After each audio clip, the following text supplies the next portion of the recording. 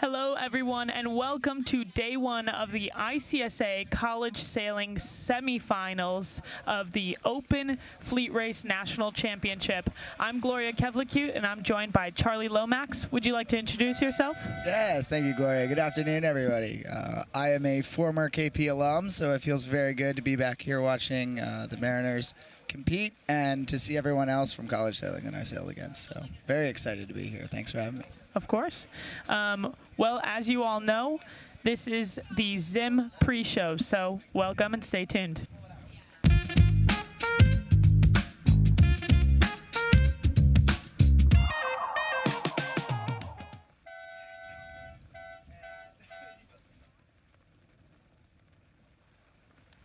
Yeah, and so as you all know, just like the same format as the women's open, the women's fleet race, essentially the first 2 days are semifinals. The final 2 days are the finals. Essentially what they do is they take 36 teams. So as you can hear, it is quite crowded here at the venue. They take 36 teams and they split them into two semifinal sections. We've got the Western and then the Eastern semifinals, completely randomized, does not have to do with the geographical locations. You've got 18 teams in each of those semifinal divisions, and essentially they have to sail top 9 teams go on to the finals. Yeah, and so some of the conditions we've been seeing today is it's been pretty windy, so breeze is up and we're seeing some heavy crews go in. Charlie, what have you been seeing today? Yeah, I think the biggest factor, Gloria, has been the shifting current conditions. When we started out, there was actually some favorable current on the left side of the race course, and it took quite a few teams to recognize that as we went on through the morning and into the early afternoon, that the right side really became strong based on just an uphill current that was allowing sailors to really utilize the right side of the course. Yeah, and so what we're seeing is they're able to crank out those races as well. It's super great having Charlie on because he is a local, so he does know these conditions better than anybody else, I would like to say. We've been seeing some really great and strong showings from teams that I feel like we typically don't see at the top, so I'm curious to see how this is all going to play out. But right now, leading in the Open Western semifinals, we have College of Charleston Cougars with 31 points, followed by Bowdoin College Polar Bears, third place Georgetown University Hoyas, fourth place University of Rhode Island Rams, fifth Stanford, sixth Boston College, seventh Harvard, eighth Connecticut College, ninth ODU. So those are the top 9 teams right now that are leading the Open Western semifinals, whereas in the Open Eastern semifinals, we have leading and tied for first right now, University of Pennsylvania, Tufts University, followed by, in third, Brown Bears, fourth, St. Mary's College of Maryland, my alma mater, fifth place, U.S. Navy Academy, sixth, University of Miami, seventh, Cornell, eighth, Yale, and ninth, Webb. What do you think of those standings so far, Charlie? It's interesting, Gloria. We see a lot of familiar names at the top as we're used to, but I think it seems like there's a lot of young sailors out that are showing really good standings, and it's really exciting to see just the talent that's out here today. I mean, I walked the pier quite a few times and spoke with a lot of the coaches, and everyone seems pretty game on for today. They're really excited to have the breeze and the conditions, so they're pretty stoked to be cranking out races. Awesome. And so Charlie, you and I had a great opportunity this morning to kind of walk around the pier and interview some sailors and former sailors and some mascots, didn't we? We did. We had a lovely morning on the pier. So I think we'll cut to those next and keep going, right? Is that the plan? Let's take a look at those. Good morning. I'm Dana Magliola. I'm the coach at NC State, and we're thrilled to be back at Nationals here. It's been an awesome time with women's earlier last week, and then starting off co-ed this Open this week here at Kings Point. Venue's been great, competition's awesome, and really this is a culmination of what we work hard to achieve and work hard all season in the fall and the spring to make it to this point and show what we can do on the national level. How are you feeling about being out and sailing at Nationals and hosting? It feels pretty good. We're excited to have everyone. We've got some breeze now. We didn't have a lot for the other events, so it's good to have.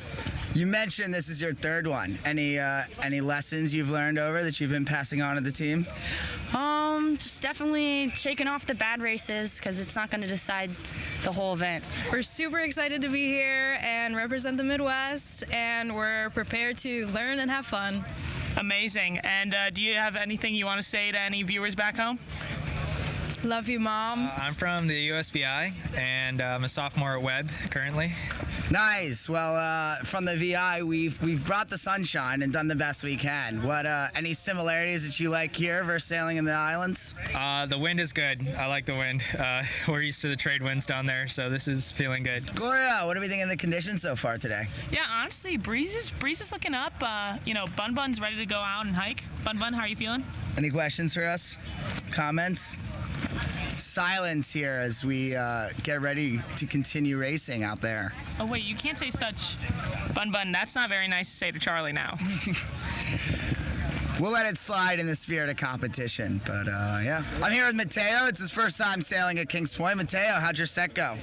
Yeah, to be honest, it went pretty bad. I think we're in last in A division right now, but we're here to bounce back and go Knowles. I'm glad to see that there's positive attitudes. Mateo, what makes FSU the best Florida sailing team here?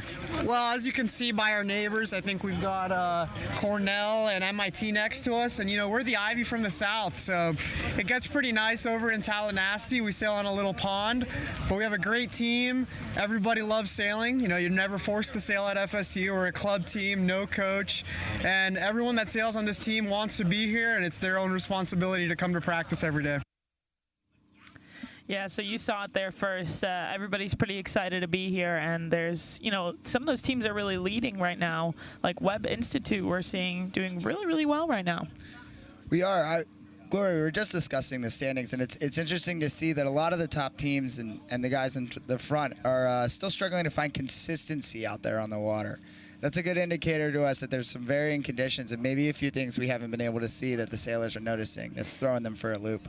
Yeah, and even taking a look at the scores right now, like you saw, leading the Western semifinals is Charleston, Bowdoin, Georgetown, URI, Stanford, BC, Harvard, Connecticut College, and ODU. These are some of the teams, some of these we haven't even seen at the team race or, had a little bit of a harder time at women's. So Harvard is just coming off a win for team racing. Stanford is just coming off a win at the Women's Fleet Race National Championship. And, the neat thing is about semifinals is you're seeing some of these top teams not doing so well in the semis in this breeze, but the goal is get top 9 because the semis don't, you win the semis, you're not going to be crowned champion, but you sure do move on to the finals and you have this whole other chance. It's interesting with that format. It does allow for quite some mental games. I wonder if any of the sailors feel confident coming off of a semis, or do you think that you want to go in just kind of somewhere in the middle of the pack and then make your shot at the end? Right, yeah. I mean, it definitely is a question to ask. I think it's those teams that may have just, barely made it and just got 9th, I almost think that they have a little bit of an advantage because I feel like they're at the end, they're like, okay, we've made it onto the finals. We've got nothing to lose. So take a look at in the Eastern semifinals leading, we have Penn, Tufts, Brown, St. Mary's, Navy, UMiami, Cornell, Yale, and Webb. So, Yale's going to be one of those teams. They're notoriously very, very strong, especially at the nationals level. They're almost every single year, I want to say that these, maybe in the past 4 or 5 years, I feel like they've walked away with at least one of the trophies. Yeah, it's tight up there, and it's exciting to see the how close it is. We're not showing the others, but below, I believe coming in, there's quite a few teams that are just sitting on the outside that only need a few points to come back in. So. Right. No one's really safe. It's still very close. Yeah, and it's so early on in the event as well. But as some of you may not have seen, we've been taking a close look at this at sail flow, and it looks like the next 3 days are going to be really, really light in KP area. So, today is one of those days where there is no cutoff. We'll probably be sailing until sundown, and today is really, really going to make a difference in terms of scores because we don't even know if we're going to get some sailing in tomorrow. I agree. It's got to be pretty stressful. It's definitely not a day that you want to find yourselves on the outside looking in. You definitely want to be feeling more comfortable in that top 9 position. Yeah. Especially with the shaky forecast of tomorrow. Right. And so with that, we're going to wrap up the pre-show, and we're just going to go to a quick break. Stay tuned. Zim and West Coast Sailing are proud to support ICSA with the College Sailing Give Back Program. When college programs make purchases through their Zim and West Coast Sailing team accounts, they not only get great equipment, great service, and great discounts, but also 5% of their purchase is donated back to ICSA. With the Zim and West Coast Sailing College Give Back Program, your general fleet maintenance and sail purchases help with general maintenance of ICSA and provides direct support to the organization that makes it all happen and increases access to the water for all.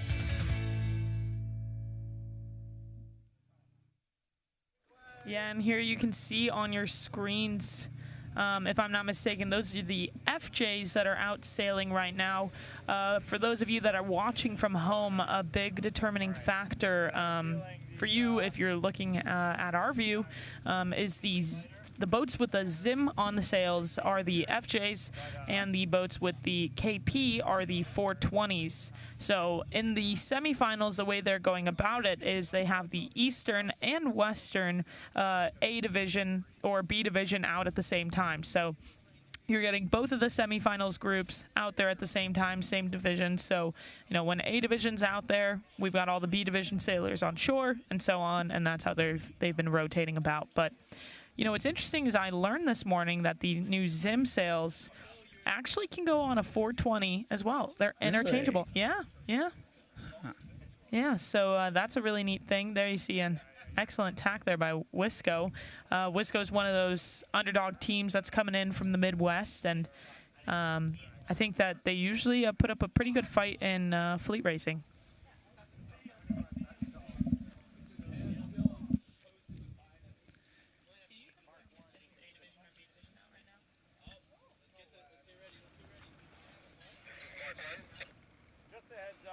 We're seeing a big dip in velocity down here at the starting line. Copy that. I've got probably 30 seconds to render me and pressure. Okay, copy that. So this is the Western semifinals, race 3B division. So this is the race that we're taking a look at. You see Wisco's doing a pretty good job leading on the right side here in boat 15. Let's go ahead and take a look at who we've got from Wisco and their B division. It looks like it is Charlie Herrick, class of 26, with Ellie Murphy, class of 24. Charlie, do you want to kind of tell us what we've been seeing is working for the teams out there? It looks like it's been quite shifty, but the right side seems to be paying off. Yeah, we can see, and you can see it visually right in front of you, how the boats on the right are finding that they're more of their sailors seem to be hiking, which is an indicator that they're out there at more pressure. And it seems like that right side has really just been very strong in these last few races about allowing teams to really come back, especially teams that might have gotten flushed out at the start and were sent out looking for some grain of hope out there. And it seems like Wisco and a couple of the other guys over there found it. Yeah, and I can't help but comment how well URI has been doing as well.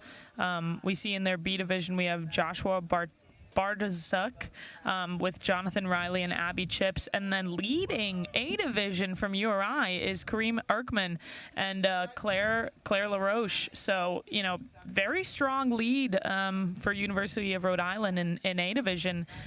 We saw this last year a bit in the semifinals as well. I believe URI had won the semifinals and then moved on to the finals. They did have a little bit of a harder time just figuring out the conditions down in New Orleans, but here we see again Kareem from class 25 of URI leading A division. Yeah, Julie, I spoke with their coach Matt this morning about how they were feeling, and the Kareem is actually from Turkey, I believe, and Matt was discussing how he's a big fan of these more open water venues, and they're really stoked to have a bit of breeze. They found that it's obviously working well for their advantage.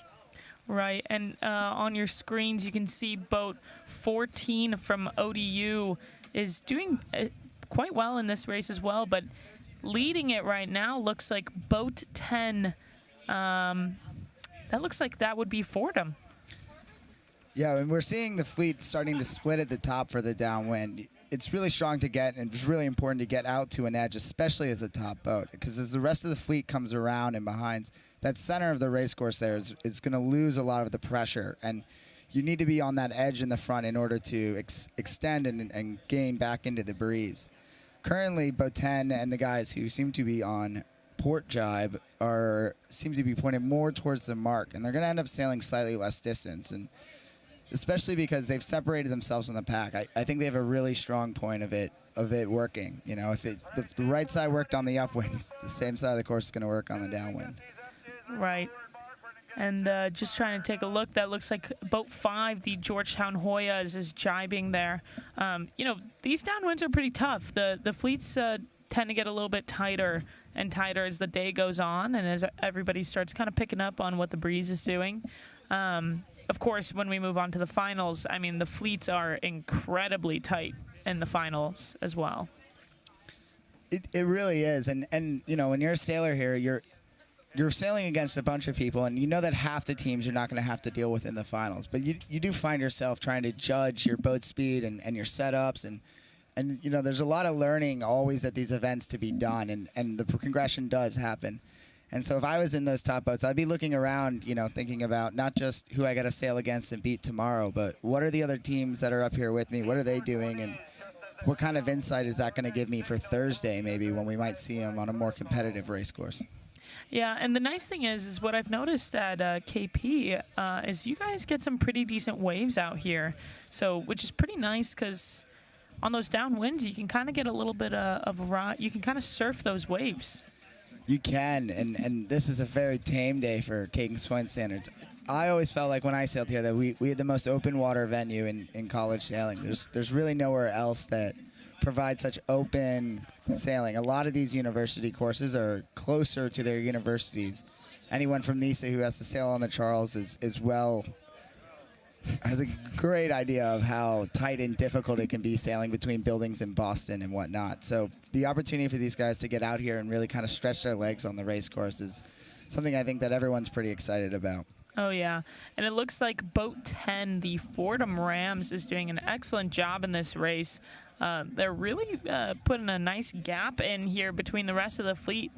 Must feel pretty good having such a lead. Looks like they're followed by boat 5. That's the Georgetown Hoyas. Looks like in fourth, like just fighting for that third place, is boat 18 and 16. That's UC Santa Barbara. And let's go ahead and take a look. And the Stanford Cardinal. So those top 4 boats have kind of put in a pretty decent gap between the rest of the fleet, and then you see that kind of, and this is something that you see oftentimes at the semifinals, is there's like there's a decent like clump of boats that's always kind of in the middle of the fleet. And it is true, especially on those downwinds. You find that the pressure tends to sail around that clump, so there's individuals that are able to get even a small lead or separation from the group, just gets them so much cleaner air, and they're really able to start extending. It's interesting to see. It looked like boat 9 rounded the right-hand turn gate on the outside, actually in front of 10. It seemed like they got a nice little puff to themselves that allowed them to just kind of squeeze in there at the end. But now we see boat 10 and 9 have split while the rest of the fleet is continuing to round. It doesn't look like everyone seems to be playing pretty well with each other. There's no real chaos, and those clumps seem to have sorted themselves out, and we see a lot of people rounding quite smoothly. Yeah, I mean, in a fleet race, you definitely want to get the best mark rounding possible. So, you know, that little room for error there in terms of mark roundings, and you see teams practicing that day in, day out. Just because it can really make a difference at the national level. Like if you have a bad mark rounding at nationals, somebody will sneak inside of you, you know, then you might be pinned out to a side. Or oftentimes you'll just even see you lose so much distance, and where, you know, at the national levels, you need all the speed that you can have. For sure, and it's especially true right now as we're seeing there's a huge left shift here that's really got the entire fleet sent pretty much onto port. And you can notice that the individuals who had a bad mark grounding and were not able to have, a lane, as we call it, or space to put their bow down and to take advantage of that shift, or are getting forced back left, and they're really starting to get flushed out. If they can't find something soon, they're going to be in a lot more trouble than they already are. Yeah, and you can see boat 5 has done a pretty good job of kind of putting the gap in between them and the rest of the boats behind them. But I'll tell you what, boat 10 has a launched lead. They're not even on your view right now, just because they are pretty launched up ahead. And boat 10 was once again the Fordham Rams. In that boat, it looks like we have Patrick Dolan, class at 25, with Bella Rabeni, class at 24. So we just know Bella's out there hiking hard and really putting the speed gap in there. From Georgetown, let's take a look who we have in that boat, which right now Georgetown is in second in B division. We've got Scott Mays, class of 23, so he's a senior, he's hungry, and crew Morgan Rice, class of 25.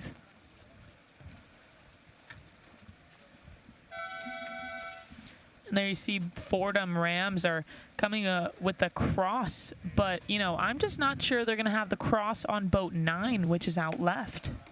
Yeah, the 9 was still able to hold that pressure. I mean, they did a great job of rounding that right-hand turn mark, stepping into the shift, and just coming back and really taking control of this race.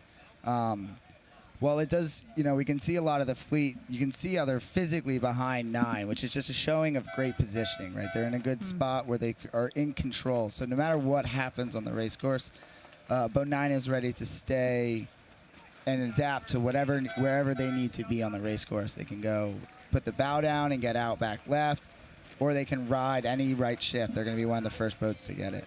Yeah, and in boat 9, that's the New York Maritime Privateers.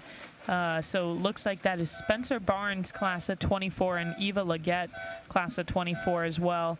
So, just some 2 juniors, and they're doing a pretty good job of balancing boat 10. They really look like they might be crossing back over, which just goes to show that they did a really great job on that upwind, trying to make any distance they could on boat 10, which in our eyes before looked like they were launched. So very well done by New York Maritime there, just to really put that gap there. Or SUNY Maritime.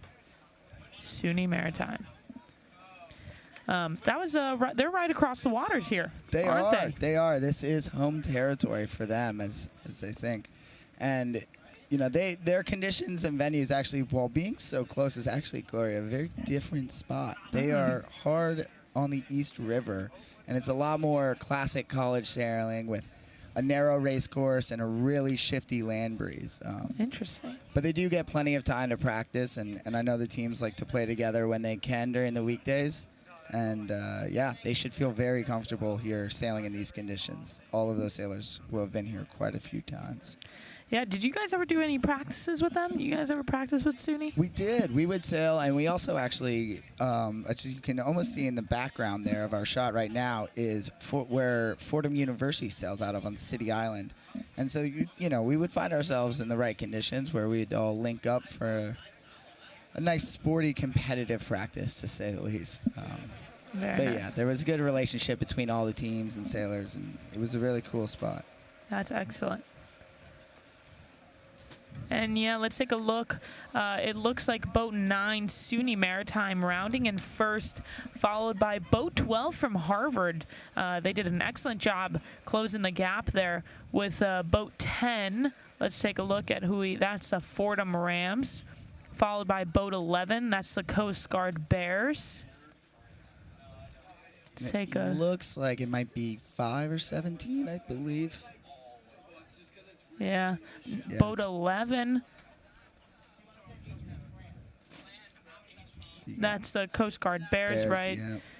And who else is in there? It is very tight. The first 2 positions seem to be quite comfortable, but man, 3, 4, 5, 6, and 7 are all anybody's race. So it is difficult. There we go. I will say I would feel more comfortable being one of these boats 10, 11, or 12 that are here on this right side of the race course, left side for them on the downwind. it just feels like it's been more consistent, and that they have a better shot of being able to stay ahead and be able to make it down to the line before the guys who have pushed out to the left side. Oh yeah, and 12 is doing a great job. They're inside right now, right? So they have a lot more control here, in my eyes, and you'll see a lot of the crews are kind of sitting in. So I wouldn't even say it's that windy. It's definitely lightened up since this morning. What do you think? It has. I will say though, I think a lot of those crews could probably be more active in the front of the boat. We can use a little more, I know it's only semis, but it's still nationals. And here we see the fleets coming together. It's always a little tricky trying to navigate around as we see 12 avoiding 16 there. The racing rules still do apply to the other boats. So a leeward boat sailing on an upwind, even if they're not in your race, is still the right-of-way boat. So I'm sure nobody wants to give up any inches to them, but it is an opportunity to gain or lose. You'll see sometimes sailors not paying attention to the other racers, and they will find themselves in a bit of a predicament and having to jibe away or be blanketed and lose cover, lose their pressure and sail through an area of coverage. Yeah, and you saw in that shot as well was that close boat that was kind of trailing next to that whole little lineup on that downwind was BC Eagles, as well as the Hobart and Williams Statesman in boat 7. So I'm curious to see how this is going to play out on that finish. If I'm not mistaken, I do believe they are finishing, but one thing that you'll find oftentimes in the fleet races is as you get to the higher level fleet races, you'll be seeing a lot of people duking it out on the downwinds and just almost getting into jibe battles, especially as the days go on. Since it's a little bit windier right now, you're not seeing as much of that. But as it starts to lighten up, you'll notice on the downwinds, you are sweating. It's not a time to take a break. You're going to be jibing back and forth and constantly fighting for some clean air. No, exactly. And it really is this whole battle of trying to maintain that lane or breeze behind you. Unlike on the upwind where when you're in the lead, you have the whole free course ahead of you and nobody's taking your puff or covering. But on the downwind, obviously, it completely changes. And so it takes a lot of communication between the skippers and crews to identify a lane, find something that feels stable and comfortable. And you really want to use that feeling that they're going to be feeling in the front of the boat, in the jib, to see if they're in pressure or not, or how the lanes are shifting and changing as the breeze shifts around. Yeah, and you're kind of starting to see people kind of fighting for clean lanes here on this downwind. And, Harvard has been doing an incredible job so far today in the speed division of the Open Western semifinals. They're coming off of they're riding a high right now. I mean, they just won the Team Race National Championship first time since 2003. So they've kind of got a little bit of an advantage going into today, in my eyes. Coming off a win like that, I mean, you feel on top of the world. It is true, and it does. A win like that kind of makes things a little easier on the starting line. You might have a little less people trying to snake your hole or to prevent you from being able to get off the line well, just based on the color of your penny. Oh, that's for sure. Yeah, in Harvard University's B division boat right now, we have Justin Callahan, class of 26, and Kennedy Leahley, class of 26. So it looks like Boat 9 from SUNY Maritime, they are holding that lead on this downwind. There you go, and they've just finished the race. So in first place in this race, we have SUNY Maritime, looking like a very tight finish between BC and Boat 11. That's the Coast Guard Bears, followed by Harvard. Boat 7, Hobart and William Smith. Boat 5, that's Georgetown University. Boat 10, the Fordham Rams. Boat 10. Boat 10 was the Rams. That's the Rams. 17, pardon me, Bowdoin. Looks like 16. That'll be the Stanford Cardinal. And 6th. Boat 6. Let's take a look. That's the Charleston Cougars. Looks like ODU. I saw some College of Charleston. I saw Conn College just Ooh, finish. So there's Dartmouth. a bit annoyed. Dartmouth does not look happy in the front. No, of the they boat. do not. It's tough. I feel like this. There's URI's B division. You know, I think some of these top teams they're struggling a little bit today. I know it's so early on, but everybody. I don't like you were saying. I don't think anybody's scores were like super consistent. Right? We're seeing scores all over the place. Yeah, we are. We really are, and even on that downwind, there was a ton of change up. If we looked at where we were from when we rounded the windward mark to where everyone finished, that right side of the race course that was so strong in the beginning of the race really seemed to peter out towards the bottom half of the race course, and the breeze is quite dramatically dropped quite a bit. So it's definitely changing and shifting conditions. And I always found that I like those because I found like it was an opportunity that someone else might be sleeping. You know, if you stay on your toes a bit, you got another. No, I like that. That's a really great point. Yeah, and you know, something I was talking about at a woman's is that whole mentality of, oh, I sail better in big breeze, or oh, I sail better in light breeze. You know, so that these races these days you can't really predict too much. Unless you're a local like yourself, of course. But, you know, you can't, it's a whole different mentality, you know, sailing, you'll never sail the same exact day.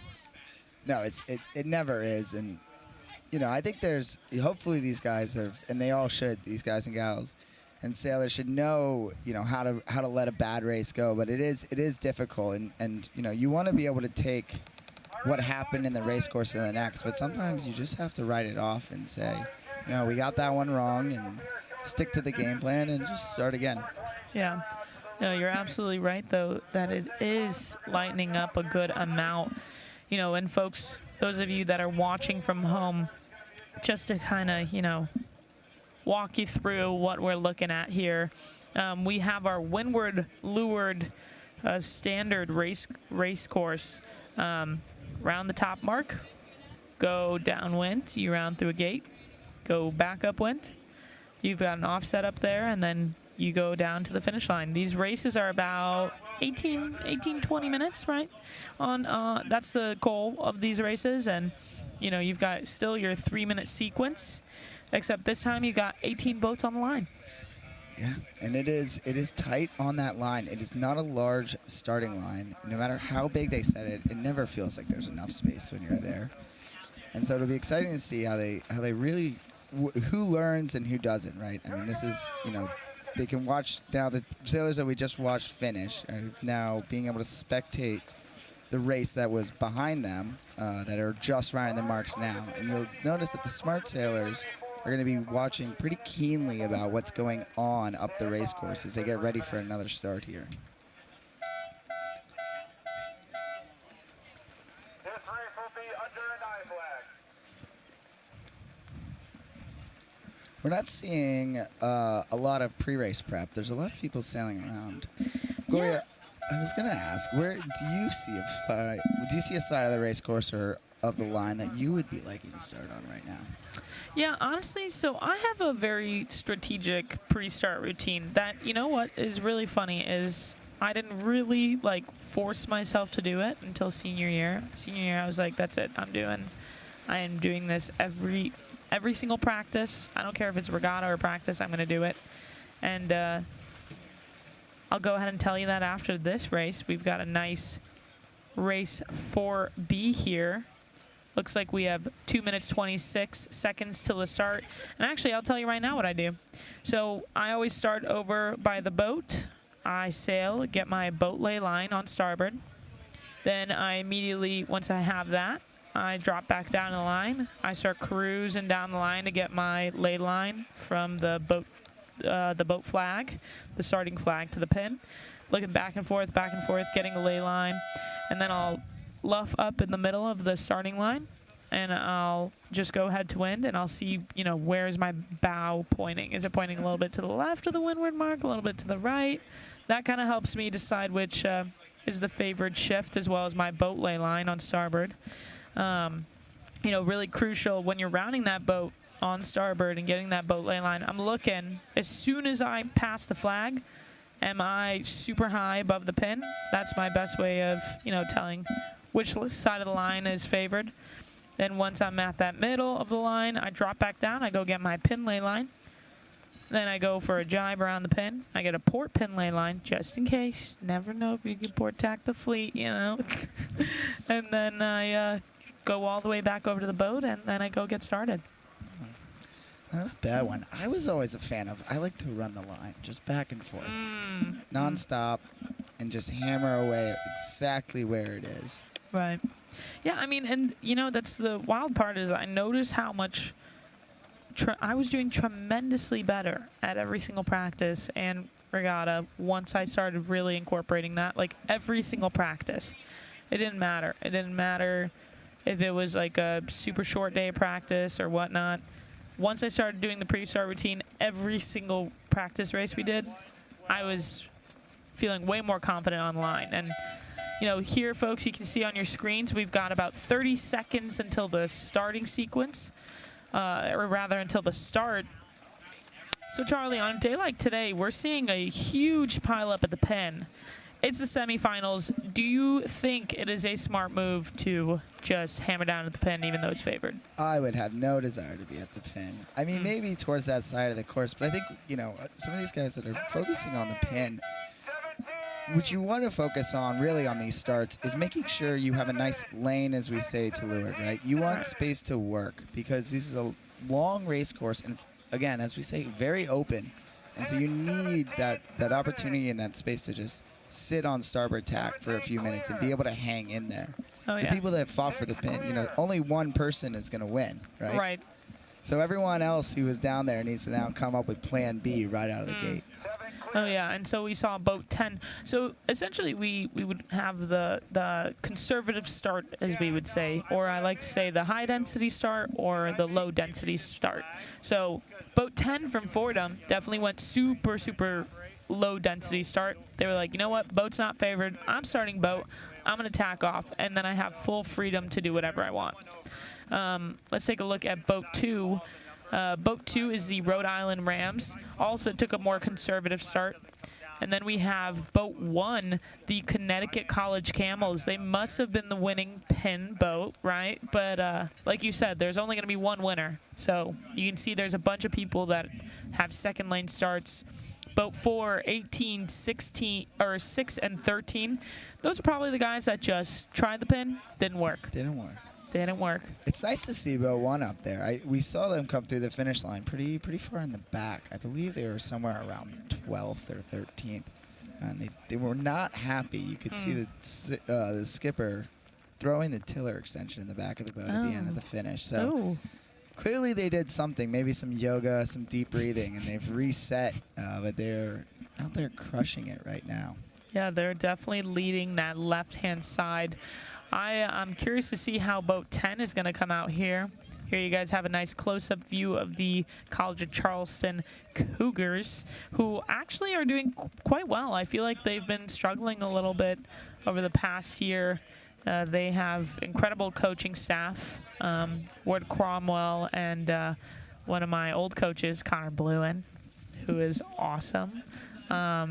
And actually, I was coached a little bit by Ward Cromwell as well. But they have great coaching staff. They had a little bit of a hard year last year. Last year was a big rebuild year, so it looks like they're here for a comeback this year. They are, and above them we have Dartmouth, another team that was Bowdoin above Nice. them. That is, they had a fine race last time. They seem to be sailing in the middle of the road. Wisco is doing better. They're doing great in this race. Yeah, they're having a good one. There's that boat 2. Let's take a look. That's the Rhode Island Rams there. So Rhode Island Rams and Fordham University are they both Rams? They're both Rams. They are both Rams. 2 Rams. I need to know the history of which ram is what kind of Rams. Yeah. There's got to be different breeds of Rams, no? I think so. Right. So looks like both of the Rams are leading out on the right side, but as we saw the last race, that didn't necessarily pay off. It didn't. It's interesting because I believe 10 lost out on the right side at the finish, and they've decided to go back to the well. Yeah. They were like, they're definitely rolling all the dice here and just hoping it works this time, which is a trap a lot of us sailors can fall into, is maybe this time. Maybe this time It'll change. I think there's a quote about that. Yeah, right? it'll be Something- different this time. Yeah. I swear. Exactly. It's a trap we all fall into. Well, we're seeing what I is pretty standard at Kings Point that we're getting is we're seeing very long tacks, right? You're not seeing a lot of action, and it makes it really difficult if you don't have that lane off the starting line, or when the shift comes, if you're not able to be in a position to capitalize on it, you kind of find yourself getting left behind. But for the same can be said, if you pick a side of the race course, then you're going to be stuck sending it out there until something changes. And you're praying that it changes before you hit the ley line. Right. And so, correct me if I'm wrong, but I think I may be right about this. But you can, like I said, correct me if I'm wrong. This is a completely different direction than the sea breeze. Correct. Yes. This is our. It's still a fairly common breeze we get as it comes ripping down Long Island Sound, but our sea breeze is actually a complete 180 of this direction, and it comes out of a little bay called Little Neck Bay. Little Neck Bay. That's a sweet name.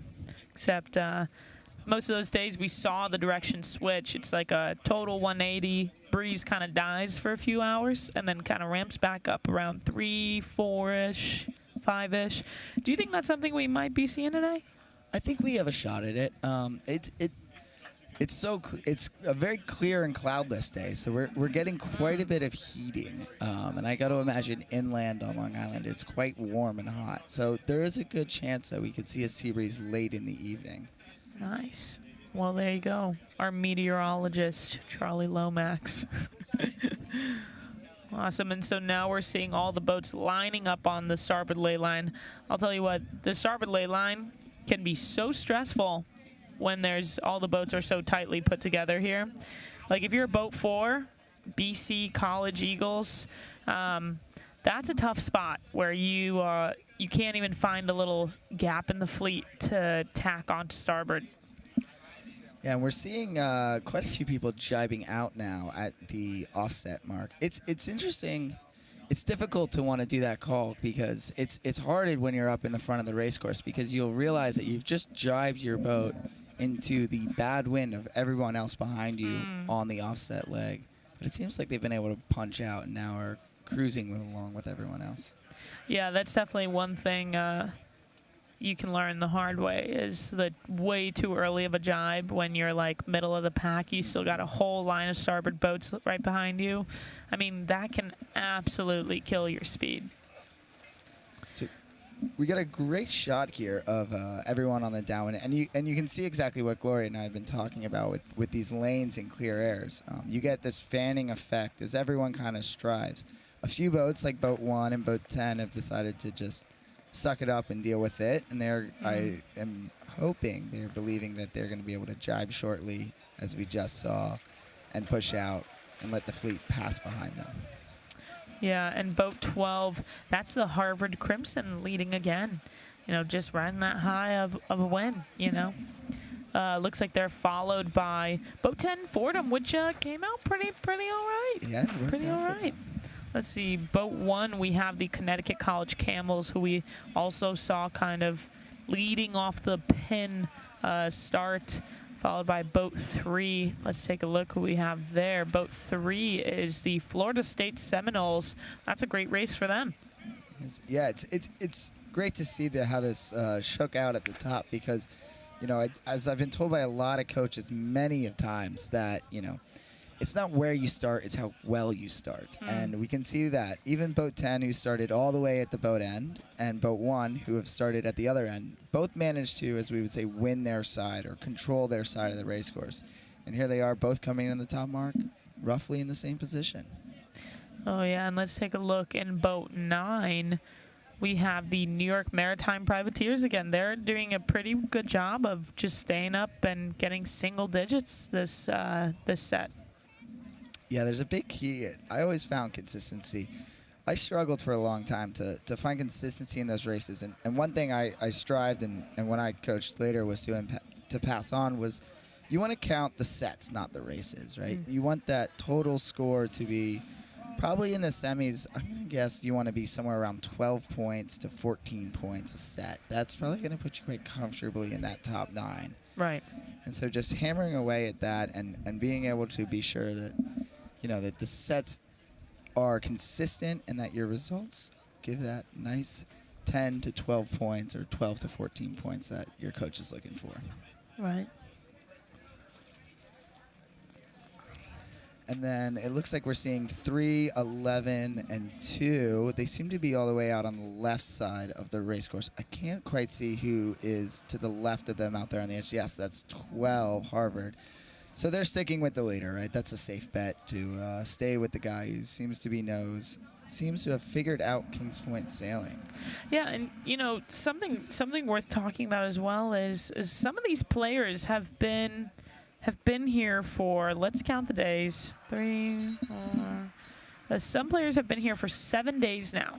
They've been sailing here for a straight week, right? So we have some of those women that are driving or crewing and have been here for a full straight week of sailing every single day. So do you think that those people have a little bit of a competitive advantage? I think so, but I would be worried about burnout by the time that I'm getting here. Yeah. It's a lot. It's long days on the water. It's stressful, Sitting Yeah. out there in the sun, it doesn't sound bad, and I'm sure for everyone that's not racing like me, I'd be dying to be out there Yep. racing, but yeah, I'm sure they're feeling quite opposite about it. Yeah, Harvard looks like they're still leading with boat 3, Florida State trailing right behind, followed by boat 11. That is That was Coast Guard. Coast Guard, yep. So looks like a lot of people are favoring that left-hand gate. Yeah, and 10 was able to make it kind of work on the right, but I don't think that would work for everyone else. And the more consistent or conservative move is to push out to that left side and be able to get a lane and get onto port tack and really just ride the pressure that seems to be consistently there on the top left of the race course. Yeah. Let's see, boat 7 is tacking off from the left-hand side. That's Hobart and William Smith. They had a pretty good race in the last one, but in this one they seem to have rounded a little bit in the back. Yeah, Boat 12 looks stellar out left right now on this. Everybody seems to be on this. Pretty much almost most boats, if not all, are trucking along on the same tack. Yeah, these shifts seem to be quite broad, and they come all the way across the race course, and seems exactly the same as the first beat, right? You just want to be able to get a lane and be able to ride and hang out. The sailors have find themselves having to stay on starboard and find a lane. By the time they've tacked over, they've already missed a lot of the shift, and they're going to be just chasing to the next one. Yeah, and looks like that's BC, Bowdoin, Rhode Island Rams, and the Fordham Rams all kind of trailing right behind that leading pack. Dartmouth boat 8 looks pretty good right now. Dartmouth is struggling a little bit in these semifinals right now. Let's go ahead and take a look how they're doing. They're sitting outside of 9th place right now. They're in 13th. Let's just take a look who's in their B division right now. It looks like it is James Paul and Drew Clutterbuck. And I believe they're missing graduation. I believe their graduation is this week. So. Oh, that's tough. That's tough. Are those seniors? Yeah, I believe, right? He was a class of 23. Class of 20. Both are class of 23. Oh, man. Well, you know what?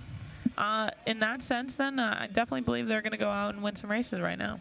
Yeah, I believe in that. I think they're hungry for it. That's fuel. That's fuel. And so you can see that right now. They look like they're doing a pretty great job.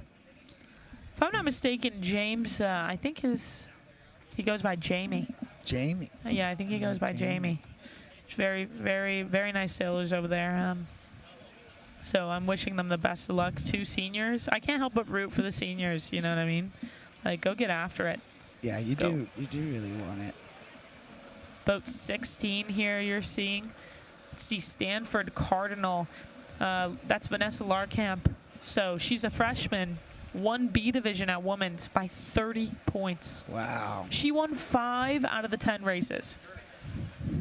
That is an impressive showing for a freshman. Right.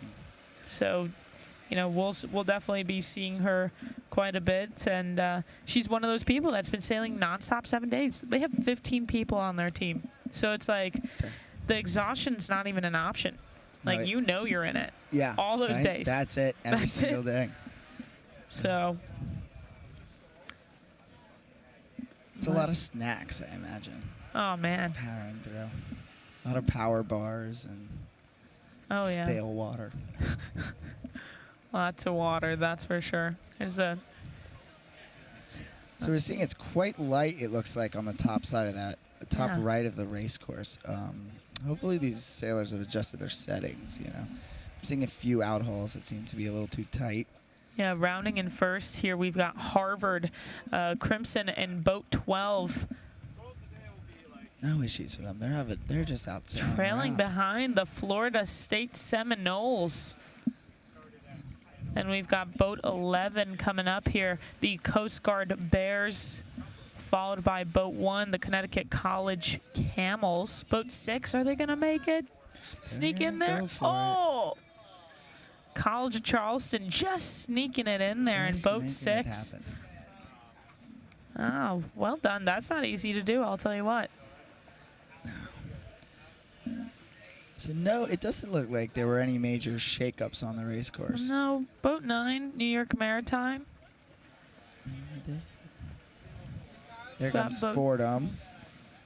Back out, driving back out to that right side. They're really Keep just sending going it. back, They love that right side. They really do.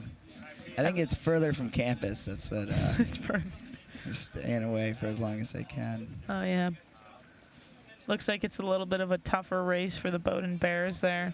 UC Santa Barbara and Boat 18. We see the Badgers sitting on the Wisconsin Badgers sitting right on top of the URI Rams Air. This race seems a lot closer than the last one. Yeah, I was just about to say. I don't know if it's because it's lighter. Maybe in that bigger breeze, we're starting to see bigger gaps in the fleets. But Harvard Crimson, Boat 12, doing such a great job leading here. I mean, I'd be scared of them a little bit, you know, after winning the team race championship. That's not easy to do, you know. And they went against two in those final 4, we saw 2 very, very strong teams. That is no easy feat.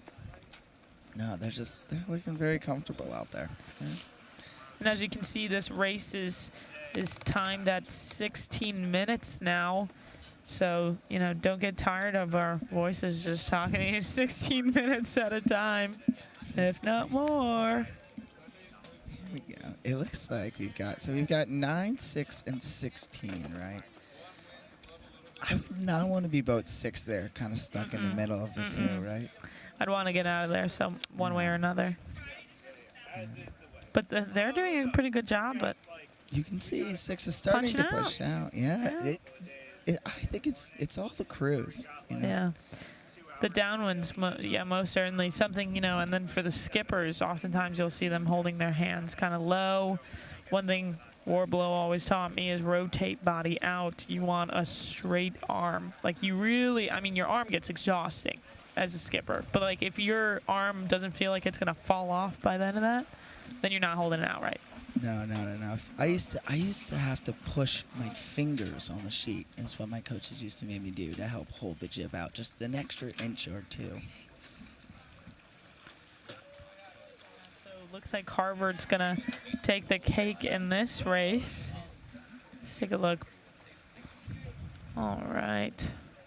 Yeah, we're still seeing that left side, so I have to imagine Fordham driving away is probably not feeling very comfortable. It seems quite light on the right side of the race course there. Yeah, that's definitely tough place to be. Tough place to be. Yeah, who do we have here in 10? That's Fordham there. So yeah, they're still out on the right side of the race course. Amazing.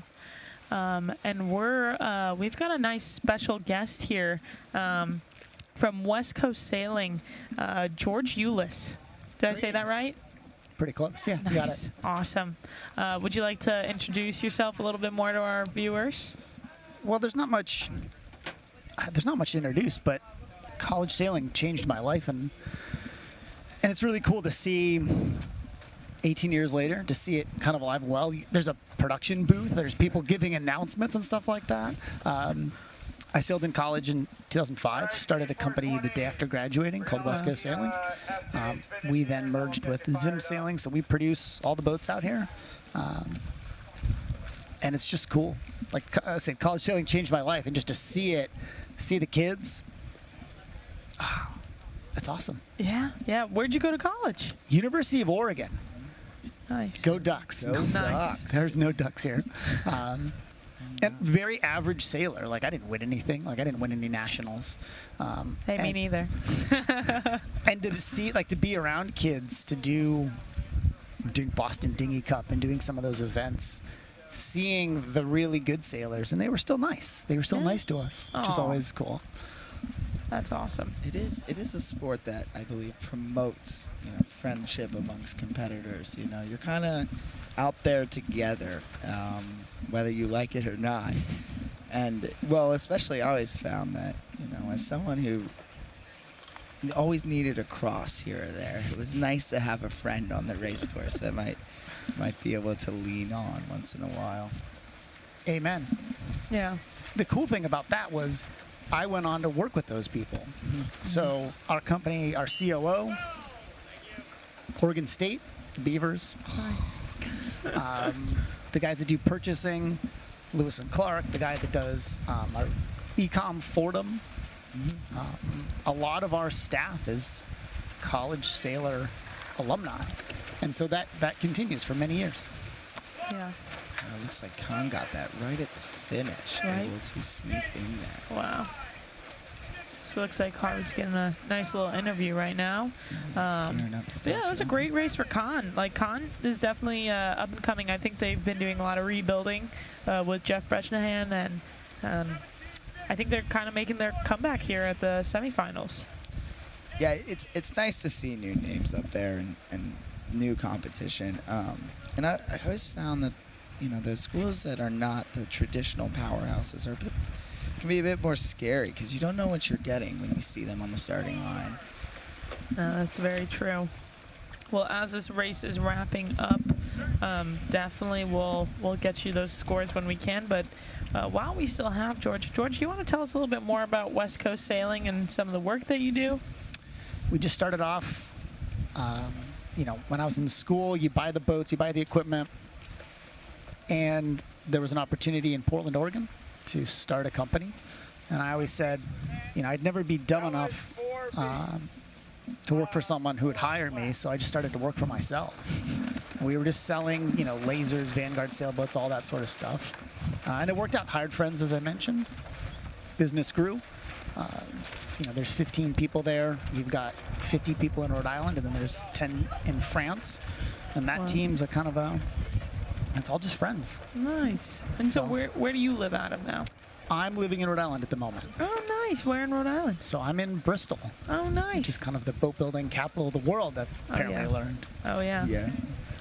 I'm just right over in Newport. Oh, yeah. There you go. Yeah. So, tell us a little bit more about, what are some of your best memories that you have from college sailing? I think it was after each set, you'd come back. And I always remembered the kid who would always win was from UW, University of Washington. His name was Brendan Fahey. I still remember him. And he would come over after he beat you, and he would explain to us, and it was a small district in the Northwest. Like, nobody cares, right? Nobody cares. And he would explain what he saw, and he would kind of be like, that was a great, it was a great jibe over here. And you're like, you noticed that? And I always appreciated when really talented sailors would take a second, pass on a tip, explain what they saw, and oh, yeah, okay. Like a little bit more jib how your attention is, and you're like, oh, all right, well, I can do that. And I think that always, there was a sense of giving back, if that makes any sense, and there was just some camaraderie that was inherent in the sport. So I always enjoyed that. And now it's fun to be a sponsor. It's fun to be able to be here when nobody knows me as well, which is perfect. And just to be hopefully helping, a tiny, tiny bit. It's awesome.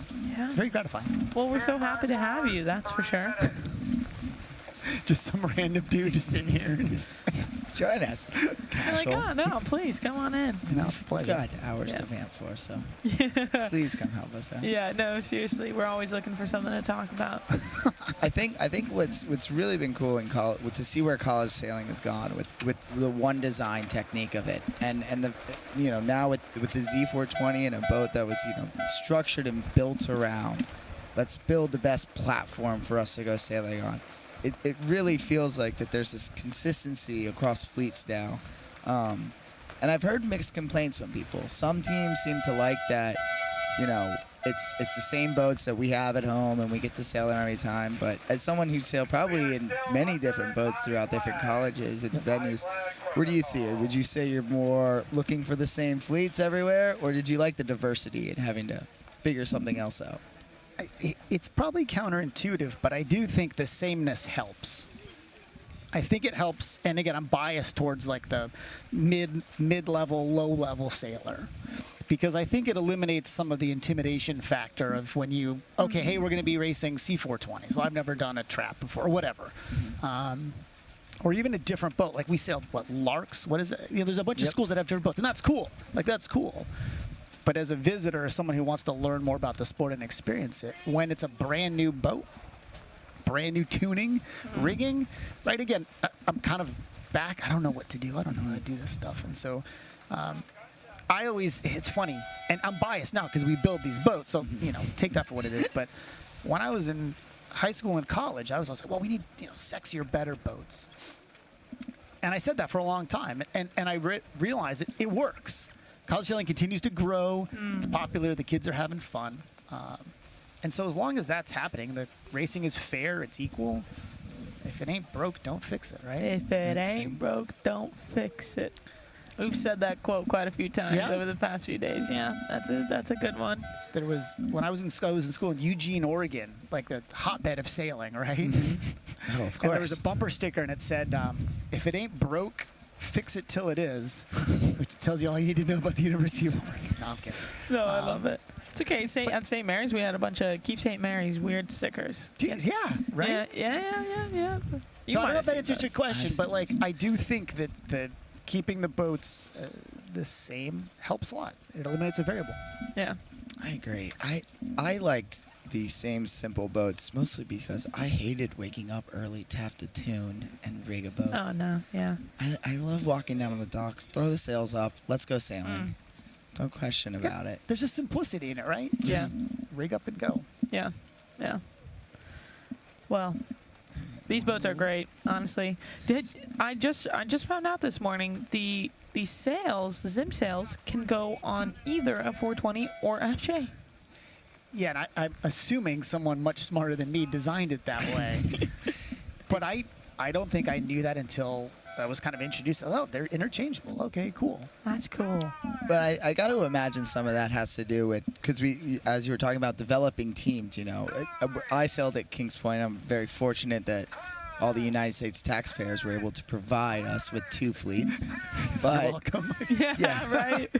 but for the other sailors that and programs that are looking to grow, it's intimidating for a program to say we have to commit to 18 420s, Z420s, and 18 FJs, Zim FJs. Instead now, with interchangeable sails, you can get a handful of FJs to practice in for the weekend if you're going to an FJ event.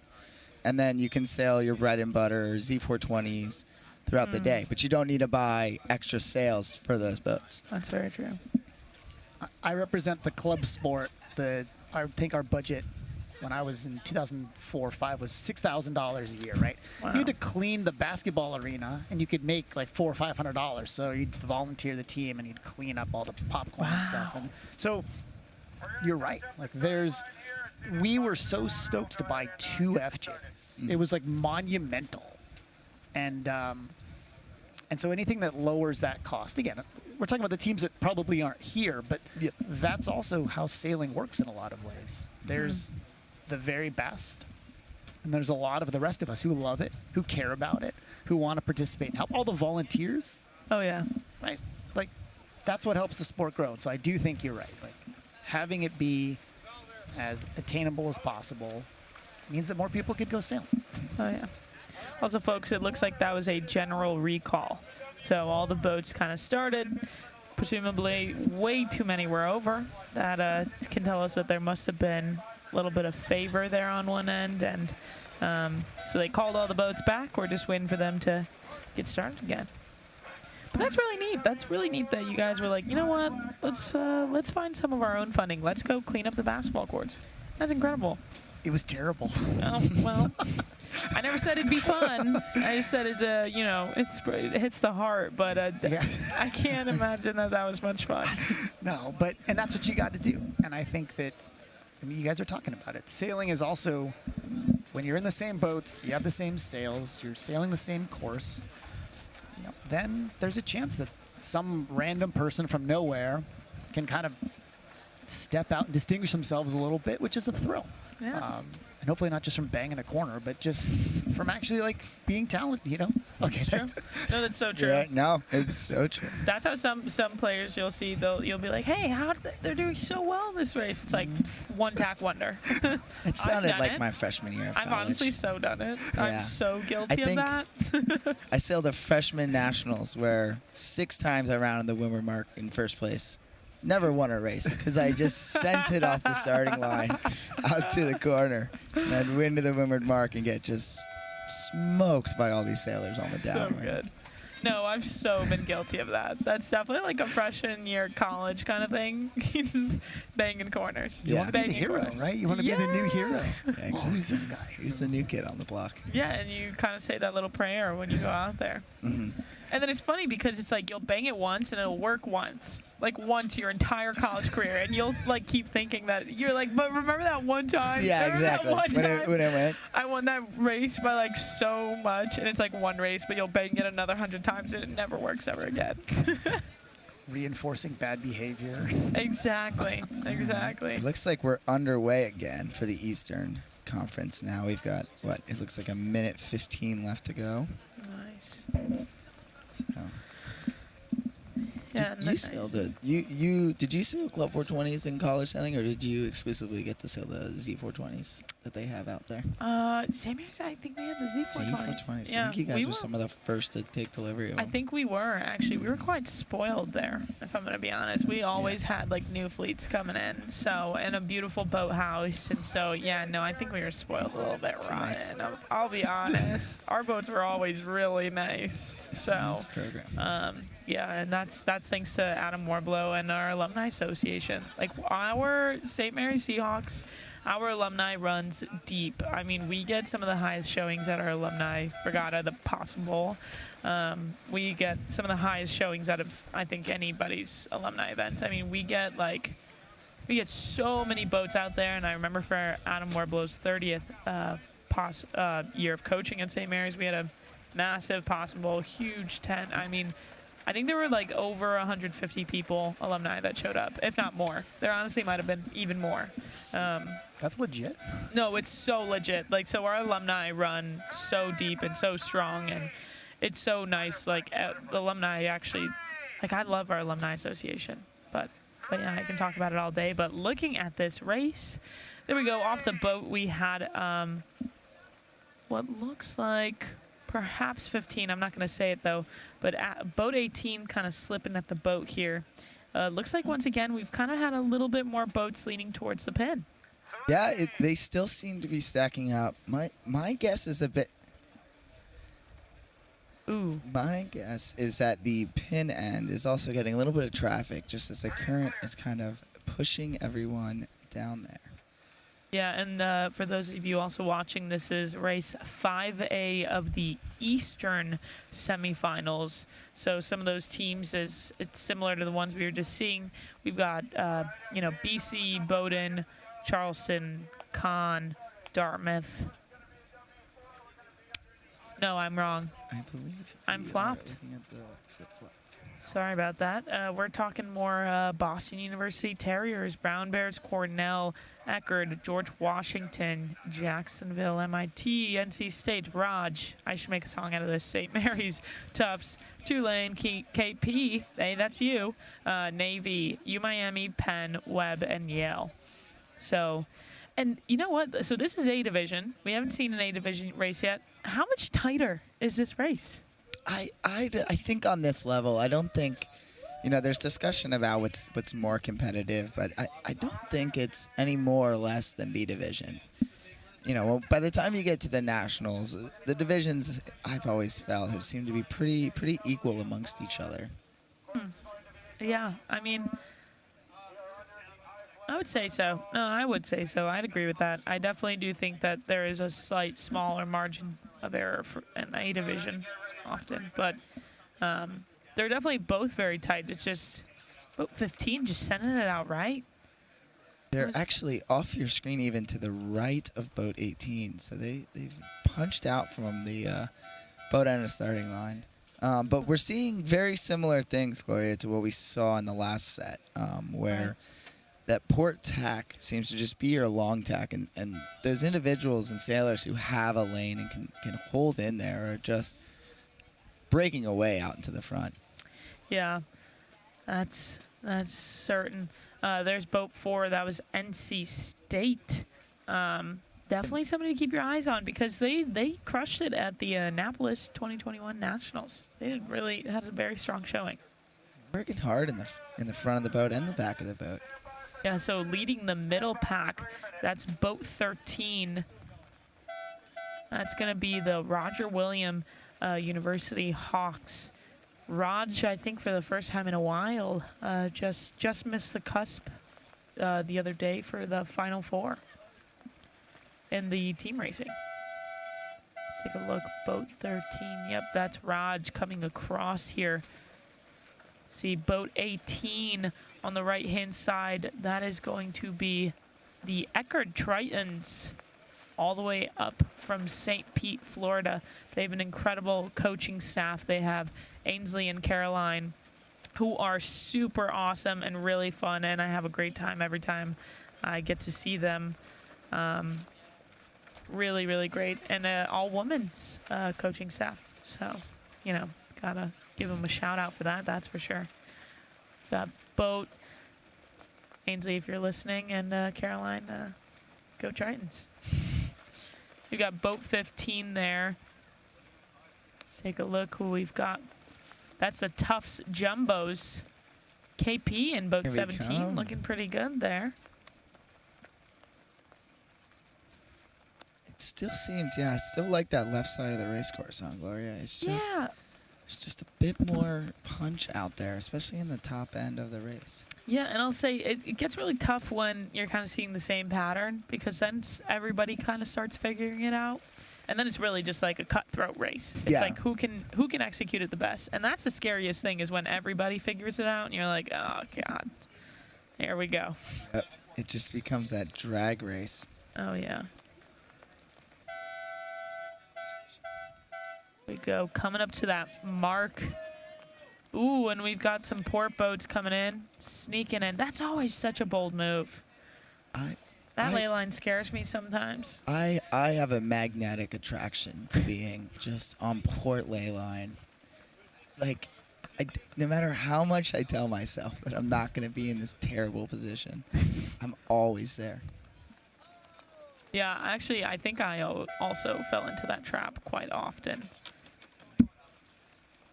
So leading in the Eastern semifinals right now overall, we have UPenn, so that's a boat we're going to want to be looking for. Tufts, St. Mary's, Brown, Navy. Yale is climbing their way back up. Cornell, Raj, Tulane. So let's take a look here. I got nothing past boat 2. Boat 13 in the lead here. Let me see who that is.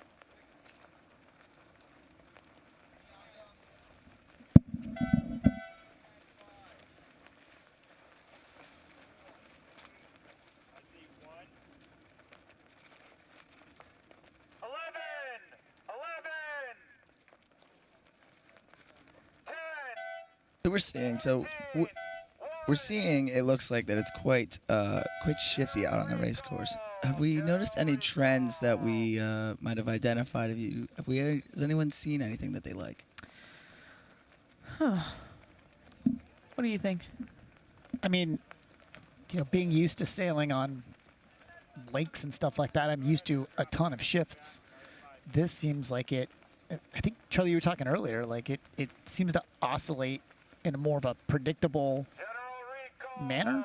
And I don't know if have you ever timed the shifts here?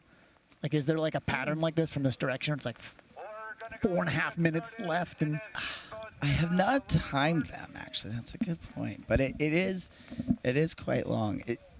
It seems the big one for me was never the timing, but it was like, for me, it was always recognizing that the shift tends to come, and it comes universally to the race course. You don't see that in a lot of places, where maybe being further extended on the left side gives you a little bit more of a lift coming back on port than the right side of the course. But we are, in Kings Point, you tend to just get this massive shift that comes across, and then everyone either needs to be on port tack, and if you're not doing that, you're on the wrong tack. Yeah, and folks, you can see the rotations, from your view. So looks like we've got some boat 9 is kind of leading this race, and now so beautifully you can see that's George Washington. Very nice. Boat 8, you guys can see that's Tulane over a little bit to the right side, looking downwind right side of the course. But GW, there's a pretty great race for them, I'll tell you what. It's an excellent jibe there. We love a good athletic jibe, and when the breeze kind of picks up a little bit. Yeah, Jacksonville is up there and doing well. Right, boat 5, Boston University, definitely kind of making boat 9 from George Washington sweat a little bit. They're kind of sitting on him, making them think about everything in their life. That's what I feel like when somebody's sitting on me. I'm like, I just like, the sweat is dripping down my face. I just evaluate all the wrong decisions I've ever done in my life. I just always replay what I said to them. Yeah. Who have I made an enemy of? You're like, what did I do to you to deserve exactly. this?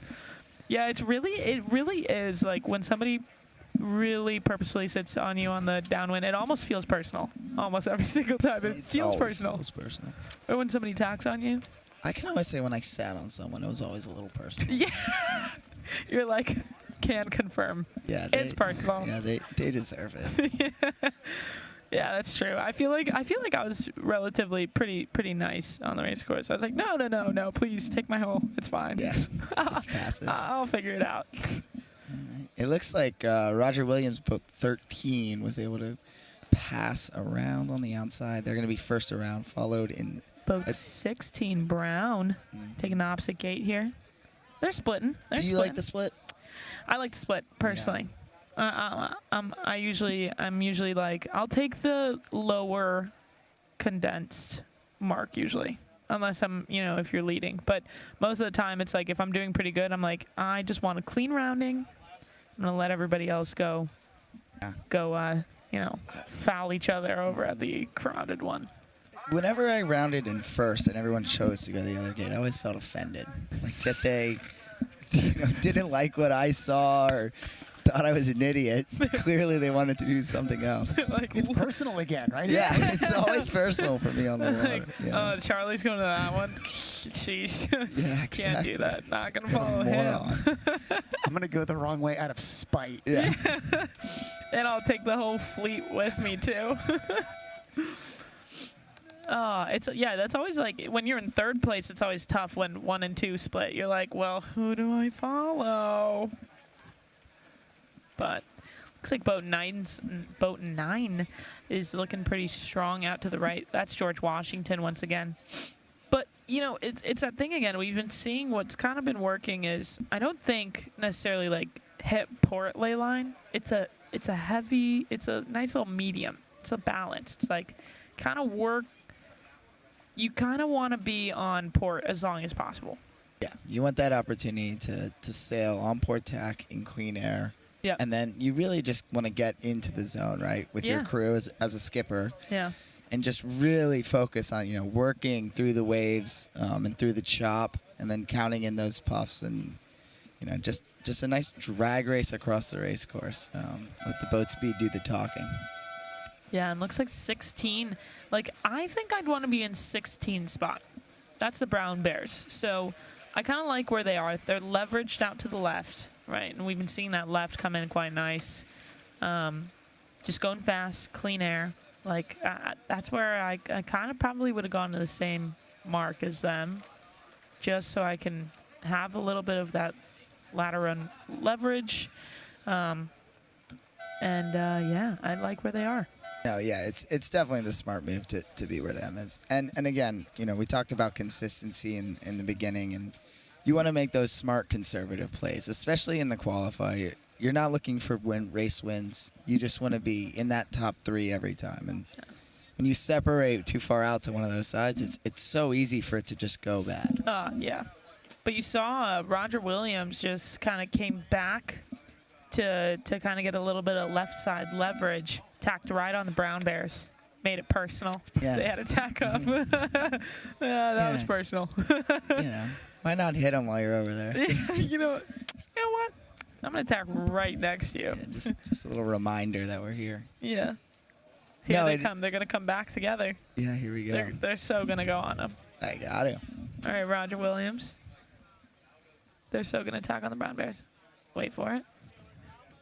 Ooh, and they let him go this time. That was very nice. They're very nice. Like, oh, no problem. Yeah. Have your lane. All good. Yeah, that was very We're polite. buds. Yeah, very polite. Exactly. Okay, all right. It must be maybe they're coming up on ley line here. Yeah, and we're getting into that top right phase, so I say that has been hitting at the top recently. Yeah, and something to talk about is boat going too early to starboard ley line at nationals. What do you think? Or at any regatta? And I see a lot of the issue being is that these, you end up if you focus on that ley line too much, you find yourself crossing the center of the race course, pretty low on your windward leg, and it's really just it's not a great place to find yourself. And we can see quite a few boats actually to the left on the left side of your screen there that are in that area. And we talked about the dangers of the port ley line, but extending to an edge of that race course and bringing pressure in back towards the center is what works out. We saw on the first leg how boats that went opposite sides came in from the edges and were able to both round near each other. Yeah, looks like Roger Williams held on to that one and is rounding the offset right now. And first, followed by Brown Bears, followed by 10. That's Navy Midshipman. Go Nads. Boat 7, we have Cornell Big Red. Boat 9, that is GW. Looks like they lost a little bit banging the right there. Boat 15, we have the Tufts Jumbos. 12, we have Pennsylvania Quakers. Boat 4, that is North Carolina State. 14, that is Yale Bulldogs. Ooh, boat 11 is spinning. Followed by 6, that's St. Mary's Seahawks. A little bit of a tough one for us there. 18. 17, there's Kings Point. Nice. Eckerd in boat 18. BU in boat 5. MIT in 11. Tulane in 8. Boat 1, that was UMiami. And then just one other trailing behind. A little bit of tough races here we're seeing some top players kind of in the back there. We saw St. Mary's a little bit falling behind. Tulane kind of falling behind. Yale was kind of far behind there. Yeah, it's tough sailing out there. It feels big and open, but I mean with everything we just talked about of being on the correct tack it makes it a small race course when all of a sudden everyone's stacked up looking for clean air and trying to find it. It doesn't take a lot of brains today to be out there. It seems pretty simple. Yeah, it seems. Yeah, it's all about execution. Because we now know what's working. It's like start by the pin, and you can go like a little bit where it's less condensed. Like here's the thing. You said one boat wins the pin. but you can be the windwardmost boat of the pin and win that. You know what I mean? And round in top 3, right? It's all about low digits, single digits, right? You want to stay consistent, so you don't have to win the pin every time and just kill yourself over it. You know, like just take a deep breath and be like, you know what? I just want to get a clean start. That's going to be key.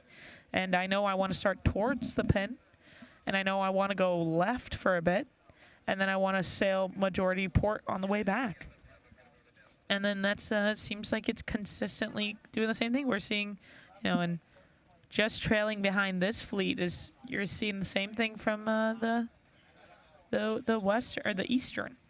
But I'll tell you what, looks like Roger Williams kind of lost a little bit on this downwind.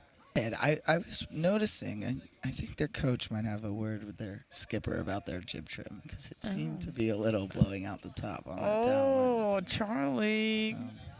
Same with boat 10 too. 16's doing a great job of closing the leech on that jib, which is more important than getting your hand extended. Is you want that downward pressure that closes off the leech and really utilizes the jib as another sail. Right.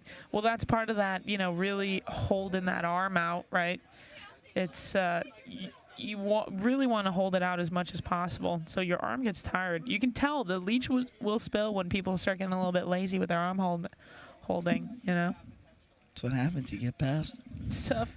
All you need is those. Listen, I've been working on those muscles. All you need is a 3-pound aerobic weight, and it's crazy. I'm struggling. I'm like, oh man, this office desk job, man. My arms are weak. I'm noodles. When are we getting the invention in the boat, like the extender? We need just those claw hands. Oh, that would be nice. That would be nice, wouldn't it? Just give it. Are you guys gonna make those? You guys should work on making those. Tell the development team. Yeah. Let me call my guys. Yeah. Yeah, because our arms they're not working. They're not working. So it's nice. And new addition to the Zim and West Coast sailing boats. Check the box as an option. Yeah. Lazy crew option. Yeah. Lazy skippers. Yeah, it's always it's skippers. Skippers yeah. I mean that's tough. But we get away with a lot. I think. We're a you know lazy what I mean? bunch. Yeah. Yeah, we are a lazy bunch. Mm-hmm. And you gotta respect crews. Crews do so much work on these boats. They've got most of the brain cells on the boat, so you know what I mean? I think sometimes as skippers, we can just get carried away. But good crews will go a long way for, a good crew can really just kind of, they're essentially the captain. Like, I feel like my crews have helped me so much, like, just keep my cool, you know what I mean? Like a psychologist, right? Yeah. Like, okay. I know you're getting excited. Yeah, on-board therapist. Yeah, like, don't take it personally. That's not the thing. Yeah, okay. Right? What Crews used to do everything. Seriously? Yeah. I didn't wear a watch. Oh, jeez. Oh, you're one of those. I wasn't allowed to wear a watch. Oh, wait, you know what? As a skipper. Low-key same. Like, low-key same. They were like, stop looking at your watch. And just... They took it away from me. That's so funny. Did that allow you to kind of detach from? And so so coming back in, we just saw through the finish, and it didn't seem to be anything crazy on the coming in there was no drama, and it seemed quite civilized of a way. Yeah, I didn't see too much change from those top marks. No major lead changes minus Brown. I think Brown Bears did end up beating out Roger Williams in that finish. So it's looking lighter and lighter. We might see a shift towards that sea breeze at some point here. Yeah, if that's the case, then we're talking like it'll be dead, like no breeze. Hold for like an hour or two. Yeah, probably not a full hour, but it'll come up quick. Oh, really? Yeah, it'll be there. You got better faith in it than I do. Yeah. But yeah, that was race 5A, folks. As you see, I mean, it is an exhausting day for the on-the-water volunteers because they're just cranking out races like it's nobody's business. They've got to do the Eastern and the Western and A Division, B Division. I mean, it's like back to back to back to back for the PRO. I don't know how they do it. They actually have one of my old coaches, and my high school history teacher is running. My high school history teacher is on the PR.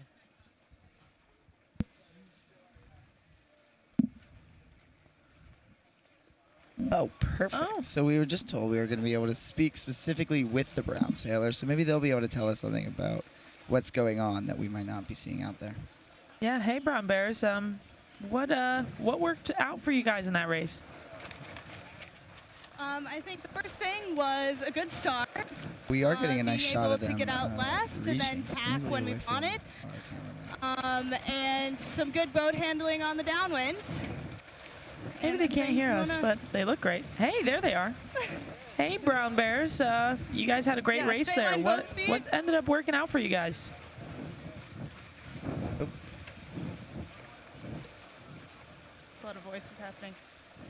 Hey, Brown Bears. Just checking in here. This is Gloria and Charlie from the booth, and George. And you guys had a great race there. What ended up working out for you guys?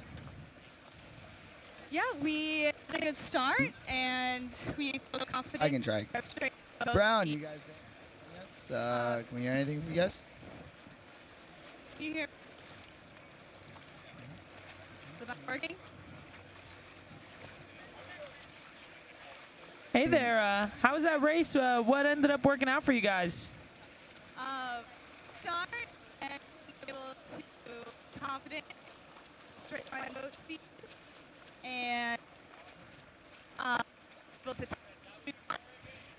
on and hot rod some good making and both.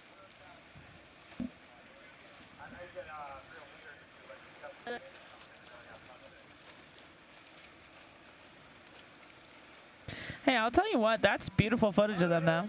They look great. I mean, it's impressive to be there with the shirts off. It's a little bit to the intimidation level of everyone else. And I do want to say, you know, it's difficult to hear them, but it's an incredible job done by the production team here that's put this on. I mean, when you talk about difficult things and sports to film, I gotta believe sailing is up there as one of the most difficult things. Yeah, without a doubt. Just the conditions, just the being on the water and dealing in the salt water and everything with all this expensive equipment. It's incredible that they are able to bring it now, all, you know, to your live television and to your TV. But I gotta imagine there are other. I'm trying to think of other difficult to film sports. I gotta imagine, like, I was just in Spain. The running of the bulls must also be a quite technical hurdle.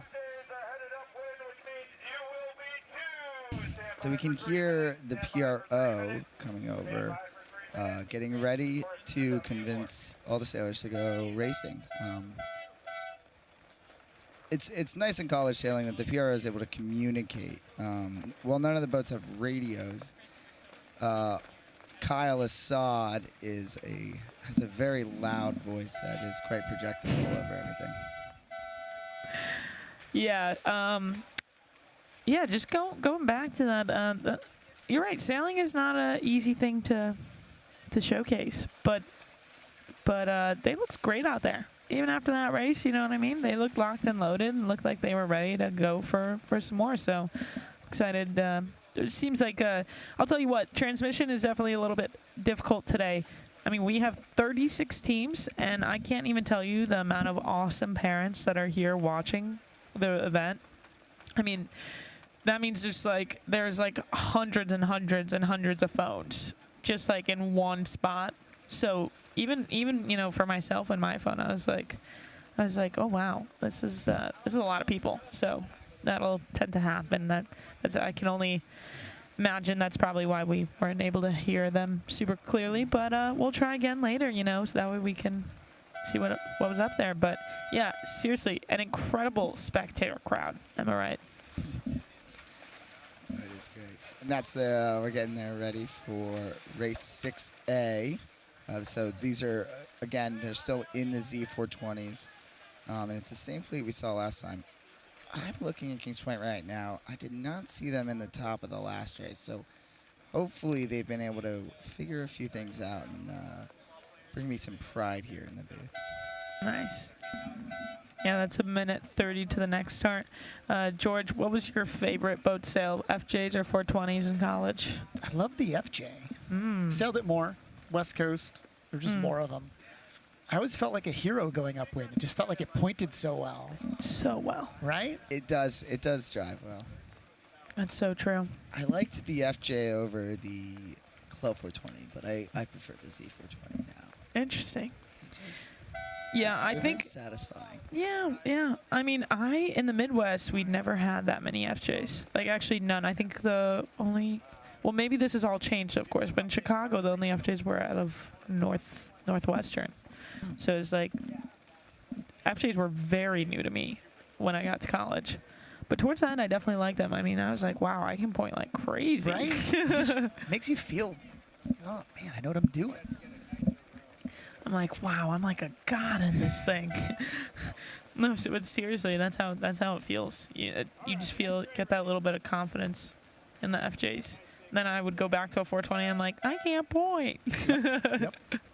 So we're about to have the start here. It seems like everyone's shifted a little bit more to the boat. We're seeing a lot less traffic at the pin end.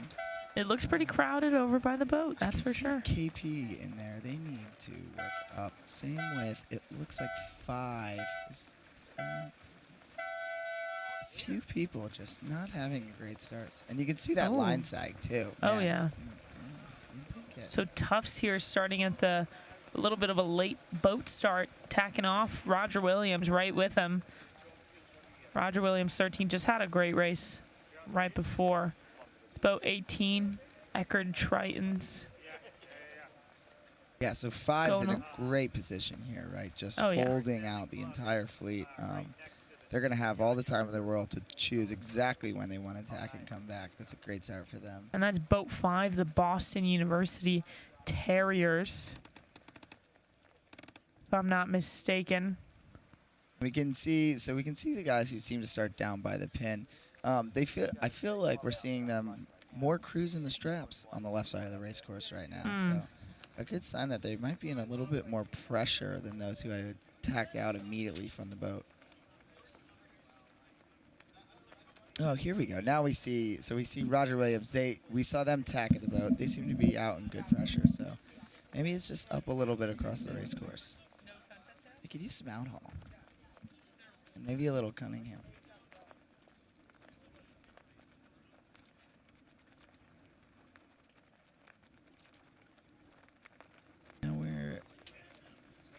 Yeah, so we can really see Roger Williams cruising across the course. They got a bit of a uphill wave action that's pushing them around. And then we see on the right, boat 15. Yeah, and so George Eulis, he's a busy man, so he's got some work he has to do. But George, thank you so much for joining us, and it's been incredible catching up with you. And if you want to say anything to anybody who may be watching back home, or just any aspiring business owners, right? Yeah. I would have caution words about the business owner part of it. I feel that. No, I think that college sailing, this is a really cool thing for me because this is full circle. Sailing in a small school, club sport, aspiring to do things like this, and then seeing it, being able to build the boats, sponsor it. I mean, I'm kind of an emotional guy anyway, but it's cool. Like, it's seeing people like Mitch and Adam. I get to work with Adam. Seeing Danielle, like the whole people, the crew. It's cool.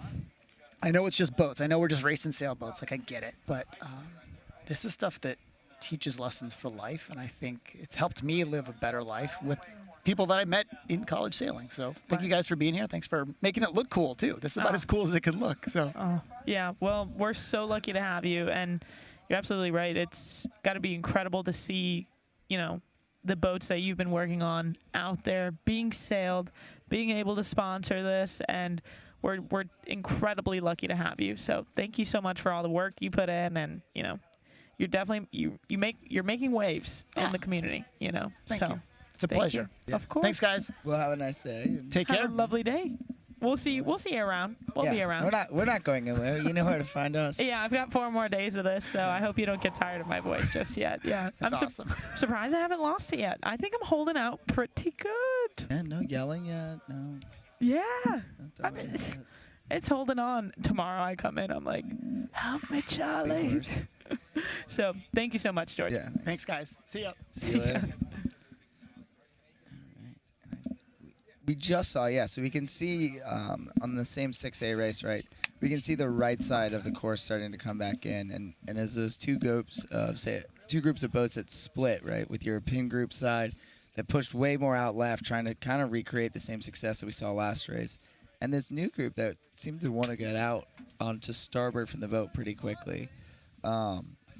It looks like the right side is crossing here. I can see, who do we have here? That it looks like it is boat 10, right? Oh, in the yeah. wind. Coming in from port, that's Navy. Navy midshipman coming in hot. Coming in hot from the left side. They're followed by, it looks like 13, Roger Williams is now on port tack. They should be crossing.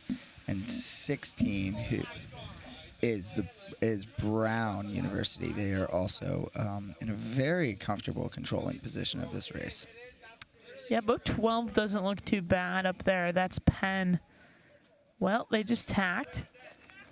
I may be mistaken. It looks like that left-hand side boats are kind of barely crossing here.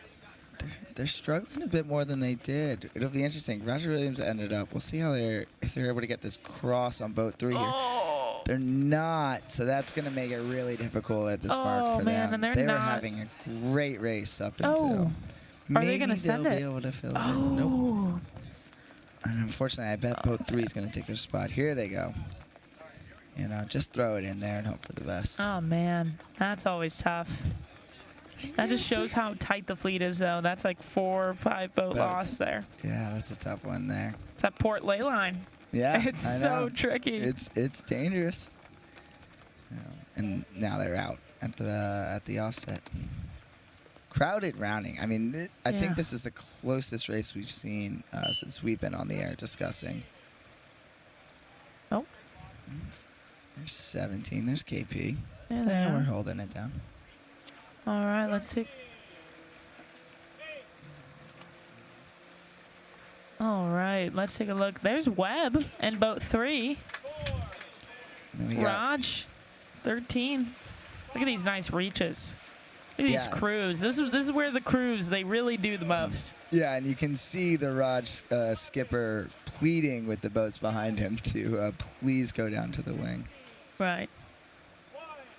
Oh, and they're are they spinning? I wonder if. Oh. You know what's tough is fleet racing. It's not just it's not a 360 like it is in team racing. No, it's not. It's a 720, and I don't know if the 720 is necessary. I think we should switch over to the team racing. That's a hot take. That's a hot take. So we see quite a few boats seem to jibe and wanted to head to the right side of the race course. Just trying to get back into the same breeze that they got on that top right. It's good to see. It's always tricky to decide, you know, do you just go for what worked on the upwind, or are you trying to reinvent the wheel every time you go downwind? Yeah, it is really tough. I also, I was just thinking about it. I thought it was pretty funny how we were like, oh, the skipper's arm hurts so bad when they have to hold a wing. And then I was like, wait, crews have to do it all the time when they're reaching too. I'm like, ah. I like the names on the back of your pennies. We just saw that was Webb execute a pretty good jibe here, so they're going to be coming in on starboard. They're well established they'll be on the inside, so I assume we'll be seeing them make a left-hand turn here at the mark. Yeah, and for those viewers that may not know much about the downwinds, the mark roundings, right? So oftentimes the sailors, when they're sailing downwind, they're met upon a gate. And you get to decide which way you're going to go. You're going to round to the one on the left or the one on the right. Sometimes one will be dropped into the water a little bit higher than the other, so there's always usually a favored one. Sometimes there isn't. But essentially on the downwind, halfway on the downwind, I usually like to pretty early on be like, I'm going for looking downwind, the one on the left or the one on the right, and then kind of strategically start spacing you'll watch the fleet kind of start splitting up a little bit on these downwinds. and it becomes pretty apparent as to which gate you're going to round. Yeah, and- we tend not to see a lot of that crossback, but Right. it should be interesting. It's difficult for the boats in the middle, right? Because if you wait too long to make that decision, you find yourself Rookie on the mistake. outside of both situations. Yeah, and so coming up to the actual marks, the inside boat, so the boat that's most, how do I best describe this? Well, right now it's Webb, the one that's closest to our camera. Right. They will be on the inside when they get down there to make a few left-handers. And now we can see, right, so those boats that we were saying are on the outside, right, but on the extensions, we get to this turning mark and they enter the zone. They're granted mark room. Yes. So all the other boats have to allow them to round. And we'll see them slow down so as not to round on the outside but behind. Right. And so you want to be ideally, right, best case scenario, you want to be the most inside boat that's entitled to mark room, because that means you have the best chance of getting a clean mark rounding. So you're seeing, boat 6 did a great job there. They got a good mark rounding. They were inside boat. Now, take a look here at your view. You'll start seeing like a boat 8 over on the right-hand side. They're the outside-most boat. Like here, boat 2. Yeah. And so we tend to see like what boat 5 and boat 2 have done, which is you want to slow down and round the mark tight behind. You don't want to round on the outside. It's better positioning to be directly behind someone than to be stuck on the outside of them at a mark. Oh, 1,000%. Yeah, if you're one of those guys that gets stuck outside, you're essentially giving away any freedom you may have to tack off, right? And you're just kind of sitting in somebody's bad air for a while, which is just sucks. It's not a good position to be in. Yeah, and it's interesting in fleet racing, the zone around the marks do change from team racing as well. So team racing, you have a 2 boat length zone around the marks, and then in fleet racing, you have a 3 boat length zone. I believe in college sailing we're a 2 boat length zone in both fleet and team racing. I believe, unless I'm wrong on this one. I don't know. I thought it was 3 boat lengths for fleet racing. I don't Is think it so. really not? Someone will help us decide. To think we did this, Gloria, competitively. And we can shows you how much brain is actually in the Is skipper it really? and in the back I need of the somebody boat. to confirm this. Somebody come up to our booth and confirm if there is a 2 and 3. No, if there is a difference in fleet racing and team racing. No, I believe it's universal 2 boat lengths now. No way. Are you sure? Yeah. You must have sounded like a Are you lunatic. gaslighting me? No, just kidding. Yeah, you must have sounded just kidding. crazy coming into Lured Mark. Did I asking- really? Oh my God. demanding Wait, it somebody at 3. confirm this. In fleet racing, is it a 3 boat length circle? It's 3 in fleet and 2 in team racing, right? Somebody confirm this for me. 3 in fleet. Oh, I'm being told it's I'm 3 wrong. in fleet. It's 3 in fleet, 2 in team racing. Right?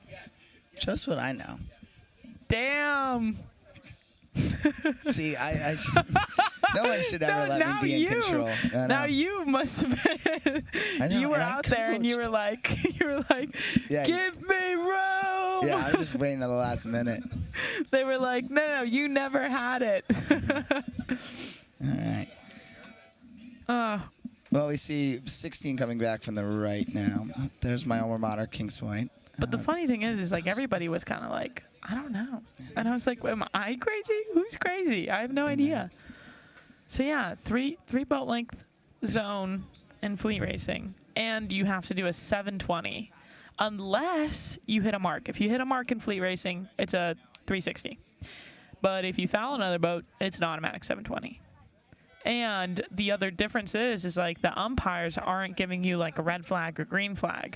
Yes. In fleet racing, if there's a protest, then you have to file the proper protest form, go to shore, have a hearing, and then we're there to interview you after you lose. So try to avoid the protest room today because we will be there and Ready with our cameras and microphones. Yeah. And how's it feel? You just got thrown out of that race. How do you feel right now? It's like, I feel terrible. We're seeing a really strong right shift here, changing things up on there. But Navy has done a great job of just staying in control, right? Ever since they rounded that Lured Mark, they've maintained control over their race course. They haven't banged a corner, as we said. They haven't gotten over leveraged, and they're just crushing it into the mark here. Yeah, look at that. Boat 10. Really just Navy midshipmen. Go Nads, you know? Go Nads. And then that's Brown in 16, correct? And yep. Boat 6 is St. Mary's. St. Mary's. Go Seahawks. Where'd they come from in this race, huh? Yeah, I missed how they worked out at that tight spot they were in at the mark. Yeah, maybe they had a good mark rounding there. 14. Yeah. Who we have in 14? That's going to be Yale Bulldogs. You know, it's funny. Whenever the Yale Bulldogs are doing well, I'm like, well, yeah, I feel like we saw that one coming. Yeah, they're just such a strong team. They really are. They really every time they do well, I'm like, yeah, I saw that coming. Like they have such a strong season, and every season, it's funny, they have such a strong season every season. So their coaching staff does an excellent job of making sure that they've got a stacked team of just powerhouse players. Yeah, we see about 9 tacking in. They're going. I'm surprised they're not doing circles. It looked to me like that they're going to be needing some. I don't know. Maybe boat 7 is a good friend. Cornell. Let's take a look. Tulane. Tulane's kind of having a tough set. It's a tough set. Here's 9 doing the circles. That we saw. There they are. Boat 9, that's GW. Eckerd. KP. 17, there's KP coming around. Man, Raj, is that Raj in 13, right? They've kind of fallen off the face of the earth on this one. Huh. Right? I believe. Yeah, that's tough. They were having a really strong race. I think they were one of the boats that got trapped out on the left side. That's definitely, yeah. And, right, because they had a jibe. They weren't making the mark. They squeezed in. They squeezed in. But this second beat, the right side was really favored towards the top end of the race course. Yeah. And I think it threw a lot of the sailors off because that's just not what we've been witnessing for the last 3 races. Yeah. And I'll say Roger Williams, actually good friends, good alumni friends from there. Kelsey Shaken and Riley Eager just got engaged this past weekend. So congratulations to those two if they're listening. But that's okay if you're not. It's totally fine. But seriously, the biggest congratulations to those two. Very lovely. And actually, younger sister, Kat Shaken, sailing for the BU Terriers A Division right now with Tyler Mowry. So, but yeah, just had to tell them congratulations. Also have to say happy birthday to Bowden. Bowden's got some sailors out there right now. It's somebody's birthday. Let me just pull it up. A Division crew. A Division crew's birthday. Let's go ahead and take a look. Who do we have? I believe they're in the other flight that we're not showing. Got it. So we might have to wait to wish them a happy birthday. Yeah, we'll wait to wish them a happy birthday. But I got another birthday. I have to say happy birthday, too. I got to say happy birthday to Dyson Lord from St. Mary's, former alumni. You remember her? Yes, I do. When you were there coaching. So when I was on the staff. Yeah, super happy birthday to Dyson Lord today. So it's a good day to have a birthday. It's lovely out. Yeah, it's a stunning birthday day. What day of the week is it? It's Tuesday. Gosh, I'm so losing track. It's been a long past few weeks. All right, let's. So we're still seeing Navy is just comfortable, cruising along. I mean, they've got no worries in their boat right now, right? Yeah, I like that for them. There's nothing. I got to imagine all top 3 boats are feeling pretty comfortable out there on the race course. Yeah, they've put in the gap. They've put in the gap for sure. It's a nice way to finish off the set. I've always liked, if you're going to have a good race, it's better to have it the second one. So you get into the dock before everyone else. I totally agree. I think also just the best way to end a day is winning the last race. Because you can have so many bad races, but at least you ended on a good one. You're like, all right, sick. Like, maybe you still got it. Yeah. You want to carry that momentum into tomorrow. Yeah. Let's see. Who do we have in that boat for the Navy midshipmen? Most likely here, I can't imagine they lose this lead. Look at this. Oh, look at this gorgeous zoom. Oh, wow. That is Gavin McJones. class of 23 senior. He needs to win one, senior year, Yeah. Yeah, what a great way to go out. right? He needs to hold his chip down more. All of these skippers, man. You should go tell. Go talk to Ian about this. What's going on? That's with Superstars Cruz, Ellie Alex, 26, Julie, Christy, class of 24. Yeah. So Navy's going to do what we've got. Brown Bears, Yep. second We've place. got Brown in second still. Connor Nelson, Izzy Cox, Nora Ong, boat 6. Yeah, we just lost one. Who was boat 6? That was... St. Mary Seahawks. That's right. That's Right. So right. that's Leo there. Leo Boucher, Ellie Sikowski. Another former sailor of mine. Oh, you got some good ones, Superstars. I do. Was he holding his jib well? He was doing a good job with it on that one. Boat 11, that's MIT Engineers. That is going to be a good race for them. They definitely needed that. Sam Bruce and Maya Prasad. Boat 14. That's Yale Bulldogs. Great race for them. Oh, we got boat 1, U Miami coming in hot. Yeah, Hurricanes. Here we go. That's a tight one between 5 and 12. 5 is BU. 12 was UPenn. Or I'm sorry. Correct me. It's actually Penn. Just Penn. Not I've been UPenn. told. Yeah, I've been told it's University of Pennsylvania, but They Penn. say Penn. Penn. Yeah. So, and another 2 races in the books. Off they come back in to rotate now and swap out with the GW. B division sailors. After spinning there, looks like they made no comeback. Really? Yeah. That was it. Looks like they finished in Oh yeah. Wow. in 18th. That's tough. That's tough. You know what? I have to give credit where it's due, though. That team does not have a head coach. It's now a club team at GW, and so they've been, really struggling since losing pretty much all varsity funding and losing their varsity coaches and so on. So they've literally just been running the entire team Hey, leg. Gavin, you there? I think, Gloria, we have Gavin McJones. Gavin, go ahead, please. How was your race, and you want to talk us through it? Yeah, well, we won the pin end on that start. We were talking with our coaches before this. We needed to go around the outside of these races, so we just played it right up the left side. Got the first shift, and that's how that one works in fleet racing. Yeah, nice, Gavin. So it looked like that top right came in pretty strong in the second beat. That seems like it's new compared to what's been going on throughout the day. What'd you guys do, or what'd you see that led you to get over that way? Yeah, we kind of sweated a little bit because Connor was over there getting it before we did. But we were able to kind of hedge our bets and play right up the middle.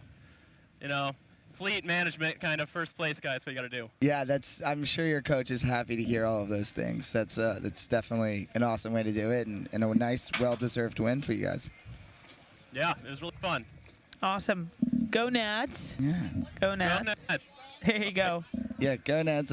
Come enjoy some snacks, I guess, and some water on the beach for a little bit. You got 2 off. Great.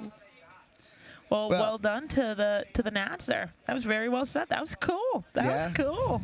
No, I mean, he nailed it off the beat. I think that's everything we've been talking about up here. That just those edges are so powerful to be able to be the first people in those breezes. Oh, yeah. And I feel like these waters are pretty... I don't know. I'm still in a toss-up, but I want to say it's pretty easy to see the streaks of breeze. Right? Like, there's some watercolors or, like, some places you'll sail where it's, like, pretty difficult to see where the pressure's coming. But I feel like KP here, I feel like if I were out there, like, okay, granted, we're pretty leveraged up here. You know what I mean? Like, we're up in this booth. I'm like, okay, breeze looks kind of running down there. Over a little bit to the right, I see a puff. But I feel like even when I was out on the water the past 2 days, it was pretty easy to be like, okay, I can see the pressure. Like, the pressure's over there, or to the left, or to the right. Is that something that you've seen, considering you've sailed here far more than I was going to say, one thing that can be difficult with Kings Point is that you can see the breeze on the water, but it doesn't, I've noticed it doesn't always transcend to something that is part of your race. You see a lot of shifts that seem to go by and just avoid the race course entirely. Oh, wow. And you can find yourself stuck out in a corner, waiting for the breeze to come to you, in a breeze that just never comes.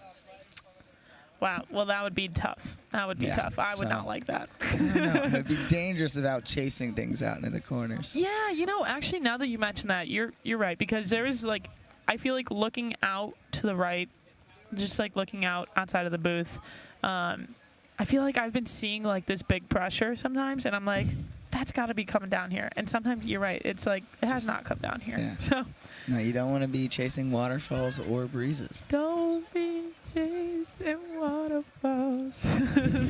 Now that song's going to be stuck in my head. Yeah, right. You'll be on there. So, but yeah, what a beautiful day.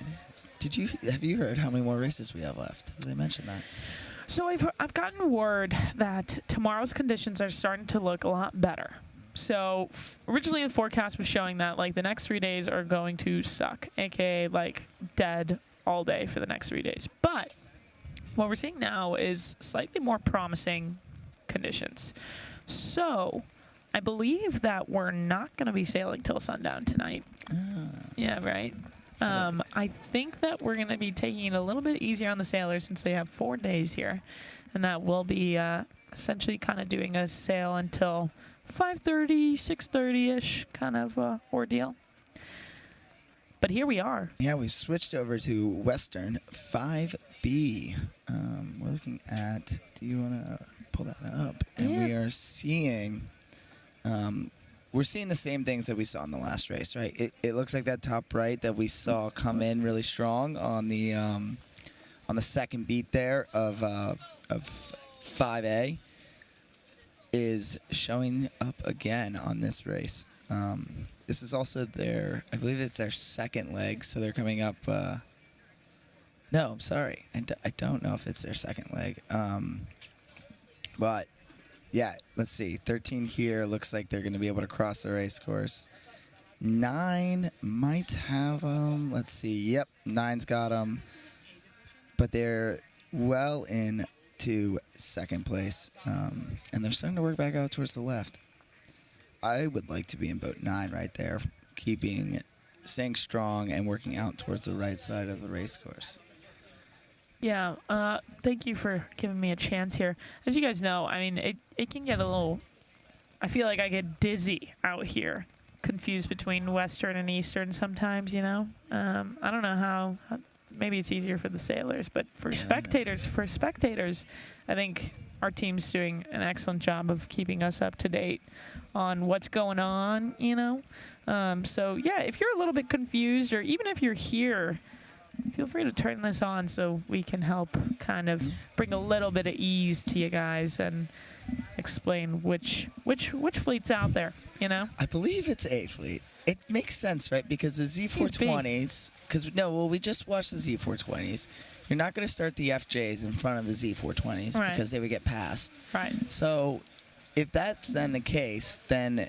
By that logic, then the FJ should be following the Z420s. And since the Z420s just went in to rotate, A division should still be on the water. That is my guess. I think there's a B division behind it. Oh, well, maybe I was wrong about all of it, but someone will tell us, I believe, at some point. Yeah, no, I think that's B division. Yeah. Because they got the 6 races done for A. So we did 6. I think it's once it's really easy for them to get stuck behind the boats, or not easy. What am I trying to say? So okay, we're having self-talk. It's B division. Oh, okay. So this is 5B. That makes sense. Okay. You just give it 1 second. Once we get a little bit of a close-up, we'll confirm that with you guys. For now, just hold your horses. This is a lot of boats out there, but it's 36 teams, correct? Yeah. Yeah, 36 teams. 36 teams and hundreds of loving fans. How many sailors do we have? Do you know? Too many. Too many. It's got to be over 100. It's easily over 100. It's got to be. We've been trying to figure out. I've been asking around to see if I can figure out who is the most coached sailor at this regatta. Who has been coached by the most coaches here? Ooh, Ooh, I Yeah. like I that. think I'm up there. I've got like 6 of them, I think. I'm that up have there all too. coached. I gotta say, I Must think be I'm. the same. Let But me I think. count both, right? I count as a coach and a sailor. Mm-hmm. Because I've coached some people here. Let me think. How many people? Well, I'll talk to the people what you think. Wait. Let me. I'll let them know I'm what's gonna crunch going on. numbers on my fingers. Here we go. Race 6A of the Eastern. Yeah. So you got to be right sometimes. Yeah. Every once in a while, I'll get one. No, you did I might get have been that. wrong about the zones, but I got that one. It's okay. We just gaslight each other. Yeah. We're like, no. My logic held. I felt pretty strong. All right. Kyle's a smart man. He's not going to start the FJs in front of the Z420s. That'd be chaos. 6A Eastern. That's so funny. We're just like, oh. Thank you. Yeah, it just gets a little. 6A. This is confirmed. 6A. So I've told you that our PRO used to be my high school history teacher. Yeah. Wait. Can you tell me more Back about that? at Annapolis High School. He's actually currently repping a Panthers 2013. You're from Annapolis? I am. What? A 2013 Patagonia jacket with a good old A-High Panthers logo. And he taught IB history. How did I not know you're from Annapolis? Born and raised. No kidding. And my mom's a Seahawk. What? Mm-hmm. Shut the front door. Yeah. What? For her sake, I won't tell anyone what her boat number is at the Possum Bowl, but it's quite a low one in the rotations. At the Possum Bowl in St. Mary's, they traditionally give the oldest members the lowest value boat. No kidding. Mm-hmm. So who do we have in 9, Gloria, here? In boat 9, it looks like we have If it's 6A, then it should be Charleston. Dartmouth? No. Charleston Cougars. No. Right? Dang. 9, Sorry, guys. 6, It looks 8. like Oh, it looks like. you've switched off of it. All right, guys. What? This is not even our back team. This is just me. This is clicking around on my the computer clicking around like crazy. Here we go. So I apologize because I'm confusing you. So there we go. You saw me hectically, if that's a word, clicking away on my computer. Yeah. Here we go. And there we go. Boat 9, 6A of the Eastern semifinal. I'm going to say that again. Race 6A of the Eastern semifinal. Boat 9, we have George Washington. George Washington, Perfect. who's making a comeback. Yeah, Yeah. they need some points. They right, needed that after that they last need to be race. able to get in. Oh yeah, true. Yeah. Good for them. This is strong. They just need to not foul. That's it. But wait, didn't the boats that just finished come in and rotate? So wouldn't it be weird that we'd cut to a race in the middle of the race? So I don't believe it's George Washington. We will eventually we'll get a shot on their pennies and we'll see him. But Yeah. when we have This is so confirmation the of who is Western. in boat 9, we will give them the shout out that they get for crushing this downwind. This is definitely the Western. That's my mistake. Oh. Don't hate me, please. They don't have a choice. They can hate you or love you. They can't go anywhere else to get this high level of commentating on college sailing. So my bad. Okay. And They also need to hold their jib better, man. oh, There we go. okay. Boat 9 in the Western. That makes sense because Eastern came in and rotated. That's Charleston Cougars. God damn it, that's Charleston. You get it, Charleston. This is Charleston winning the race. Okay. In boat 11, I'll believe you on that one. well, don't get too carried away now. Boat 11, that's Dartmouth. Like, I don't know if you want to believe me. Oh, thank you. this That's is what we yeah, there needed. we go. All right. There we go. Cool. 6A. Boat 9, Dartmouth Green. In the Western.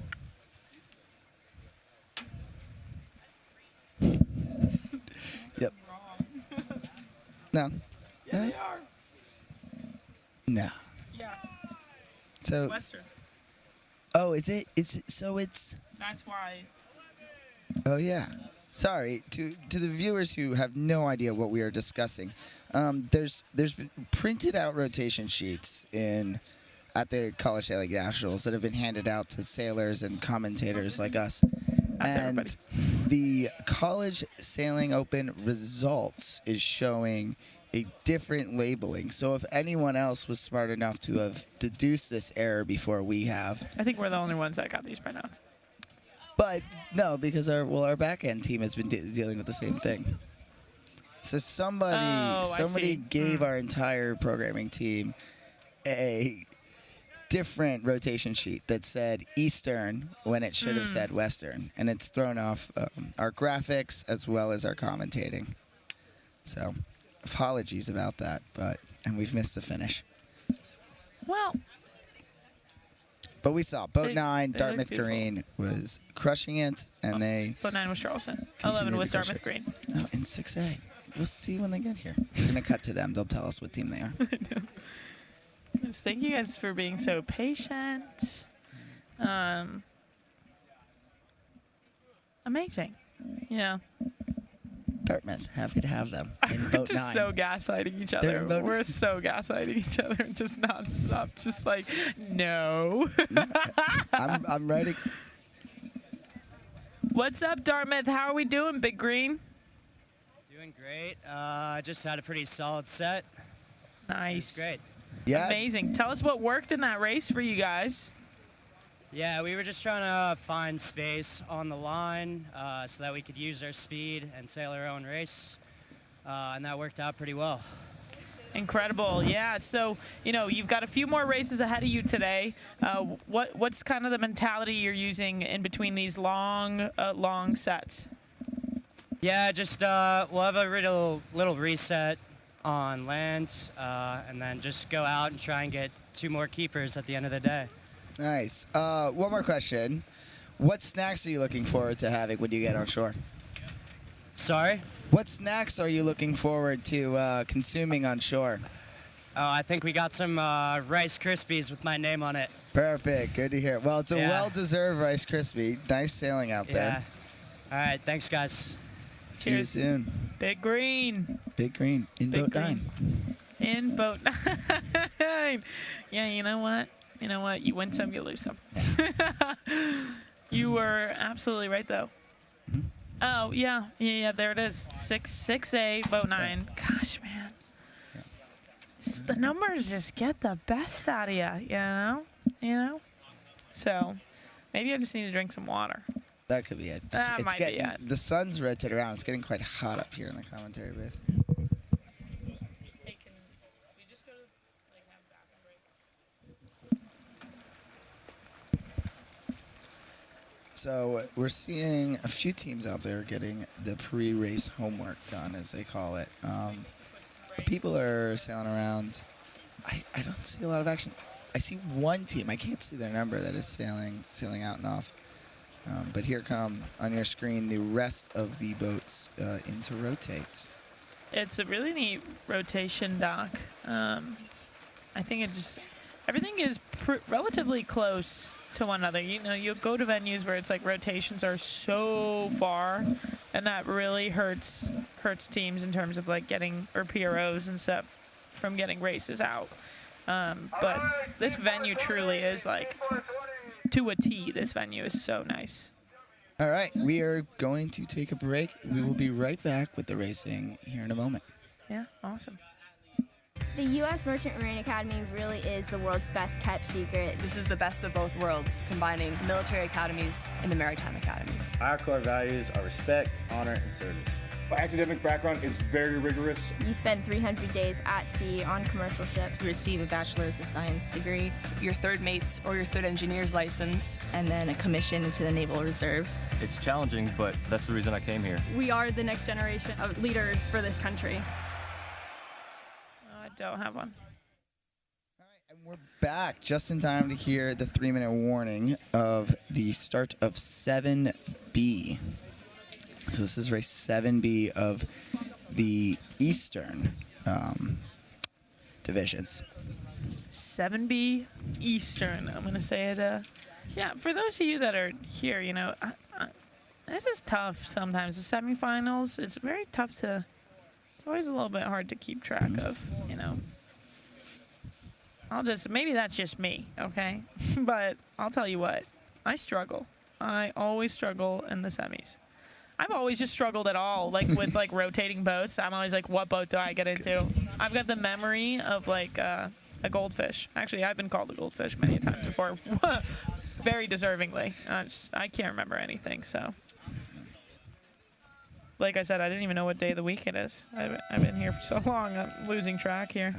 It's the perfect day to go sailing. That's all that matters. That's so true. I mean, it really is beautiful.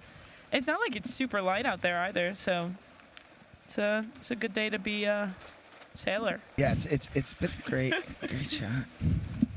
Race 7B. I'm looking at it right now. Yeah. So Eastern. What are you focusing on here, Gloria? Jeez, I said Julia. Gloria, what are we? You know, it's the first of the set. You just spent 50 minutes or 45 minutes on shore, and I'm wondering here, what do you think would be important to be getting into in the boat? What do you like to do in your pre-start after a rotation? After rotation, I definitely like to go out and get some tacks and jibes in. I think that's for sure. And then always my pre-start homework to a T. And then I always like to pump up my crew. Mm-hmm. I'm a big pump up gal in the boat. Get things going. So I'm like totally like, let's sing a song. You know, I definitely my crew's like, if I'm in the middle of a race and something, I'm in my head, I'm like, sing a song for me. I'm like, sing me a song right now. And they're like, in the arms of the angel. Nice sea shanty, maybe. Yeah. So I'm definitely just. I always like to socialize. I'm a big socializer. You know what I mean? Like I'll go out there pre-start. I'm shooting the shit with everybody. And just. Sorry. Pardon my. So here we go. We're within 20 seconds. We've got again everyone's sliding down to the pin end. It doesn't look like anyone's gonna be at the boat. Oh, we're already hearing boats over. This Definitely is heard be, 6. Yeah, this is gonna be 18-4. Everybody's over. Except for 16. Well done, 16. All right, so we will be trying again for 7B. It'll be interesting. They all seem to stack up at the pin. I wonder what they're seeing. It's difficult to see from the booth here a little bit. But it does appear that there is more pressure out on the left side of the race course, just that I can see here. But it is the difficulties, right, where you have to get off the race course for 45 minutes. You do lose a sense of where the line is and maybe how the current's been behaving or playing, and all of a sudden, you're back out there and you're expected to hit your same marks and run your routine again and do everything just as you were doing it, even though you've been on a 45-minute break. Yeah. Hey, let's talk about the I flag that Kyle was just saying that he put up. So Kyle Assad, our PRO, former teacher to Charlie, he was just talking about how after that general recall, there is now an I flag. Charlie, take it away. Yeah, so the I flag is going to require that if you are on the course side of the starting line below 1 minute, you have to sail your boat either around the pin end or the boat end of the start. So you can't just dip back down below like you normally would. I'm surprised that we're just going to an I flag. I would have thought that these B division races would probably already by now be sailing with it, but now that we've flown it once, I expect that we will see it for this B division in the Easterns. We'll see it for the rest of their time that they're going to be sailing here. Yeah, I could see that. It's funny. It's like I feel like it's a game of trust. It's like you lose your privilege of not having an I flag. They never take it away. Yeah, now that it's up, it's like, okay, you've lost your privilege of no I flag. Now the I flag's going up, and now this is your punishment for the day. So now you got to deal with it. and you need to round the ends. And so the interesting thing about the I flag being up is what it creates is a little bit of fear in people from being over, and especially a fear of starting in the middle of the starting line. So this is where you kind of start to see people really crowding at the boat and the pin, and you'll see massive line sag in the middle of the starting line because everybody's super scared to start in the middle. If they're over, they have to somehow find their way to an end of the line, so the pin or the boat, and go round that. And so that's tough. Like you'll see now somebody smart would be like, I'm going to start in the middle, and I'm going to make sure that I get my line sight and be on the line from the middle, and I'll be punched ahead of everybody else because there's going to be all that sag. Or you might just be safe and try to start towards an end and maybe just don't be over. I just try not to think about it. You know? That's fair. That's fair. It's I guess it is up to me to decide if I'm over or not, but it never felt like that way. It always felt just, it's not my decision. It's someone else's. It's just a game of chance. It's a game of chance. You big gambler? No. But what you do see in college sailing a lot is you'll see a lot of boats push it because ultimately, being below the line but behind is almost just as bad as being over and early. If all your other competitors are over, you might as well be over with them. That's true, but what a beautiful shot here at the start. You can see that line sag in the middle. Oh, man. Like 10 is so low of the line right now. Yeah, and 17, here we go. I mean, that's like 3 boat lengths below. We're talking way more. Yep. Not a single person was on the line at go. Not a single one. Not a single one. I'm going to call it. They were scared. Yeah, you nailed that one.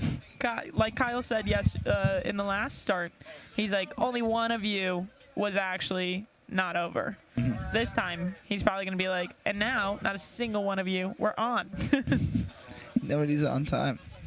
Man, it's such a great opportunity to take advantage of that, though. It really is. It's looking pretty strong on the left side still. Boat 11, which is the Wisconsin Badgers, is looking really good. They had an incredible start. Boat 1 sent it right. That's Kings Point. Georgetown. I had to use the sheet, It's great. This is 7A. 7B. Oh, gosh, Gloria. Of Eastern. 7B? Oh, sorry. Am I? So, and we've got 11. 11 is still crushing it out to the left. The entire fleet seems to be holding out to the left side of things. So they clearly all like that left side of the race course.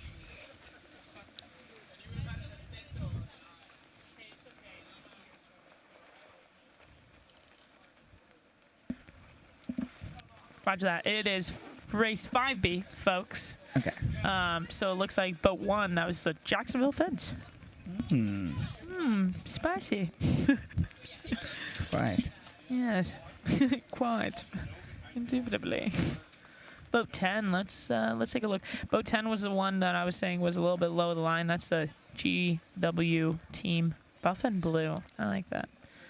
They've done a good job of sailing back into it, though, with good boat speed. They've really seemed to kind of fix a lot of their early errors.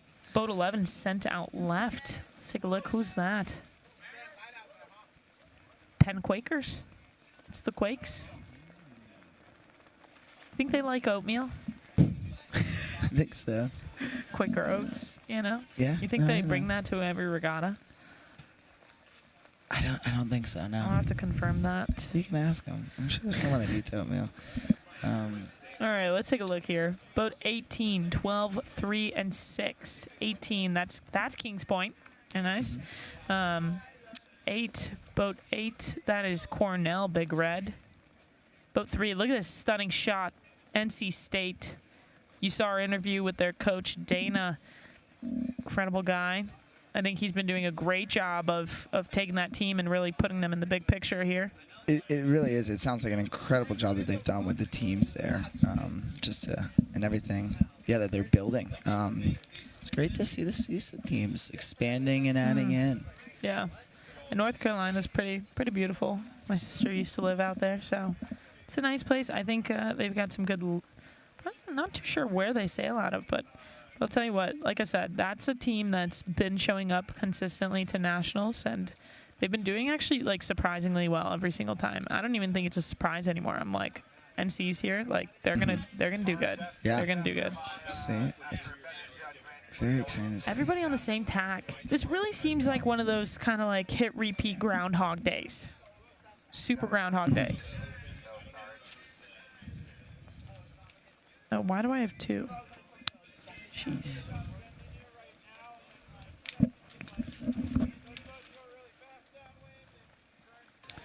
All right.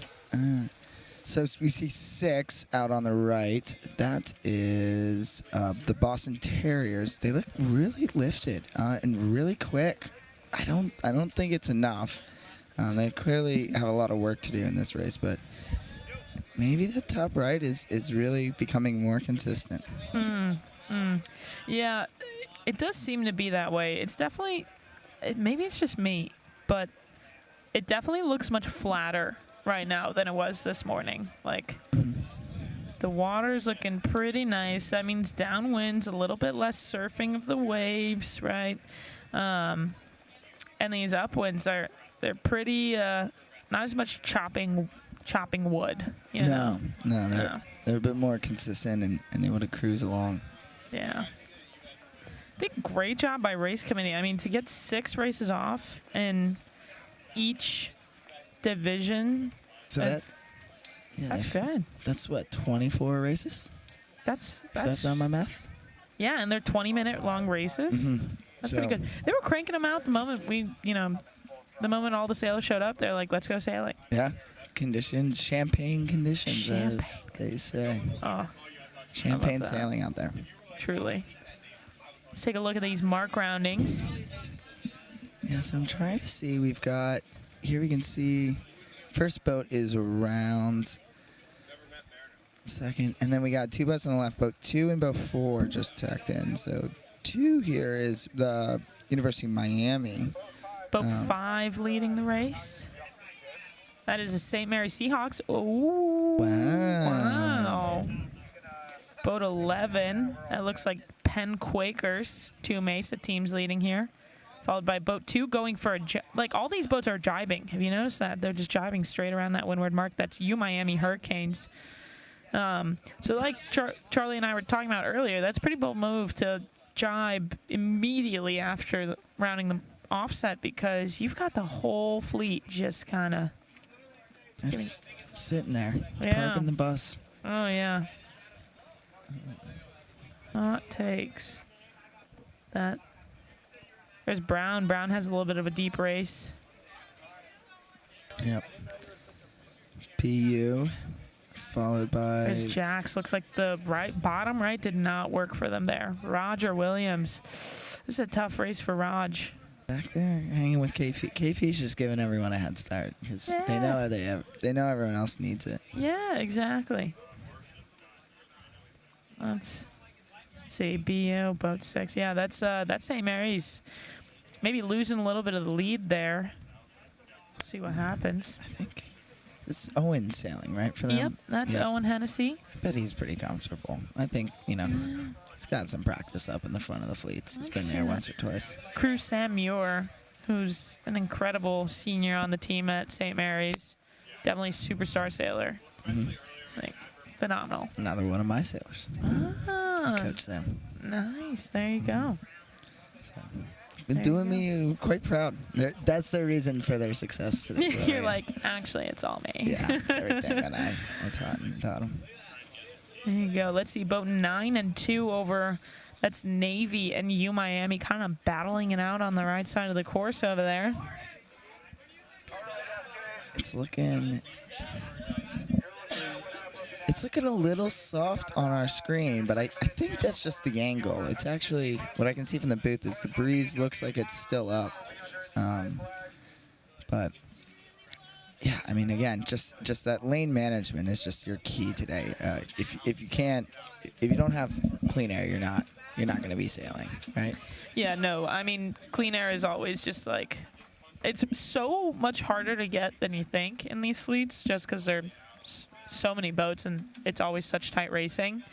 But if you don't have it, it can make your life pretty hard, and not in the fun way, you know. Yeah, Like, you're not gonna have a good day out there. yeah, no. On the downwind, you definitely gotta fight for it in these fleets. Oh, bad jib pull. I'm gonna work on those timings. See, the key. What do you think of their leech though? The jib. See, let's see. Boat 2 is gonna do better with it. Their leech A little looks bit fine. early. It looks good. You think you give them approve of their leech? Yeah, I think they're fine. They just need to not pull the jib over so early. Backwind. Yeah. That's Let's always tough. Boat 4 made the same mistake. Boat 4, didn't we just said that was Webb Institute, right? Mm-hmm. Yeah, but the Nads leech looking good. It's that Nads working out. Nads arm workouts. Boat 13, kind of in the middle there. That's Yale. Like I said, Yale's having a little bit of a hard semis here, or maybe they're just hanging on. They're just having a good time. Yeah, you know, keeping it interesting. they're like, you know what? Our goal here is not to win the semis. Let's move on, and then let's go full blown bulldog in the finals. Yeah, just be ready for it. Yeah. Yeah, you I want to never keep doubt some 'em. in the tanks. I never doubt them. I really don't. They're not worth getting. They should. They don't. They've done well enough to not be written off. Yeah, That's for sure. I'm not sweating for them at all. That's for sure. 5 is looks like extended massively. That is Owen from St. Mary's. Yeah. Owen and Sam. Let's Look at see. that. Ooh. Jib was early. You think it was early? I think it was a touch early. At least It was it still didn't a good backwind a shot. little bit. You know what I mean? It wasn't too bad. Yeah. Maybe we'll critique their mark rounding here too, and just really lay All on right. Yeah. Let's go for it.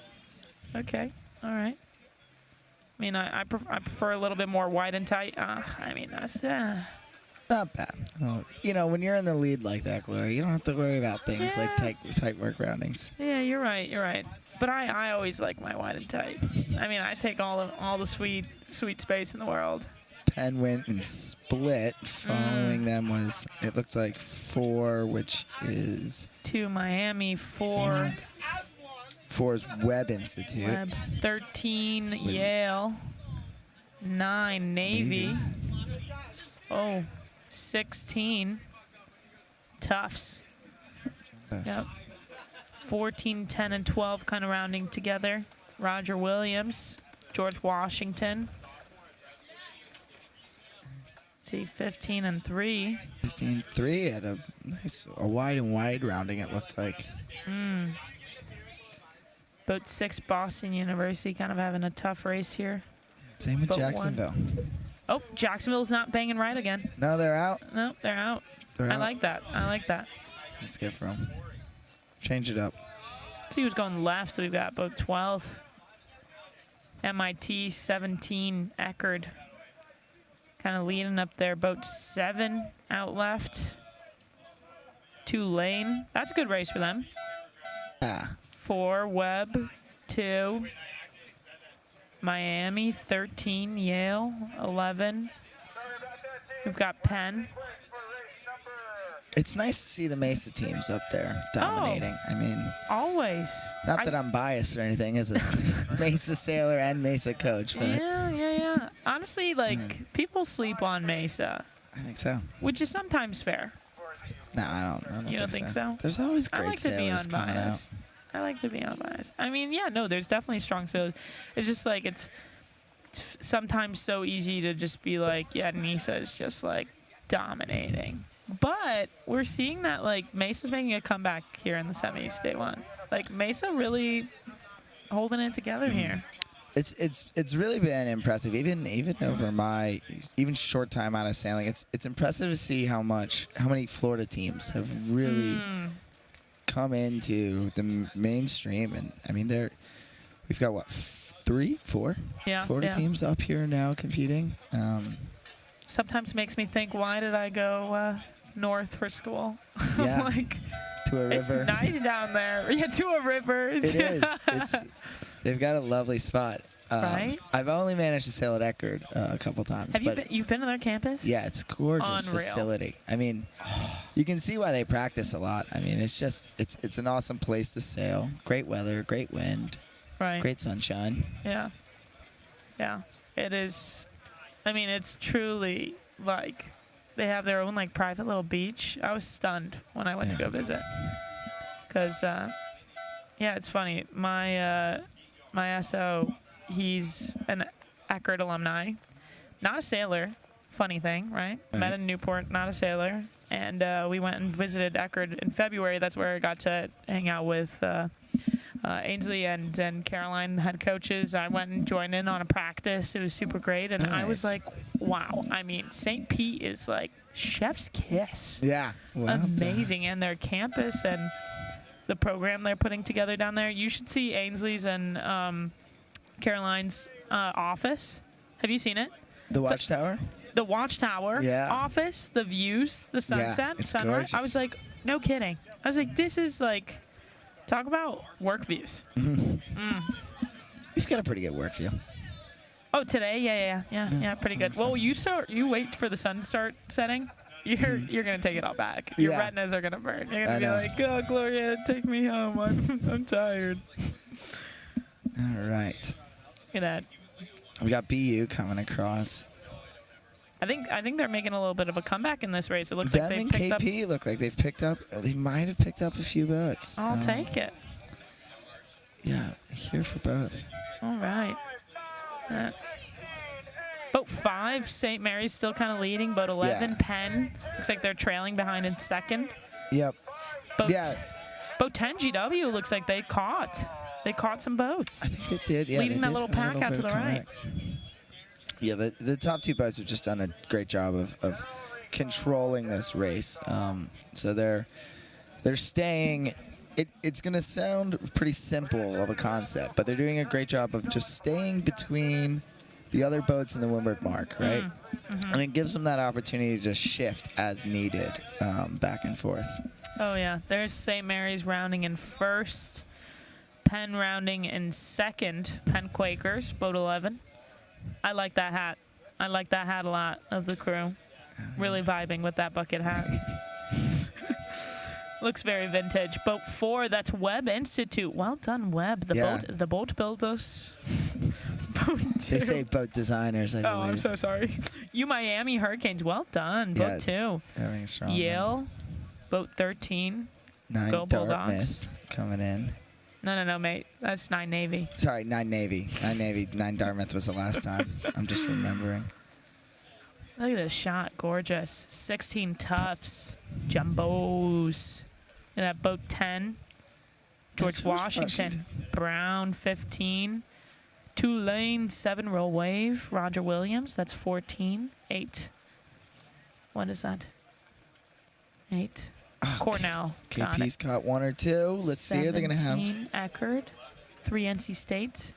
Look at that. KP boat 18. They got him. They got 3 and took 1 at the mark. So well done, KP. There we go. What we got there? 1 Jacksonville.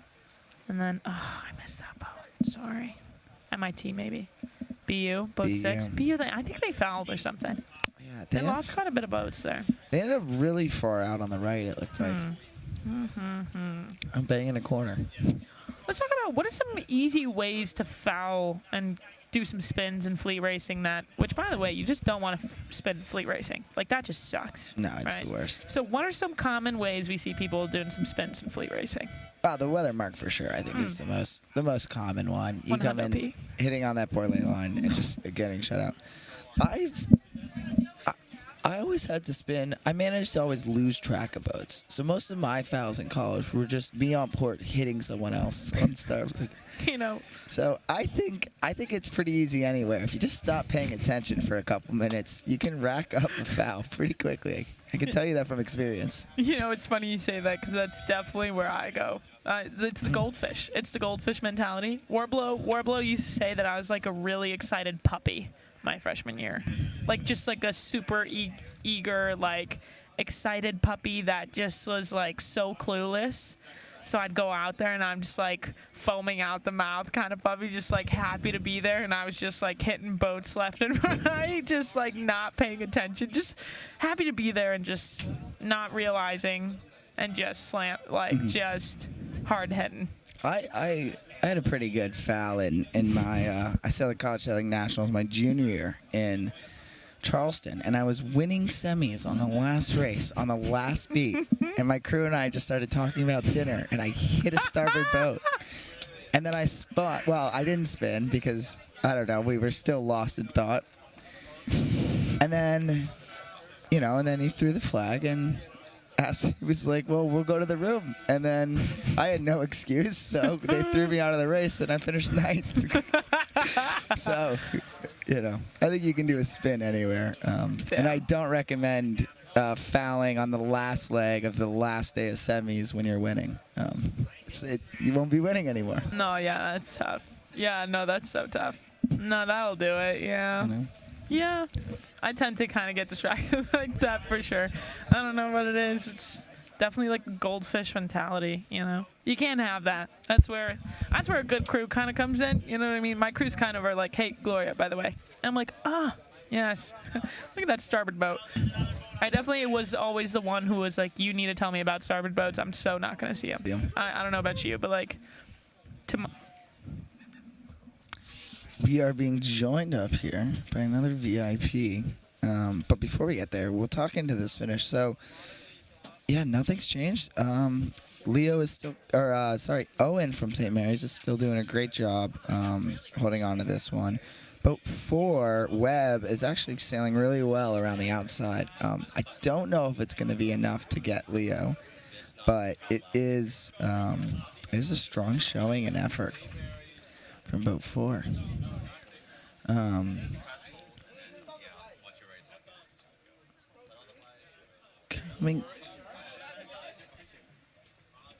Yeah, what do you got for me? Looking good. I don't know. I don't think they're gonna get it. I think it's an angle thing. I think Owen's got this, but we'll see. Well, I don't think they're gonna catch all the way, but they ran it in third. I think they might have a chance at finishing this in second. I think they have a really good shot at finishing this in second. I think they're gonna have passed. I think it was George. Was it not George Washington? Who was it in second? Let's see if we can see. There's Boat 7. That's Tulane. They're not having a great one. I know Charles isn't going to be happy about that. Oh, no. Their tent is next to ours. They've been a little bit quiet. Yeah, here we go. So St. Mary's. Then we've got Webb. It looks like it's going to nail this. Put that one to bed. And then we've got Boat 11, Pennsylvania, UPenn. That's who's lost out. Followed in fourth by Miami. Great race for them. Oh, you know what? I'm not too worried for Tulane. They're sitting in 11th with 108 points. Well, okay. They got a shot, so they're 6 points behind then. They're 6 points behind ninth place team. Also, they're the reigning champs of last year. Yeah. Yeah, so I have a feeling. No more home field advantage though. Yeah. 10. Here you go. Man, what a gorgeous shot of everything. It's just.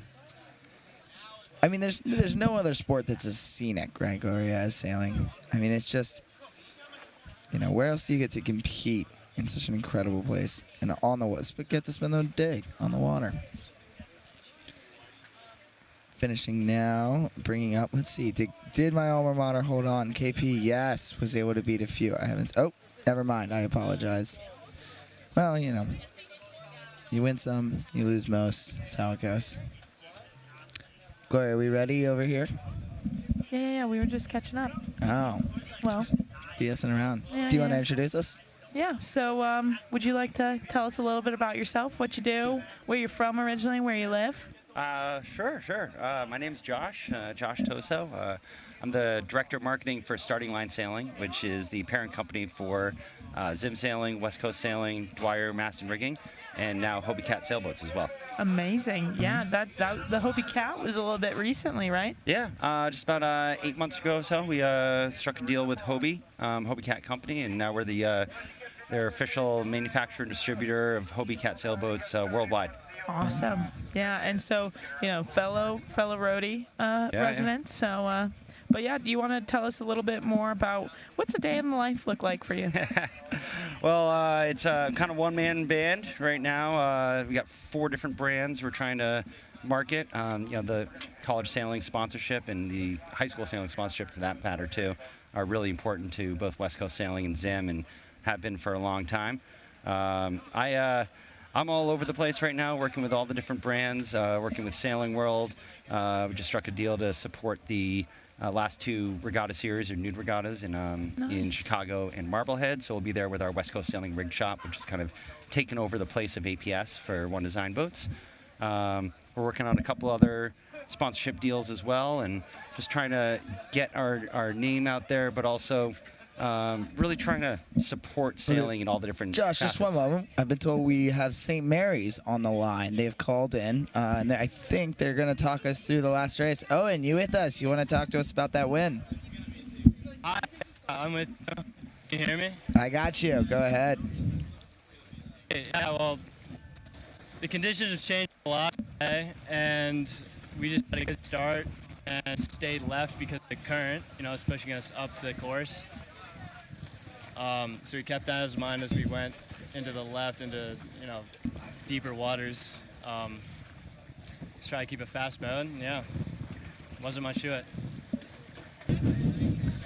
Oh, and we're told you can sail away from the camera boat if you want. We might take a bigger shot. There we go. Now we get to see more of you and Sam. That's awesome to hear. Yeah, we were watching you guys. I did notice it felt like a few of the jib crossed the boat a little too early. What are you guys thinking there? You want to walk me through that?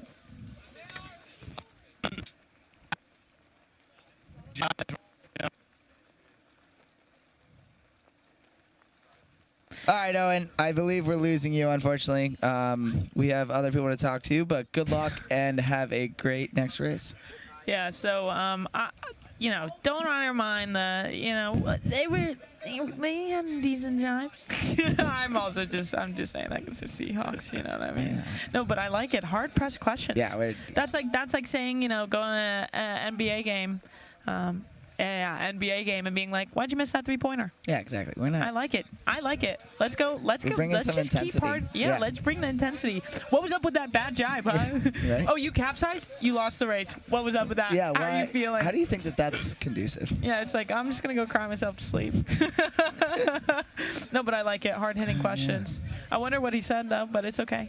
We'll ask him on shore. We'll ask him on shore. He has no excuse. He's probably crying now, though. Ultimately, there is no excuse for bad jibes, so no, you're not it didn't wrong. matter what he said. You're not wrong. I like that. We'll take it. So Josh, would you like to continue? Tell us a little bit more about what you were saying? I can't even remember where I was, actually, but yeah, I think day in the life, I mean, it's different every day for me. I was with the U.S. Sailing for the past 10 years as Director of Marketing for U.S. Sailing, so I've worked with college sailing, the fleets, and organizations across the country, and now with this new role here, some of it's kind of mundane, working on email signatures and standardizing paperwork for the 4 companies together, but some more of it is really just building on some more of those relationships that I've worked on in the past couple decades in the industry. Yeah. Some going into the office in Bristol. We're right there in Bristol, a couple miles down the road from U.S. Sailing. Nice. It's where we build the 420s and the FJs. And some days I'm driving down to Kings Point here to join you folks, and sometimes days even heading out in the water. I think yesterday afternoon and this morning I was out with Lexi Pline and driving the photo boat, and just lending an extra hand wherever I can. Off to Chicago end of next week for the nude regattas out there, or the Sailing World Regatta Series. Nice. And and then probably out to the West Coast for July. We have the ILCA North Americans out there, along with the U.S. Open Sailing Series. So probably head out there. Well, you're going to be going to my hometown, Chicago. So there's an argument over which is better, which deep dish is better, Gino's East or Giordano's. We can't be friends if you say Giordano's. You have to go to Gino's East. Gino's East. Is that the closer one to Monroe Station? Because that's where we're going to be set up most of the time. Yes. Yeah, it's right off of Michigan Avenue, and it's great. Bring some whiteout or paint, and you can draw on the walls. So growing up, like as a kid, like we'd go there for like a nice celebration or something, and then we'd run to the little CVS right around the corner on Michigan Ave, and then we'd go grab some whiteout and we'd go crazy on the walls. So it's like a fun thing that we would do. You should do that. mark the fact that you've been there, you know. So You crazy kids in Chicago. no, seriously. One time, my sister and I brought a bunch of our paint and paintbrushes, and we actually painted the entire booth and had to sit in the booth, like sitting forwards to make sure we don't sit back accidentally on all the paint. And the waiters were like, "Yeah, whatever, just do it. We don't care." But we came back like a few months later and it was gone. I was like, whatever. I went to school in New York. We didn't need gimmicks to sell pizza. It sells itself here. Okay, you know what? Superior pizza. What's the best pizza place in New York? Roses, but it's under construction. It's renovating. Right okay. in Penn Station. Really? Yep. Penn Station, right at the end of the Long Island Railroad. It's a great place to get a Interesting. slice if you're waiting for your train to go back to school after a night of diplomatic relations in Manhattan. Well, I'm not gonna lie. I'm definitely not gonna say deep dish is the best pizza ever. Like, you know what I mean? But it's good. It's good. It gets the job done. I'm just saying, like, there's even more than anything. I mean, if you say that deep dish is the best, I don't know. That's a little bit of a hot take, you know? I just love all pizza. I'm gonna say after 11 p.m., almost any pizza will do. That's so true. Yeah. No, It is. honestly, you can give me. I don't care. It could even be Domino's or something. I'll eat anything at that point. After 11 p.m., I might even eat pizza off the floor. I'm gonna be honest. Just whatever they have. Whatever you got. I don't care. It could be dripping grease. I'll be like, I'll do it. Yeah, no problem. No problem. No problem. That's so true. That's so true. That's good stuff. Now I want some pizza. I'm really hungry Yeah, for some pizza. we should maybe get some pizza after They got any on this neck of the woods? Yeah, they do. They do? I know a spot or two. Okay, all right. Well, I've had so much pizza recently. I need to cool it on the pizza, man. All right, I can hear the gun. I believe we are starting the second race, so they're gonna get ready to go again. We think St. Mary's got it, back-to-back bullets here. Owen's a very strong sailor. So Sam's definitely like a superstar crew. I've been very lucky to have him crewing for me the times that he did. Like, I always felt super confident and comfortable with Sam in the boat with me, and he's a stud at like keeping the skipper like calm, cool, and collected. So honestly, if I had Sam in the front of my boat, I'd be like, yeah, let's go do it again. Let's go rip it again. Yeah, pretty calming character up there. Yeah, so good. So like the epitome of like mentally in it and just like in it to win it. So yeah, I've got my faith with Sam. What would you say, Josh? What do you prefer, FJ or 420? God, when I was in college sailing, I'd prefer the 420. I thought the FJ was a little sluggish for me, and we didn't have these 420Es back when I was in college sailing. It was the Vanguard 420s, and we had the FJs as well. But most of the people, there was a lot of FJs on the West Coast, not as many on the East Coast. Now it's more mixed. But I was a 420 kid, and that's why I grew up sailing. Honestly, I was a crew. No one ever really gave me the tiller. So in college sailing, I was a crew, and junior sailing, I was the heavy crew out there on the trap and doing the spinnaker. So in college, I got really good at making peanut butter and jelly sandwiches. Oh, nice. And then going in whenever it was heavy weather. Right. And we did a little bit of the bigger boat stuff too at URI with the K-Cup and everything. Oh, so you went to URI? Yep. Awesome. Who was your coach at the time? So Mike Campbell was the coach when I was senior in high school, and I went and visited them. And then my freshman year, Chuck Norris started coaching. Scott Norris was our coach there for 4 years, the 4 years I was there. Awesome. And he was great. I knew him from the J24 circuit as well, and he was a really, really good coach and really brought URI back up. And then Joey Mello kind of took over for him. He was part of my freshman class, and then Skip, obviously the past few years, and really did a great job with the team. You can see the fruits of their labor out here today with Rhodey kind of really picking it up, and now Moose McClintock's doing a great job there as well too. Yep. And I believe they have Matt Peters as well, who he was assistant coach at Navy, and now I believe he's head coach at URI. So he's been doing an excellent job, and URI's doing great out there right now. So. That's awesome. What kind of rams are you guys? We were having an argument about it earlier. Not argument. I learned but a fun fact about their sailor, but the A division sailor for URI is one of the top. Five is over early in this race. This start. He is a nationally ranked, like one of the best 100 CSG Go video game players in the world. What? That's cool. I didn't know that. I didn't know that. That's really cool. So that was St. Mary's over early. So I don't see Owen getting the back-to-back bullets, and I don't think Sam was as calm in the boat. Oh, no. That or Sam needed to be a little more take charge. Oh, man. Just some work to climb back, that's all. Yeah. Exactly. Right?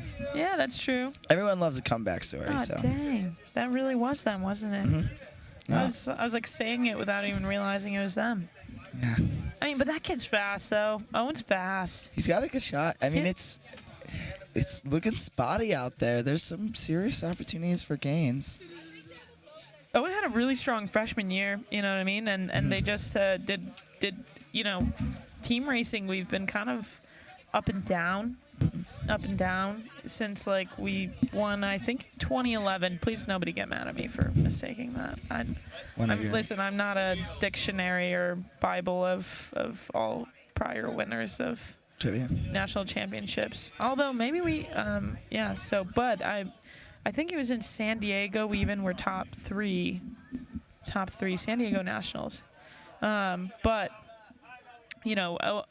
like this year was the first time in quite some time since then that we even moved on to the top 8. So it's a work in progress. It's every one step at a time, and I think Owen was a big part of that, getting the team up there. You know what I mean? So, and look at that. Let's see, where is he in this race? Okay, so he must be a little bit far behind because we still can't even see him in the clump of them. But you know who's doing great, again, is boat 2 here, which is University of Miami is in a great position. We just cut, or you can just make out them on top of 13, I should say. Over. But down here, pushing out to the right side, we have the Naval Academy Midshipmen. Above them is boats 3 and 8, respectively being, that was NC State, and 8 was, where is it? You got it from me? Cornell. Cornell, thank you. And 13 Yale. Doing pretty good. So Jacksonville having a decent race, but won. Yeah. Miami's in a good spot. I like where they are on the race course. It's a little narrow on your cut, but they're in a really, there we go. Now you can see them. They're that boat just behind 13. I like that positioning because it gives them an opportunity to push back left if they want it, but they're staying in touch, which means the boat's going out right. They can't get leverage on him or get an opportunity to get a shift. So it's a really good conservative position to be in, Yeah. And they've got the boat speed for it. Yeah, boat 9, Navy Midshipmen. Navy Midshipmen have been having a pretty good set as a team overall. So that's huge. You know what I mean? Like, your scores don't, like, you can dominate your division, but if you're not pumping up your teammate that's in the other division and they're, bombing it, it's a team effort to make it onto the finals. So I think it's very clear that they're supporting one another and they're both equally having good sets. So that'll be good for them. And overall, just bring them up. Yeah, so for Miami, they are sitting in 9th place currently. In their B division, which I don't have his individual results, but he got 63 points. So, yeah, he was averaging, the B division skipper for the first 4 races averaged a 13, 11, 17, and 18. So, sorry, not an average, but that was their total. And now they're about to go 4-6 here. Or, sorry, they might be doing better than 6. But, yeah, they were looking at 2 single-digit finishes. So, a big turnaround from them in the later half of the day here. Any question that you want? So, we're looking, Navy's out on the right. They've hitched back up. We're seeing that starboard ley line really stacking up. Sorry, they're not, I don't believe they are on the ley line yet, but top right pressure coming in. In front of us, we have boat 1 tacking. That is going to be Jacksonville. So they've worked their way out, and I think they look pretty good. They've definitely got the speed, but we'll see. We'll see if this angle can hold or if the left side's going to come across strong.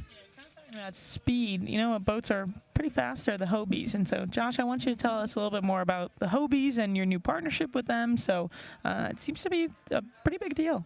Yeah, I mean, it's a huge deal for us. It's a big deal for the Hobie culture. You know, one of the things when I came into starting line sailing is trying to figure out how we message publicly, how all these companies work together. You know, Zim Sailing is, you know, the biggest, the largest dinghy manufacturer and distributor in North America. Wow. West Coast Sailing is our kind of model gold star dealership, and we have just over 100 proud Zim dealers across the country. Dwyer Mast and Rigging is kind of that OEM product, that Intel Inside that all of our boats are made with. And then Hobie is its own separate kind of culture. And taking that on, there's a couple different facets of it. You know, one facet obviously is building the boats. We are now building the fiberglass Hobies, the 14s and 16s in Bristol, Rhode Island, and the hulls there. We're fitting out the rotomolded boats, the Getaways and the Waves there in Bristol as well. With the deal, we took over their factory in Toulon, France, along with all the workers there. So we're still building out of there, looking for potentially a rotomolded factory here in the States, so we can start doing that as well. But it's really an interesting thing. We have to work through all the Hobie dealers here in the U.S., but also we have to service all the Hobie dealers across the world, the Asia Pacific market, the Europe market. We have SLS Europe that we call Starting Line Sailing Europe. That's kind of taken over, and they just do the Hobies out there, the Australian market, and working with all those different markets, those distributors. Yes, here in the U.S., we're manufacturer and distributor, but out in the rest of the world for Hobie, we're just the manufacturer. We have to work through the distributors and everything. But it's really, that's from the production side and getting the production underway. There's nuances about the Hobies and comp tips that they have, which are their spars, their masts are not all aluminum. They have comp tips at the top, so that they don't run into wires, because a lot of Hobies keep their masts up and then go right in the water. So that way they don't get electrocuted, but that's a big thing. And keeping the parts flowing, and so the dealers have them and the sailors have them. But then there's the Hobie racing side, which is very big, both in around the world and here in the U.S. And getting in and supporting some of these Hobie regattas that have been long time supported by Hobie Cat Company, and trying to figure out how to support the Cinco de Mayo regatta. And the Hobie 16 North Americans is going to be out in Alamitos Bay in August. The Hobie Wave North Americans is in Syracuse. So kind of supporting those events as well. And then we still have to work through Hobie Cat Company with some of the marketing stuff. They still own the brand name, the rights to be able to use the logo. They're working very, very well with us. We just launched 2 social channels on Instagram and Facebook, Hobie Sailboats, just to start sharing more content from the dealers, the regattas, and everything like that as well too. So hopefully very shortly I'll be looking for maybe a Hobie Sailboats marketing manager or something at some point to help me out. But awesome. It is a really exciting thing, and it's exciting to be part of that culture and that group. And I think I think the multi-hull community in sailing feels somewhat separated from the rest of the sailing community sometimes, and the Hobie culture is such a big part of that, and be able to support them, the multi-hull community, is really important to us. So now we can have this life cycle of Zim customers from Opties. We just started importing the Fighter Opti from Poland, and that's our new race Opti, and that just got debuted at Team Trials and to rave reviews. And even kids on the West Coast, we're trying to figure out how to get 10 boats out there this fall to have them supported. We're going to be building an Ilka in-house in the USA. First USA built Ilka since probably Vanguard went under. So we're really excited about that. And yeah, there's just so much going on that, every day is something new, and a new company that we're potentially looking at buying, or but really kind of creating that life cycle from Opties through Ilkas, 420s, college sailing, even working through with RS for the RS21 into adult sailing, and now Hobie kind of brings us into that recreational market as well, along with all the other RS boats that we deal with too. All right, busy. Oh my goodness. Do you even sleep? My goodness. Question is, do I even sail? Right? People say, you work for a sailboat company, you must go out sailing all the time. Honestly, I'm more in a motorboat. Yeah. I don't know. Yeah. I'll tell you what, sometimes you sail so much, you're like, gosh, I just want a motorboat all the time. So. Oh, thank you. But speaking of sailing, looking back to it, it looks like we're showing boats 2 and 13 competing for the lead. So that's Yale and it is University of Miami. So University of Miami has really turned it around here. And it's really necessary for them. I believe the team is sitting in 9th place currently. So with 2 solid finishes here is really going to position them well so they can feel a little bit safer going into the rest of the day. And it looks like boat 7 is in 3rd. Yeah, so 7 in 3rd is Tulane. Tulane. They need that. They so badly need that right now. This is going to be huge for them. And then we have Brown in 4th, in boat 15. And they're having great. They're in 2nd place. They're feeling very comfortable about this. Folks, you see, we're hitting that time of day where the glare off the water is just. It's how are your retinas feeling? They're hanging in there. They're not too bad yet. Not yet. You just wait. It's pretty though. Then we have it is. Tufts It is rounding. right. It's gorgeous. If you can see. Yeah. Yeah, that's so true. It is kind of picturesque. Quite honestly, like this would be such a nice photo to take if I could see too well. But I was gonna say, I think on your screen, you could just make out the horizon or the city skyline, a piece of it in the background. It is. BU having a good race here. Boat 6. I don't think it's good. I don't think they're that high. Are they? Well, I guess not. But no. But hey, it's better than the last race. You know what I mean? Like they picked off some boats. They did. They did. True. They did do that. So, let's see. So that's KP and boat 4. Down speed tack for KP. Not the ideal tacking conditions when your boat's stopped. You might want to accelerate first, but what do I know? Yeah. I don't know anything. But Josh, so right before I don't know anything either, by the way. So I don't know where you come from. Where'd they get all of us? We're all like, I don't know. But Josh, before you head on out, because you're obviously very, very busy, man. So would love to ask you, how happy are you to be involved with college sailing here and be able to sponsor such an event? And being a former college sailor, that's always like extremely rewarding. So do you want to just tell us how you're feeling about that? Yeah, I think I never got to compete in college nationals. We weren't that good when I was at URI, but I've worked with college sailing a lot, definitely during my time at U.S. Sailing. While I was there, we really started this whole broadcast thing that you all are doing, and I think it was maybe 2015 or 16. It was at Charleston, off the aircraft carrier that was there, the battleship that's there. Dan Egan used to do all the broadcasts and came to us at U.S. Sailing, and they needed a little bit of support because they didn't have the satellite system to be able to run it. And at that point, I was a couple years into U.S. Sailing, and we really started supporting as a media partner, which they're still doing today, which is great to see.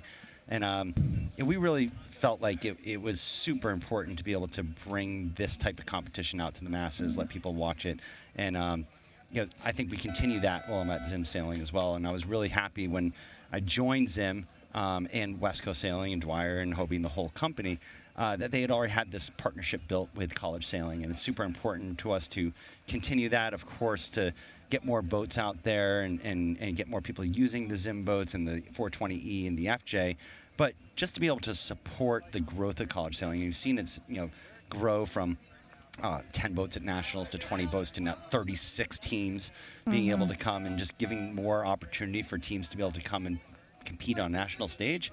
And what you all do here with the broadcast side, Chris came to us a few weeks ago and said we got a couple more things we want to do, some instant replay things we want to do, and we talked about it internally and said, this is the right thing to do. Let's provide Chris Love Productions with a little bit more funding to be able to do what we need to do, because it's super important. And we have no problem doing that because it brings Josh, it out to everyone. We're going to cut in, and we're just watching the start here of 6B in the Western. What's really exciting, my apologies, 5B in the Western. But we wanted to cut over because I'm looking at it right here. So in 9th place is Coast Guard with 85 points. And then right behind them is in 10th and 11th, Fordham and Rhode Island. Just with 87 points. So 2 teams, 2 points out of 9th in qualifying. So we figured we'd cut over and see how the racing is shaping up. Got it. Looks strong start for 12 there. Yeah, so that is. We gotta switch our sheets. There you go. So yeah, but 12 is Fordham. So strong start for Fordham, which is one of those teams that is just on the edge of qualifying. Additionally, a good start from boat 10, which is Dartmouth. Right? We're on the B division. You sure about that? B? Oh, yeah. Yep. You know what? You are right. Yeah. But yeah, Josh, we've been so lucky to have you, and the instant replay has been super cool. So, yeah, any final words? Yeah, I mean, it's just like I said, it's really nice being part of a company that's so supportive of college sailing, and there's a couple ways that we really do that directly to the programs, to college sailing, to the athletes. Obviously, bringing this out to the masses and being able to help out with that is great, but more directly, and you guys have seen it through some of the commercials, but our college give back program, which is kind of a cornerstone of the partnership with college sailing. College teams can not only get discounts for supporting their fleets with everything basically except for boats, sails, line, tackle, blocks, gear, hardware. They just order right through their account through either West Coast Sailing or Zim Sailing. 5% of those sales go directly back to ICSA. So kind of look at it as general maintenance of your fleet and your program helps with general maintenance of college sailing. And then additionally, we have the athlete discount programs at both West Coast Sailing and Zim. 15% off all year long, 365 days a year, 24 hours a day. That never stops. So those are two ways that we can really support the programs, support the organization, and support the athletes, which is paramount. Awesome. Yeah, incredible to have you. And yeah, thank you so much. I mean, it's so informative having you as a guest on, and having George here today. And you guys start teaching us so much, and we're so happy to have your support. So you guys help make stuff like this happen. So thank you so much. And well, I'll definitely see you in Rhode Island, and I'm sure that everybody will see you around. Well, thanks so much to you guys. Really appreciate it. I'll be back here on Friday, too, for the finals. So hope to see you guys here, and keep watching for sure. Awesome. Thanks so much, Josh. Thanks for joining us. Have a nice day.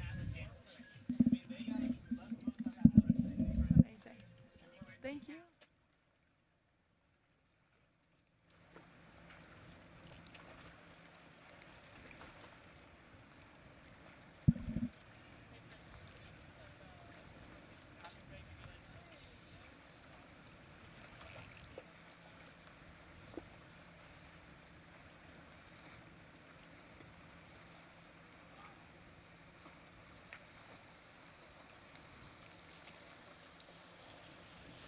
Looking at it, 12 is looking really strong here coming across the top. It doesn't look like they're going to have any more crosses, but I think it's a good time for them to be getting back. I would be a little bit worried coming all the way out here. It doesn't look like that top right's going to fill, but I don't know. I guess if you're 11, just keep sending it and praying, Hopefully you got your fingers crossed. Okay. It's going to be just me. So you are now, I would like to welcome you all to the private moments with Charlie in the booth by himself. We'll get nice and personal discussing the sailing here.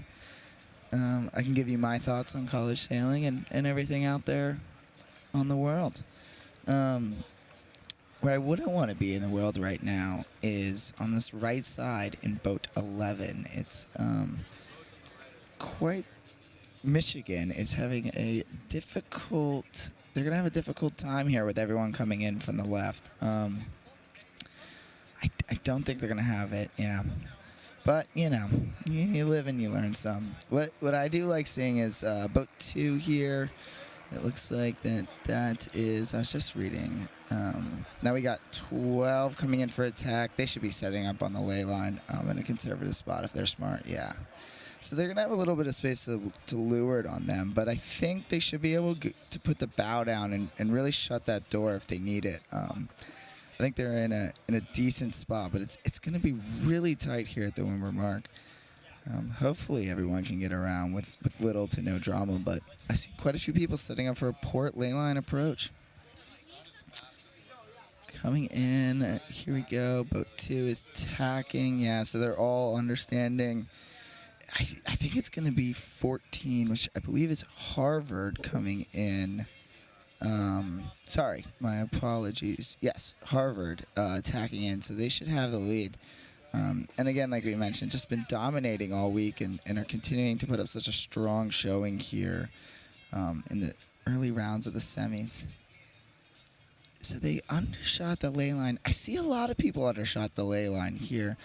I'm curious. There may be some new changes to the current coming in, and the sailors are just not used to that yet. And that's why we're seeing these errors on their ley line calls. So we're looking at boats 16. That is Old Dominion. If I can see, I believe, yeah. So they're on the outside looking in. They've got a lot of work to do, so they're not getting it done yet. But maybe they'll turn around. But one jibing out is the Florida State Seminoles, just like those Florida teams that we've been discussing earlier. They've really stepped up to these events, and they're really bringing a very strong showing. So you can see on the left there, we have the rotation numbers. So on the left, we have UC Santa Barbara sticking out. They're jibing back. I wouldn't want to jibe there, since it's just me. I like where Harvard is in 14 pushing out, and I also like boat 1 at Florida State on that far right side of the race course. Same with Connecticut behind them. They're also in a good spot in boat 17. Yeah, and Stanford's stuck in the middle here. I know one of their coaches, Augie Dale, quite well, and I have a feeling he's going to have some strong words with them about you can't find yourself in the middle of the race course this far down the downwind. You got to fight to that edge, and they really should know better than that. You can see a scenic view of over by, not on City Island, but over on what is, I guess, that would be Western Connecticut in the background. But this shot really gives you a good view of how incredible of a sailing venue Kings Point is. I mean, for college sailing, rotating off the dock to be able to sail in somewhere this open and this pretty, man, those were pretty special sailors that went there and had that opportunity. 14's jibing in here. Harvard's still holding it down. And now we are looking at the scores. So top team overall so far is Charleston Cougars, followed by Harvard. And third is Georgetown Hoyas. But more importantly is the fact that it is so tight between Coast Guard, Fordham, and Rhode Island in 9, 10, and 11. The Seminoles are holding on well in 12th, but they're 10 points out. So hopefully, I know Fordham and Matt with the Rams are really hoping to be able to pinch Coast Guard off here. And, you know, I gotta say, I'm pulling for Fordham and Rhode Island. There's still a little bit of Coast Guard Kings Point rivalry.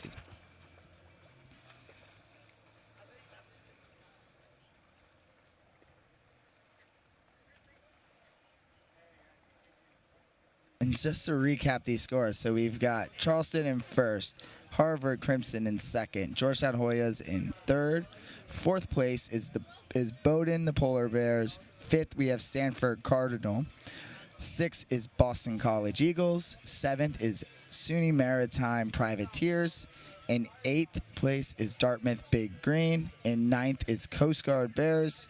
In 10th is Fordham Rams. In 11th, tied for 10th place, is Rhode Island Rams. And in 12th is Florida State Seminoles.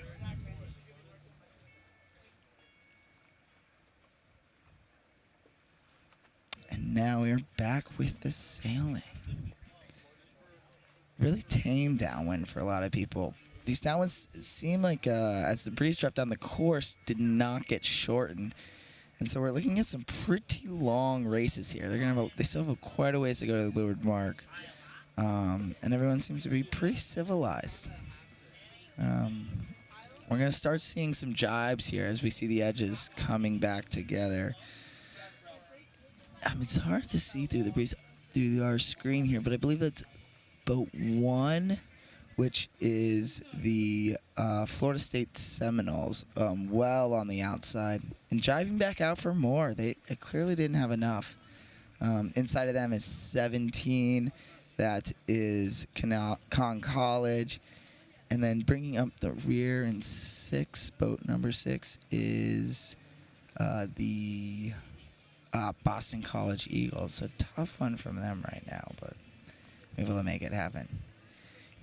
Now you can see, so this gate it's a massive gate that they're rounding here, right? So there's a lot of decisions that need to be made.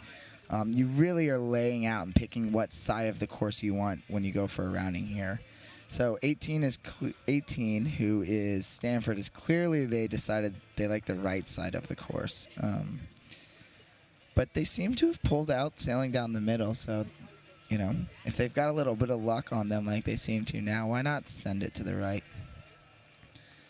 And then we've got boat 13, 8, and then 11, it looks like, bringing up the rear rounding. So that's...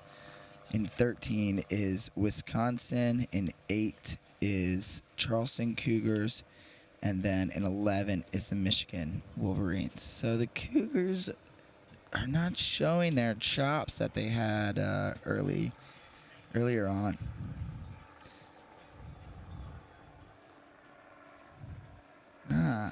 So I'm noticing it looked like actually UC Santa Barbara was the first person around. So good for them. They were having a great race. It's nice to see. It's got to be nice for these teams to show up, and especially when you haven't been here much, and just crush it and go out and take a win down. And they could use one, I think. It would go a long way, you know, morally and, for morale as well as to help get them any shot back in this. So in the background, we have the Throgs Neck Bridge, one of the most expensive toll bridges in the country. It's a fun fact for anyone. And here we go. We're back in it. Yeah, so Stanford's looking really strong on the right side. I think UC Santa Barbara in boat 2 is in a really good position to be controlling this race. Here they come back, so we'll get to see if Stanford's pulled it off on the right or not. It's hard to tell. It's going to be close. I think boat 2 is going to be. I think they're going to be ahead here. It's tough to see from this angle. But behind them is boat 12, and that is the Florida Fordham Rams. And then boat 10 is Dartmouth Big Green. And then in 9 we have Coast Guard Bears. So this spot here, right, from 12th, boat 12 up against 9, this cross is going to be huge, and 12's going to have this, no problem. But Coast Guard should probably start getting a little nervous. If Fordham stays there, then that'll bump Coast Guard out of the qualifying position. So they should definitely be getting a little bit of nerves going on. It looks like boat 10. We haven't talked about them. That is Dartmouth. We mentioned them. Boat 9. Boat 9 could be sailing a little flatter, just for anyone watching. And that was a terrible sailing through the chop. Now they're looking a little bit better.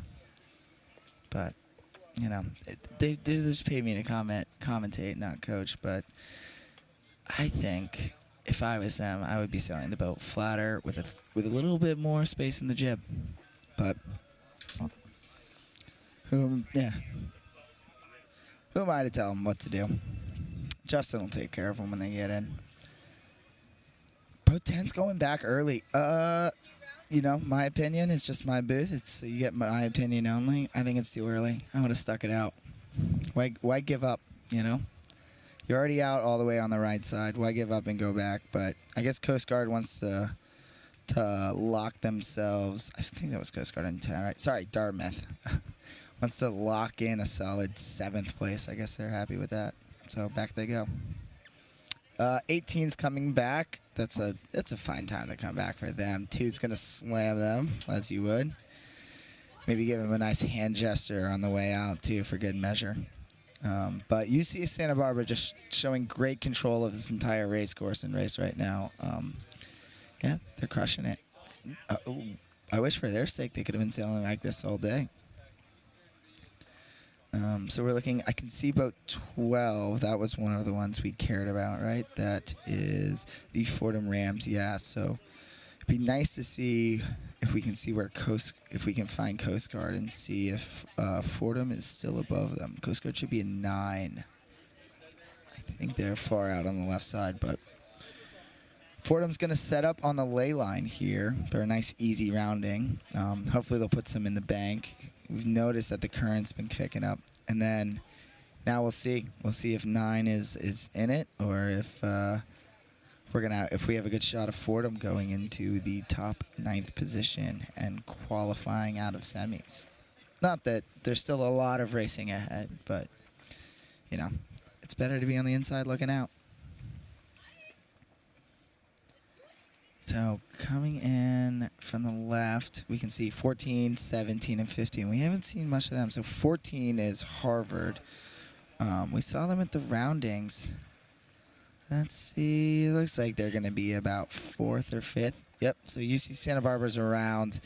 Then in boat 18, coming in at the market in 2nd, is Stanford. We've got 14 who's going to do a wind shot here, but they'll make it. No problem. That's Harvard.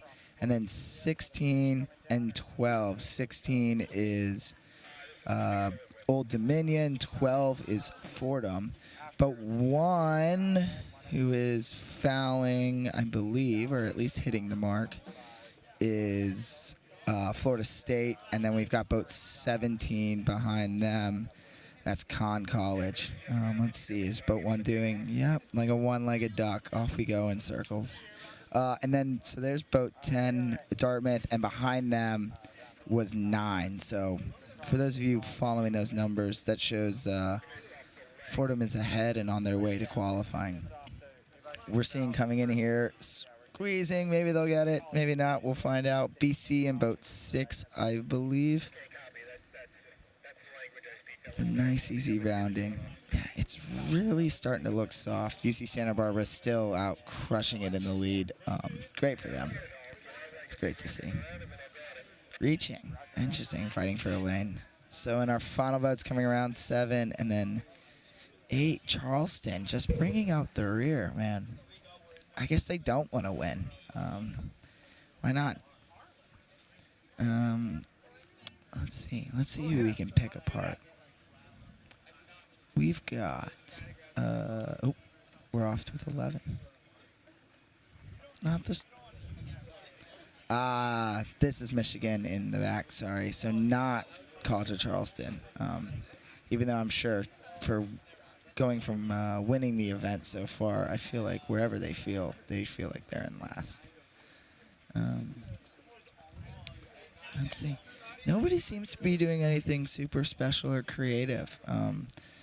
Again, I'm trying to see if we can find and locate boats 12. We need, what did we say we needed? We needed 12 and Fordham being, sorry, Coast Guard in boat 9, and then boats 12, which is the Fordham Rams.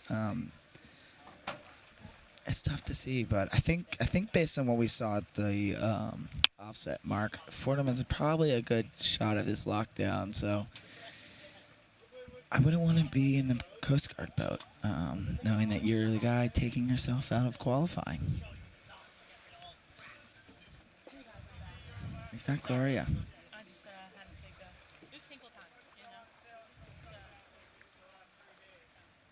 They had a lovely time with me. Yeah, I no, I'm rambled sure of that. Yeah. quietly into the microphone. I love that. Quietly. So quietly. I did no internal thinking. I just let it flow from head to tip of tongue. I love that. No, that's so good. Oh, hey, I'm back. What's up? Yeah, How we doing? It's difficult because you can So for those of you at home, we have these monitors in front of us, and they're really nice because they show us what you see. The problem is they're a polarized lens, I believe, which means they don't work with sunglasses. So we either have to see what you see or wear our sunglasses. There's no in between. And look at these beautiful updated scores. So right now, leading in one of the semis is Harvard Crimson, riding that high of a win at team race. Then we've got in second Charleston Cougars coming back after, last year I feel like they were building up. This is what they built up for. Bowdoin Polar Bears, Georgetown Hoyas, Dartmouth Big Green, Boston College Eagles, Stanford Cardinal, Coast Guard Bears, and New York Maritime. So just trailing behind is Fordham Rams, Rhode Island Rams, Florida State Seminoles, Connecticut College Camels, Old Dominion Monarchs. So put that in your pipe. So yeah, that's what we got. So take a look at looking at those scores, it's close for 9th place right now. Like, they truly are fighting for it. So, we'll see what happens. I mean, they should have tomorrow to kind of make up for any lost ground.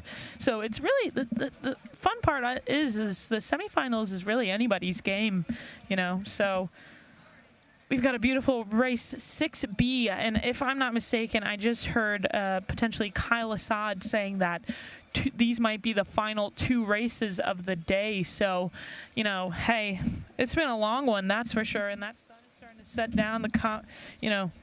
Even for the spectators, it's a little bit hard to see what's going on, but once again, we have a lovely view, and let's see. Let's stir things up in terms of these races. Let's see what's going to get mixed up. Those bottom teams can still climb back into the top 9, and then the top 9 right now just really want to sail consistently, so that way they stay in the top 9 and are able to move on.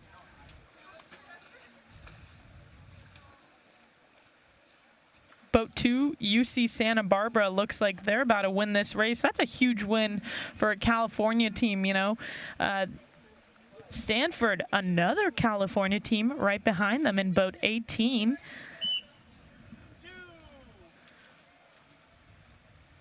Fordham in boat 12. 16 is ODU. They could both be using this high score for them for their ranking here. 14 Harvard. 17 Conn.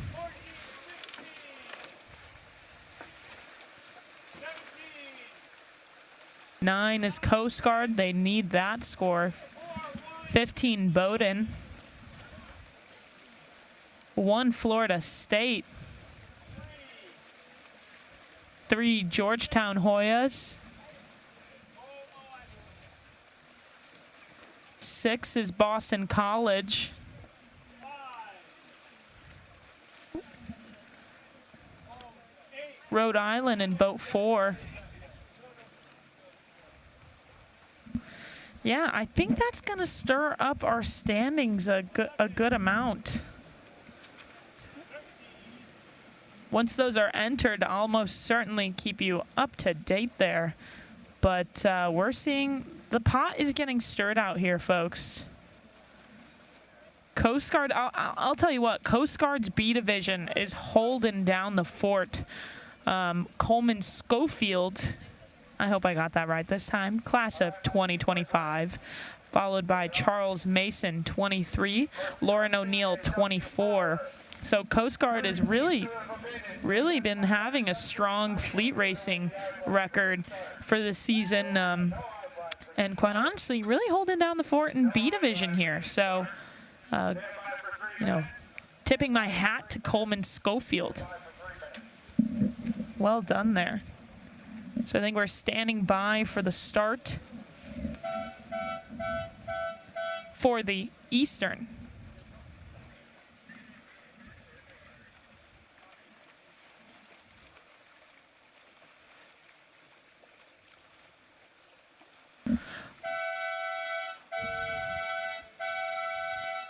And there's the 3-minute sequence for the Open Eastern semifinals.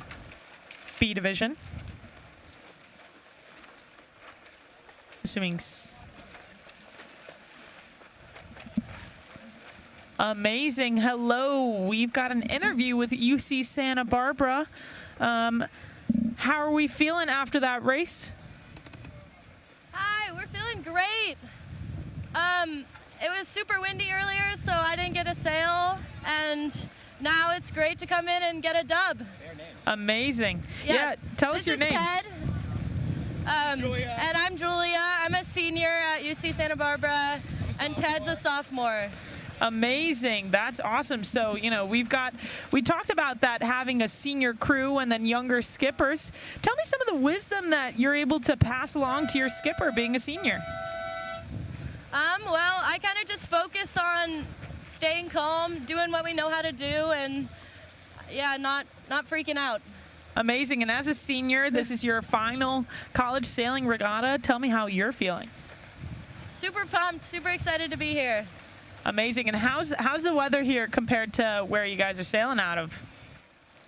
Well, honestly, warmer right now. We're in gloom in California.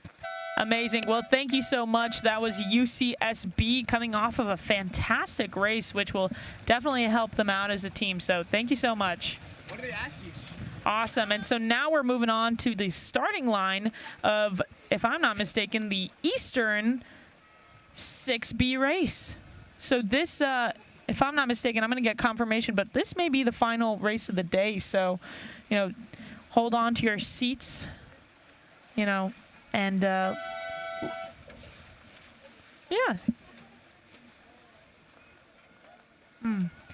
Yeah, so we'll just wait for some confirmation on that. But I'll tell you what, it's hot today.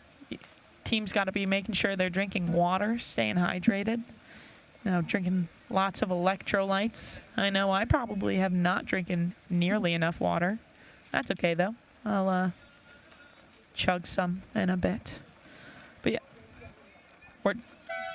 this is race 6B of the Eastern semifinals. We're coming up on 30 seconds here. You heard 20 there. Looks like we're having a little bit of a pile up at the pin. We saw some boats jibing out. They're like, hey, I'm not making it. And I'll tell you what, the earlier you realize you're not making it, the better off you are. Here we've got some boats over at the boat end. Boat 17. That looks like Tufts. Ooh. Ooh. Everybody. That's a general recall. That's a general recall, folks. Everybody except for 17 was over. So, you know what? To be nice. Ah, that's nice. And we just heard Kyle. Right back into it here. Don't get too far up the old race course. Amazing. You know, Kyle Assad, what a great guy. We heard him even just tell everybody, he said, I tried to be nice. I tried, you know. So he's calling that a general recall. What you should be expecting is an I flag. For being nice to you guys. Yeah, there you go. For 3 minutes, course is going to be a W4, and this time the I flag will be in effect. There you go. There's that I flag in effect. So if those of you that may be tuning in a little bit late, just to give you a heads up again, what does an I flag mean? Well, an I flag means that for this next start, if you're over within a minute and you are called over within that minute, you have to round one of the ends. What are the ends of a starting line? Well, that's the pin and the starting boat, the race committee boat. So what that means is you're probably going to see a little bit of line sag. Well, what's line sag? It's essentially all the boats are in formation, and the sag is like, imagine like a lower dip in the middle of the line. Usually you see that sag in the middle. But with that I flag being up, you're probably going to see quite a few sailors being intimidated. They don't want to round the ends, right? Just because that puts in a little bit of extra distance for them to sail. So you're going to be seeing a lot of players intimidated. They're like, hey, you know what? I don't want to be over. We're a little bit further away from the pin or boat. So we're just going to play it safe here, and we're going to be a little bit under. So, but some of the best players you'll see, they're going to take advantage of that. They're going to know there's line sag. And so what they do is they pull that trigger just a little bit earlier, get that bow out ahead of the other boats, and just they're confident in their line. They've done their homework. They know where the line is, and so they take that confidence and push it, and they're on that line smack dab. You know, I wish I saw a little bit more pre-start homework from folks, you know. I'm not seeing many boats just going in the middle of the line, luffing up, going head to wind, seeing, hey, do I want to go left or right? Where's my bow pointed towards? You know, is it pointing towards the offset or the windward mark, or a little bit to the left, to the right? So, oh, hey, what's up? How's everybody doing? Yeah, I want to see people doing their homework more. I really do. Homework goes a long way. You know, if you don't submit your homework in school, you're going to get an F, right? That's no good. I like to picture sailing to be the same way. If you're not doing your homework before the starting line, you're either A, going to be over, or B, under. Both things you don't want. So, you know, kudos to that boat that did their homework in that last start before the general and was not over. And it looks like I'm seeing some boats beyond this start going back out. So I'm assuming that we've still got a few more races for today. But let's take a look here. Where are boats piling up?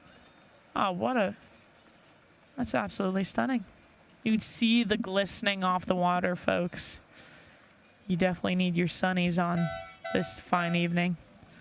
So boat 9 setting up well at the boat. You know, back in Missa, it was called Missa. That's the Midwest High School District. That's what it was. Oh, look at this huge line sag you see in the middle of this starting line. Do you see how, imagine if you were to draw a line from the boat on the flag on the starting boat all the way to the pin. Do you see how late these guys in the middle were to the starting line? That's exactly the line sag that I was referring to, right? So imagine essentially a U in the middle of, you know, take an XY graph and draw a nice little, listen, I was no mathematician, but just draw a nice little line, U dip. That's the line sag we're kind of talking about. Obviously not as dramatic as a U, maybe like a half circle kind of deal. But here we see 17 has tacked off and gone on to the right-hand side of the race course, and they're doing it all by themselves. That's a bold move, but let's see how that pays off for boat 17. That is the Eckerd Tritons. Folks from St. Pete. This is their weather, though, I'll tell you what. All right, here they go. They're tacking back. Now, this is my favorite part when a boat does this. They kind of split off from the rest of the fleet. Looks like they're going pretty fast. I want to see if they're going to have any piece of boat 6. The other boat going out right is boat 6. That is the Boston University Terriers. Question is, do they have the cross here? They're on starboard, so they don't have to worry about too much here. But it looks like boat 6 is going with them, which makes me believe, is there some shift out on the right side? They look relatively lifted, but let's see what boat 9 here does. Boat 9, that's the Navy midshipmen who have had a relatively good set. So, and 17's back. That's the beautiful game of sailing right there.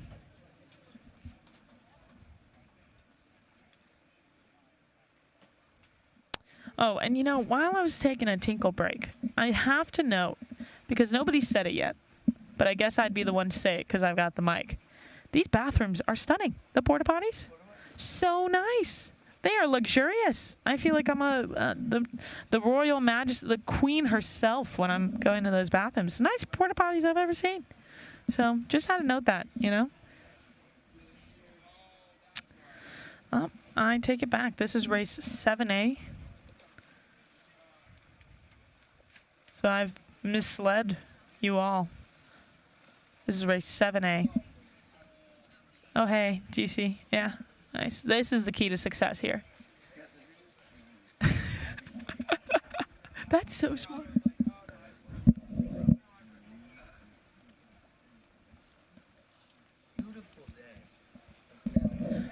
Gorgeous. That is stunning. I know. Jealous of college sailing. I enjoy the experience.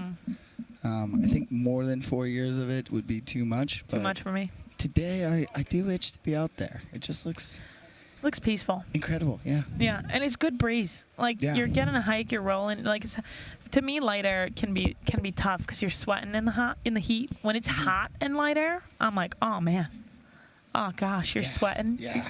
That's when you see people getting really angry, though. You ever notice that? Yeah, I've had a few heat-related meltdowns. Yeah. In my college sailing career.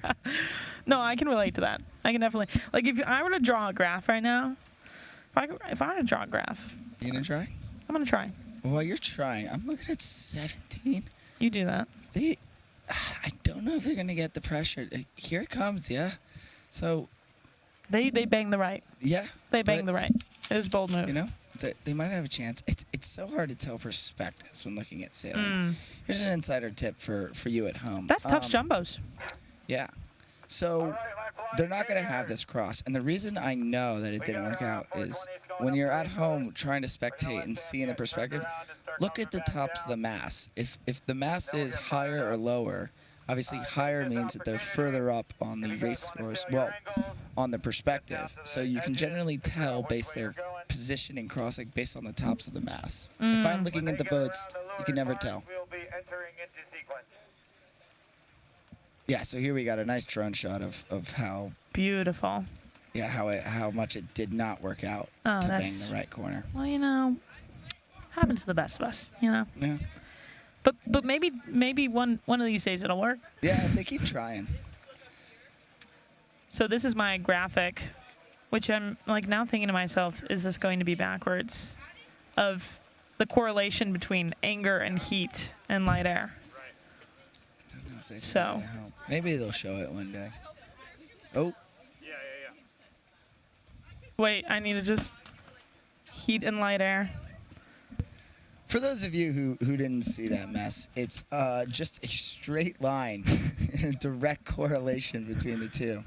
So it tells us how Glorious feels about the conditions. Anger is on my y-axis, and then I have heat and light air on the x-axis, and it's just directly going from 0, just shooting straight up, you know, direct correlation.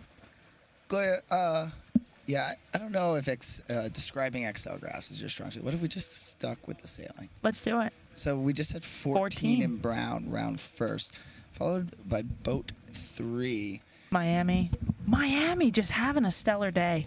Well, they had a really tough morning, so it's actually good to see. Or at least I know in B Division they were having a very tough morning, so it's good to see them turning it on in the afternoon. Boat 5 Webb doing an excellent job here. I would say they're just about in third. Boat 13, that's MIT. 12, that's Yale. Yeah, well done. They're the comeback kings and queens. 15, Roger Williams. That's good for them. Boat 9, looks like that's Cornell. Boat 11, George Washington. Boat 10, Penn Quakers. We got boat 4 going out to the right side of the course. That's going to be St. Mary's, kind of middle of the pack there. Boat 6, no, not Tufts, Tulane. You know, Tulane is climbing back up. Tulane's totally climbing back up. They're having... I was just speaking to their coach. They're in 10th place currently, he was describing. Oh. And I know, I've heard rumor that they're wrapping to the end of the day, starting to wrap the day up, and he is not excited about that. He's looking for more sailing. So Mr. Coach Charles Higgins is not confident in tomorrow, and I think he's a good bet to ride on because he did used to coach here, so he has quite a lot of experience sailing at Kingsport. Yeah, you know, on that note, there's been a lot of coaches that are within college sailing that have coached at Kings Point. If I'm not wrong, Ken Legler started out his coaching career at KP. He did. And there's definitely more that I'm just forgetting, but yeah. No, there's so many. Quite a few through. It's been a rich history. I love that. Look at that, folks. That is boat. I believe that is first place. Yes, that's 14. Yeah. Look at that, brown bears. Just comfortable, cozy, cruising. I love that. Those are the nice races, you know, when you just got a nice lead. Don't want to overthink it and cruise down. I can't say I've had too many of those. I'm just kidding. I mean, I'm not kidding.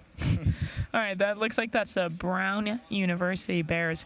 Connor Nelson, Guthrie Braun, Izzy Cox, Nora Ung, Emily Mueller. Nora Ong. So Yale jibed out. Yale jibed out here at the windward mark, and I believe they've actually gained quite a few places on this downwind, pushing to that right side of the course. Let's take a look at this. Boat 15. Yeah. No, I believe boat 15 is sailing back to the start. So that is someone doing some serious pre-race homework, sailing all the way up. I was just about to say, I was like, where did Harvard come from? I thought they were in the other ones. Sailing halfway up the beat to see what's going on. You know what? I was just saying people don't do enough pre-start homework. Now that's a whole other level. That's some dedication. There's boat 14. Brown Bears just locking in the lead there. We love to see that. Going to the right-hand gate, following behind boat 3. We've got quite the shop at the right-hand gate. That's U Miami. 13, rounding in third, and boat 13, that's MIT Engineers. Yeah, so I believe that was Yale rounding first around the left-hand turn. Very nice. They managed, it looks like, to gain a couple boats, and they're taking about 4 of them outright, so we have a pretty even split on the fleet. Boat 3's tacked back. I don't know if that's a strong move. As these conditions gets lighter, the bad air from the downwind tends to linger. Yeah, same with boat 9. You don't like to be crossing that low on the race course. You want to get out a little bit. You know what? And I'll tell you what, MIT, this is a great race for them. That's Sam Bruce and Maya Prasad. Those of you that don't know, Sam Bruce has a twin who goes to Penn. That's Jordan Bruce with crew Shanti Choi Bose. That's always fun, a little bit of sibling rivalry. Rivalry on the race course. Right? They're both in A division, both in the same semis. I was just talking to their mom. Lovely. She's super lovely, and so I'm sure she's happy to be here. I've always wondered, what do parents do when they've got kids going to I was going to say, what piece of gear did she have on? Yeah, it depends on which shirt. It's like which shirt. But you know what? She had one shirt and one sweater. So that was good. Sometimes you'll see a hat and sweater, and I'm like, oh, I don't know. Yeah, a little hint. But no, so those two brothers are definitely very talented. And as you can see, MIT, this is a great race. For Sam, and Jordan from University of Pennsylvania is doing a great job, because if I'm not mistaken, I think Penn is winning in the semifinals right now. That is correct, with 56 points. The Quakers are in first in the Eastern semifinals. Taking the horse to the finish line. It's all the oats. It's all the oats. It's the Quaker oats. Heard they're so good for you. Yeah, why don't we take a look at those results right now? Yeah, look at that. So here we've got the Pennsylvania Quakers leading with 56 points, followed by the Brown Bears with 62 points. In third, we have the St. Mary's Seahawks, throttle down, with 64 points. The Navy Midshipmen in fourth with 71 points. Fifth place, Tufts Jumbos, 75 points. In sixth, Yale Bulldogs with 83 points. Seventh, Cornell with 104 points. And here's where we start getting close to ninth. In eighth, we have Roger Williams Hawks with 107 points. Ninth, U Miami Hurricanes with 111 points. 10th, Tulane Green Wave, 122 points. 11th, MIT Engineers, 129 points. 12th, Webb Institute Clippers, 130 points. GW Buff and Blue, 134 points in 13th. And in 14th, the Boston University Terriers with 150 points. Now, what we want to be looking at is that 8th, 9th, 10th place, and even 11th place teams. Oh, even 12th. There's all pretty close point spread. So Roger Williams looks like they're holding on by 4 points to 8th. U Miami has 111. And now I see why, when you were talking to Tulane's coach, Charles, why they want to keep racing. They've got 122 points in 10th place. They want to defend their championship. They won last year, and right now they're 10 points behind. Nope, 11. 11, crunching numbers. They've got work to do. I find it very interesting that the scoreline of Miami B Division has just been, well, not up on your screen anymore. To say the least, it was lackluster pretty much all morning. And they found something this afternoon. I mean, to take a 4-2 in the last set. And the set before, they went 17-18. So they seriously turned it on at the last minute. You know?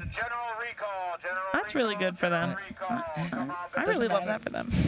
Doesn't matter if you qualify by 10 points or 100 points. You know?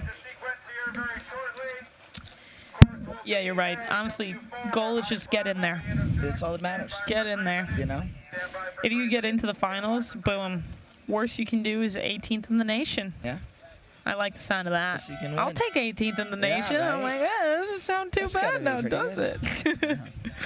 So, oh man. So, from what I just heard, Kyle Assad had a general recall for the Western Race 7A. So he said, bring it on back. And you guys know the drill by now. That's the I flag is up. Oh, that's a tight mark rounding. Yeah, 13. Really? I was sweating just watching that. I don't think they got it. 12 as well. Oh. 5 has decided to skip it. They're going to take another swing at it, you know? You get 2 at-bats at least.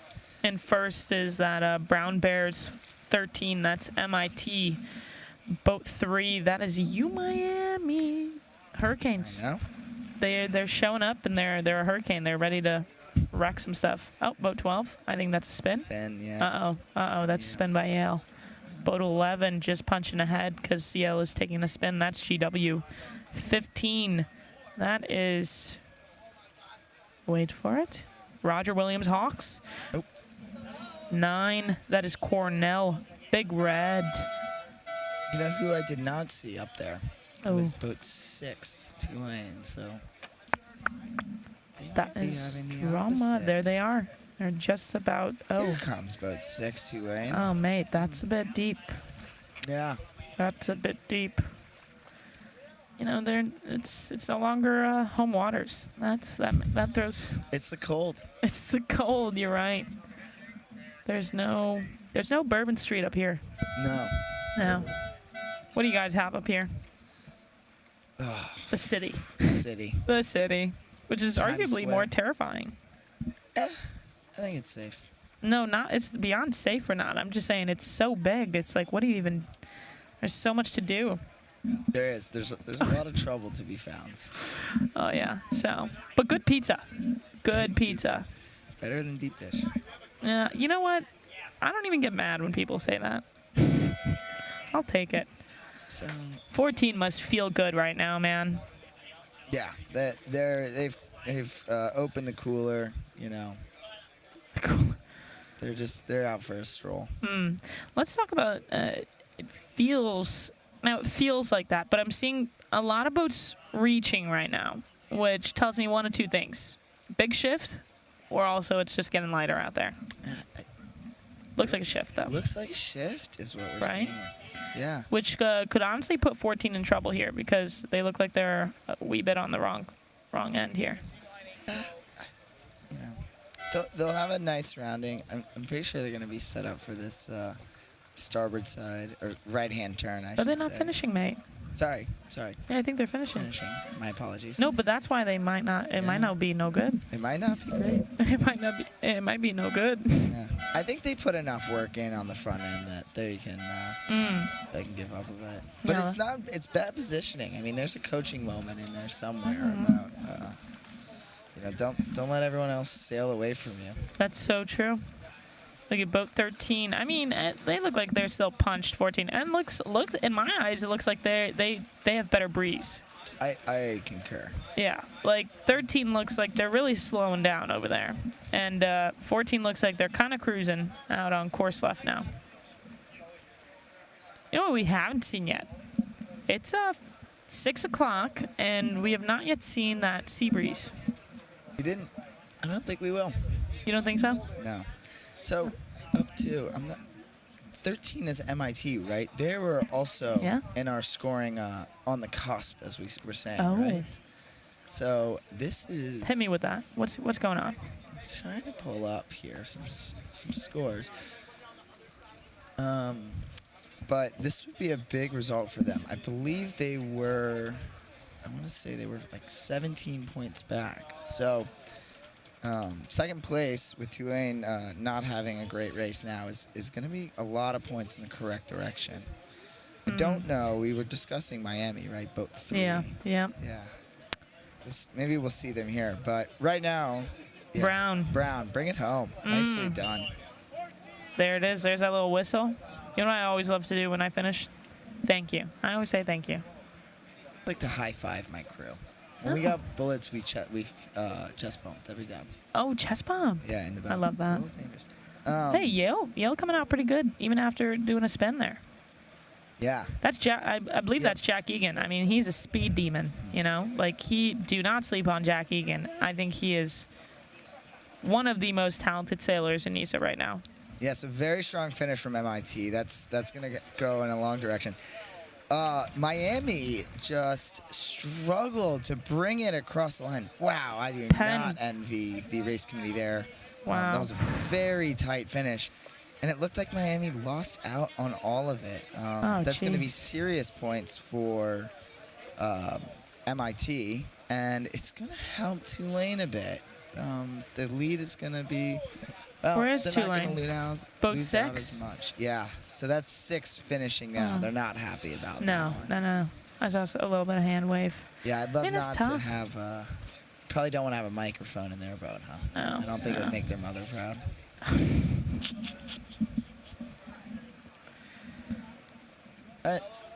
Yeah.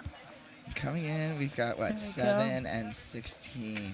Bring it in. It looked like 7 got it to me. Yeah. And boat 7, that would be Boston. They're having a tough. Boston. Hey, but at least the Celtics won that game, huh? Did you see that? A buzz beater. It was like right on the buzzer. Sorry, the game? The Celtics game. Yeah, incredible. Buzzer shot. Beautiful. Yeah. It was so good. But yeah. Well, similar results though, huh? Miami pulling it out here and last night. Dang, I'm gonna be honest. I only watched the buzzer. Yeah. That's it. That's all I know. Miami beat Boston. Oh, they did? Yeah. I believe. Oh, so it's over. So it's over. Game 7. Oh, dang. Yeah, hate to see it. Yeah. So maybe that's leading into the results. I feel like it's always it's always just the same people in basketball now. Just like, I want curveballs. Sports are so predictable nowadays. Except for sailing. Yeah. Oh my gosh. Sailing is like the least predictable sport ever. Like, I'm in a spiral every single race. Well, I think we're getting near the end here of our stint. I don't know if you've been in contact with anyone. I know they have just one more race left. Yep. So we might be wrapping up here. Yeah. Well, on that note, since we are wrapping up, welcome to the post-game show. In the sport of sailing.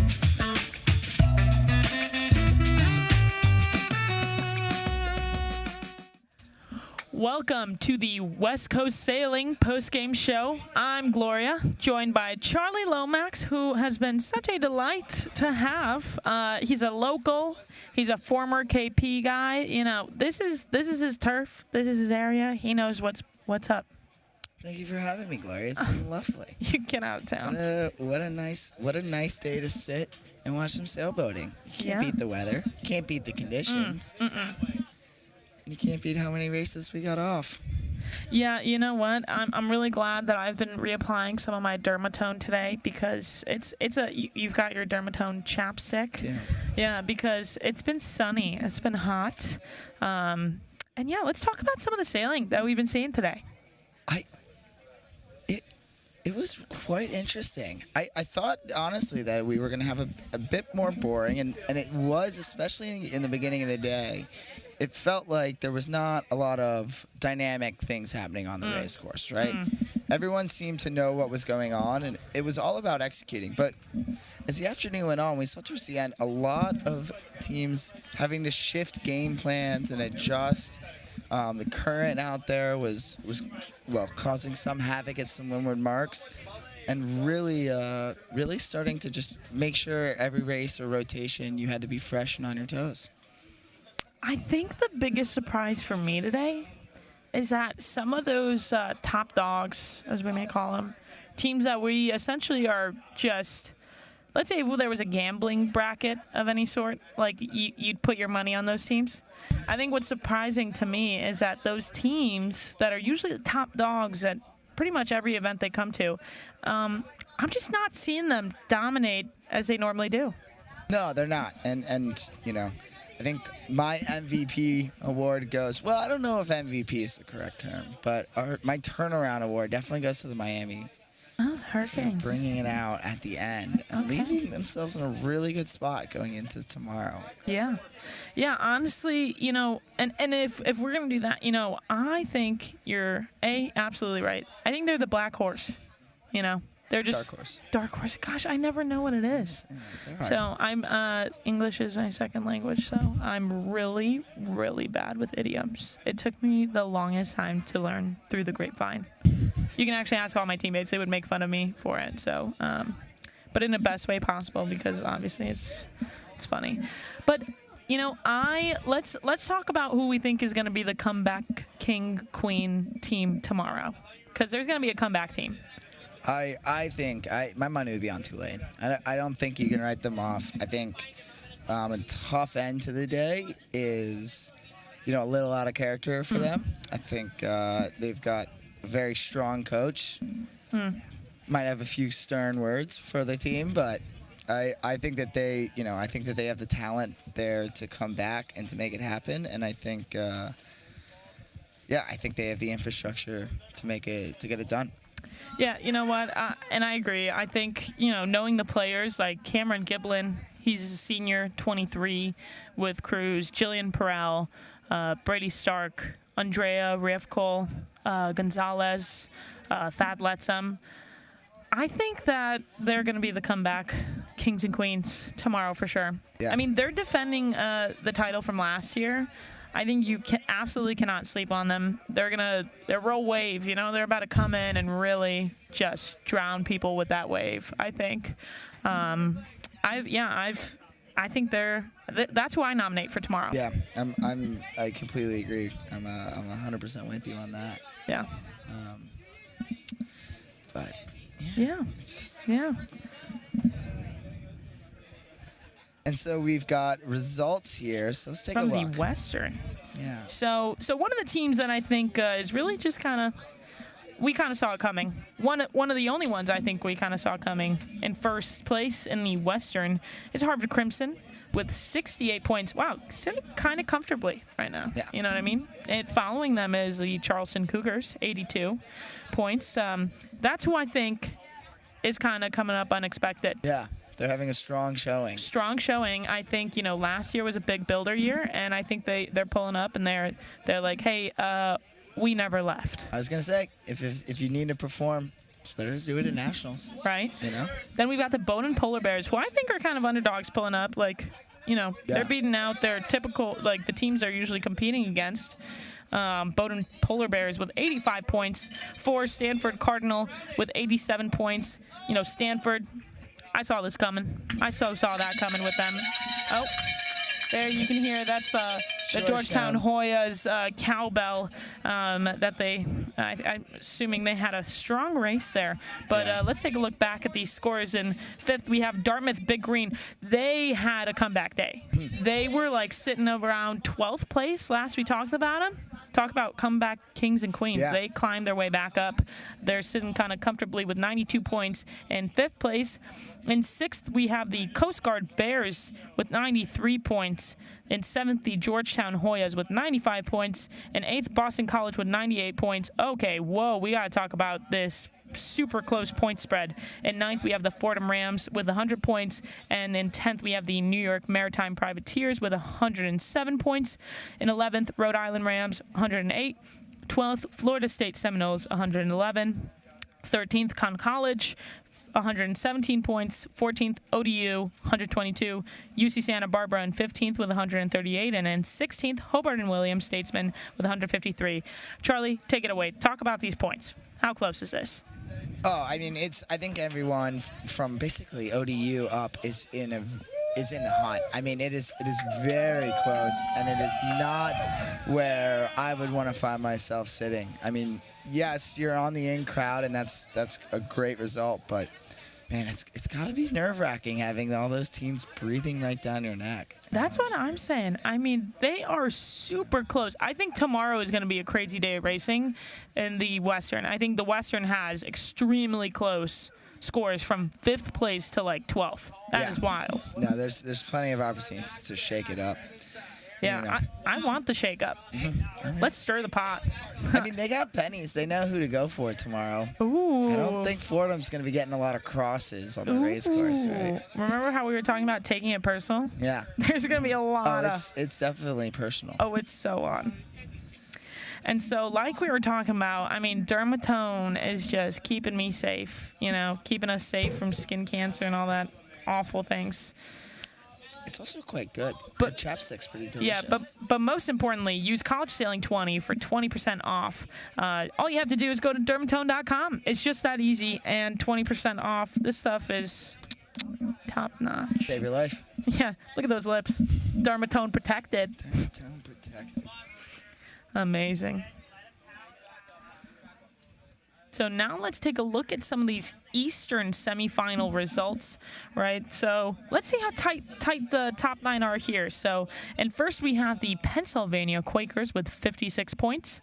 In second, we have the Brown Bears with 62 points. In third, we have the St. Mary's Seahawks with 64 points. In fourth, we have Navy Midshipmen, 71 points. Fifth, Tufts Jumbos, 75 points. Sixth, Yale Bulldogs, 83 points. Seventh, Cornell Big Red, 104 points. Eighth, Roger Williams Hawks, 107 points. Ninth, UMiami, 111 points. 10th, Tulane Green Wave, 122 points. 11th, MIT Engineers, 129 points. 12th, Webb Institute, 130 points. 13th, GW, 134 points. 14th, Boston University, with 150 points, NC State with 151, and Jacksonville in 16th with 165. Charlie, talk to me about points. Yeah, we've got a bit more of a spread here. Tulane, like we talked about, is on the outside.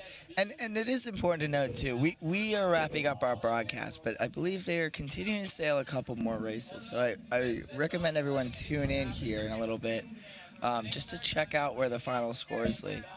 But I think as we mentioned, it's close. I mean, it really is. There's no one should feel safe out there. Yeah, right.